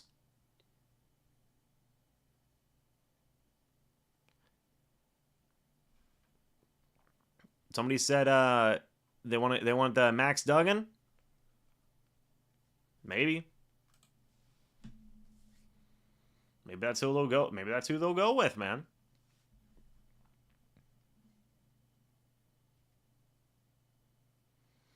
Maybe that's who they'll go with. Who will have a better rookie season, Bryce Young or C.J. Stroud? I'm gonna say C.J. Stroud. That's what I'm gonna say. All right. Power back would be awesome right now. Big House. Big House wants power back. With the final selection here for the Tampa Bay Buccaneers, pick number 196, they have gone with Jose Ramirez, edge defender out of Eastern Michigan. They go with an edge. 6'1", 7/8 inches is Jose Ramirez's overall height. And look, the Bucs want to go with another defender. They do. They just want to go with another edge guy. And I guess I don't fault them in that, because you can never have enough edge guys. You can never have enough defensive guys, and it just continues the trend of the Bucs drafting defensive guys here. Jose Ramirez had 12 sacks in 2022. That was second in the FBS. That's pretty good. It's pretty good, man. All in all, you want to add more depth guys. You want to add more edge defenders, pass rushers, whatever it may be. He's got the traits to be a decent backup, I think. 6'2", 242 pounds. He ran a 4.73 40-yard dash, 1.67 10-yard split, 34.5-inch vertical jump, 9-foot 10-inch broad jump, 21 reps on the bench press. He was projected to be a round 6 type of guy. In his last 2 seasons, he actually had some pretty good production, man.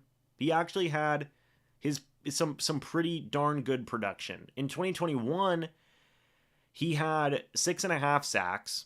He had 63 total tackles, 3 forced fumbles in 2021. Then this next year, Okay, he had 12 sacks. He had 19 and a half tackles for loss, guys. He had 66 total tackles, 2 passes defended, and 2 forced fumbles in 11 starts. That's pretty good, man. It's pretty good. 18 and a half sacks in the last 2 seasons, 31 and a half tackles for loss in your last 2 seasons. Like, that's all in all pretty good. That's pretty good production there. You like to see that. And I think that you're gonna get a backup depth guy here in Jose Ramirez, right?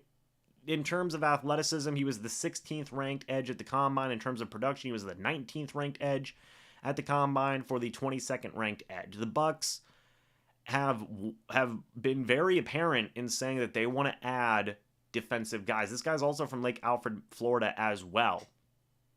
They want to add backup guys. They want to add depth guys. They want to get better at pass rushing. The Bucs have been addressing pass rush so stinking much in this draft, and they continue it here with Jose Ramirez, who I think is going to be a good pass rush type of guy, a good backup type of pass rush guy. Another Florida native, which is always good. You know, it's always a fun story there. But now you have a lot of edge rushers. You have a lot of edge rushers. You have Jotron Shawinka, you have Shaq Barrett, you have Anthony Nelson, you have Yaya Diaby, and now you have Jose Ramirez. That's 5 guys. And I think I think your edge room is pretty much set there with those 5 guys. I don't see the Bucs adding many more guys. Maybe they'll add some undrafted guys here or there, but you don't got to add a vet at this point. You've got really good backups here, or guys that you can develop so much. I mean, you really do. Jose Ramirez and Yaya Diaby here are going to grow and develop behind the trio of Shaq Barrett, Jotron Shawinka, and Anthony Nelson as well, who the Bucs just re-signed on a long-term deal. So it's good, I think. I think that it's good to have backup edge guys, especially with how much Bowles likes to send so many different types of blitzes and pass rushes and all these other different types of things. I think with a guy like Jose Ramirez, I don't see the Buccaneers getting too fancy with how they're going to use him, like much we've seen with the versatility of other guys like Kalijah Cansey, like some of those other guys that have been drafted. I think Servassier is a guy that I think you could move around in that defense as well. Yaya Diaby is a guy I think that you can move around in that defense as well. But with Jose Ramirez here, I feel like this is definitely a guy that just screams edge defender. And that's where I think they're going to primarily use him, is just as an edge defender guy, a rotational type guy in that defense, working alongside all these other defensive guys that the Buccaneers have selected. You look at this Todd Bowles draft, and yeah, it's a Todd Bowles draft. He's a defensive guy, and he has gotten his defensive guys, man. He really has. And they just added another really intriguing, I think a good value pass rusher here in Jose Ramirez with their final selection. You look, too, the Tampa Bay Buccaneers made 3, 6, 7, 8 picks in this draft, folks. 8 picks, and 5 out of the 8 were defensive guys. That's Todd Bowles' staple there. He's building up his defense. He's getting backup guys, developmental guys, and it continues or finalizes here with Jose Ramirez, with the Buccaneers taking him with that final pick. Folks, with that being said, we're pretty much done. What was the Jose Ramirez pick? Does anybody remember? I want to say he was pick number 194. Was he 194? Let me know, guys. I would love to know. But Jose Ramirez out of Eastern Michigan is an interesting pick here for me. Hope he's a decent pass rusher, not really good against the run. Well, that's fine. As long as, you get some pass rush specialists in there, man. That's kind of what matters to me. Is just bringing in guys who can do something, right? You look for traits. You look for guys who can just do maybe one thing really well, and you got that here. You got that here. So it was pick 196. Thank you. I appreciate that. But folks, with that being said, the Bucs are done. with their draft, supposedly. I mean, if Jason Light goes to the podium, I think you're pretty much done at that point. So, yeah, we're done. We're done here. We did all 3 days. We've gotten to the end now, and the Bucs have solidified their draft class, man. Now, there's a lot of thoughts I can give on this draft class, and I will in the coming videos. So, definitely stay tuned for that. I'm not gonna do anything right. I will say right now off the jump, I like this draft class. I think this is an overall pretty solid draft class. That it's definitely a Todd Bowles draft class, right? Because of the amount of defensive guys that you're getting. It is definitely a Todd Bowles style of draft class. I think that is a very safe thing to say. I do. And that's kind of what you're getting, is a lot of defensive guys, and then some good, I think, efficient offensive guys thrown in there, man. I believe that. I do. And all in all, I think it's good. Now, there's going to be some undrafted stuff going on as well later tonight that we'll be obviously talking about when we need to talk about it. But all in all, I think it was a very good draft for the Bucs. A really good defensive draft. Guys that can contribute right away in a lot of different ways. In a lot of different ways, I think. And it's just overall it's good. Overall it's good. Yeah, 196th overall pick. Yeah. 196th overall pick to round it out was Jose Ramirez. Cool stuff there, man. A lot of versatility, a lot of defensive guys. Hold on one second, folks. Yeah, Jose Ramirez. Good player. Good developmental guy. We'll say that. But yeah, folks, what do you guys think? Let me know your thoughts, man. Before I leave here, somebody said I'd say it's a solid B, maybe B+ draft. That ain't bad. That ain't bad at all, man. I think that's fine for the Bucs. If you're getting a solid B there, B to a B+, that's totally fine. And they finish it off with Jose Ramirez, man. It's good stuff. Take care, thanks. Oh, we're not. Yeah, so I'm just gonna finish up some work here, and then we're gonna head out. But yeah, folks. Before I leave, though, final thoughts. Final thoughts. He's a decent pass rusher, not really good against the run. Yeah, just let me know your guys' final thoughts here before I go ahead and end it off. I would appreciate that. If not, I will go ahead and just finish off this draft. Favorite pick is Mock. Least favorite, Yaya. Don't know too much about him. Well, we're gonna learn a lot about him. That's for sure. We're gonna learn a lot about Yaya Diaby. That is 100% facts. So we'll see. But oh man. Let's see. Jose Ramirez. Ramirez draft. Jose Ramirez Bucs. Jose Ramirez Buccaneers. There you go, folks. So with that, I think I'm pretty much good for this draft, man. I think I'm gonna go get something to eat because I'm a very hungry man and I would like to get something to eat. So I'm going to go ahead and do that. But folks, I want to thank you guys so much for watching. It was greatly appreciated. We're done now. The draft is over for the Bucs. If they trade up, if they get somebody undrafted, we'll see. But folks, I want to thank you guys so much for watching this live stream. Thank you so much for sticking with me for the coverage the past couple of days. That was greatly appreciated as well. It's been a blast so far, man. It was a lot of fun. I was very happy to do it and very happy to have you guys all along for the ride as well. But folks, I'll see you all in the next video or the next live stream. Thank you guys so much for watching this video. Hope you all enjoyed. And as always, folks, I'll see you all in the next video or the next live stream. But until then, and as always, guys, goodbye for now, and go Bucs. See you guys soon.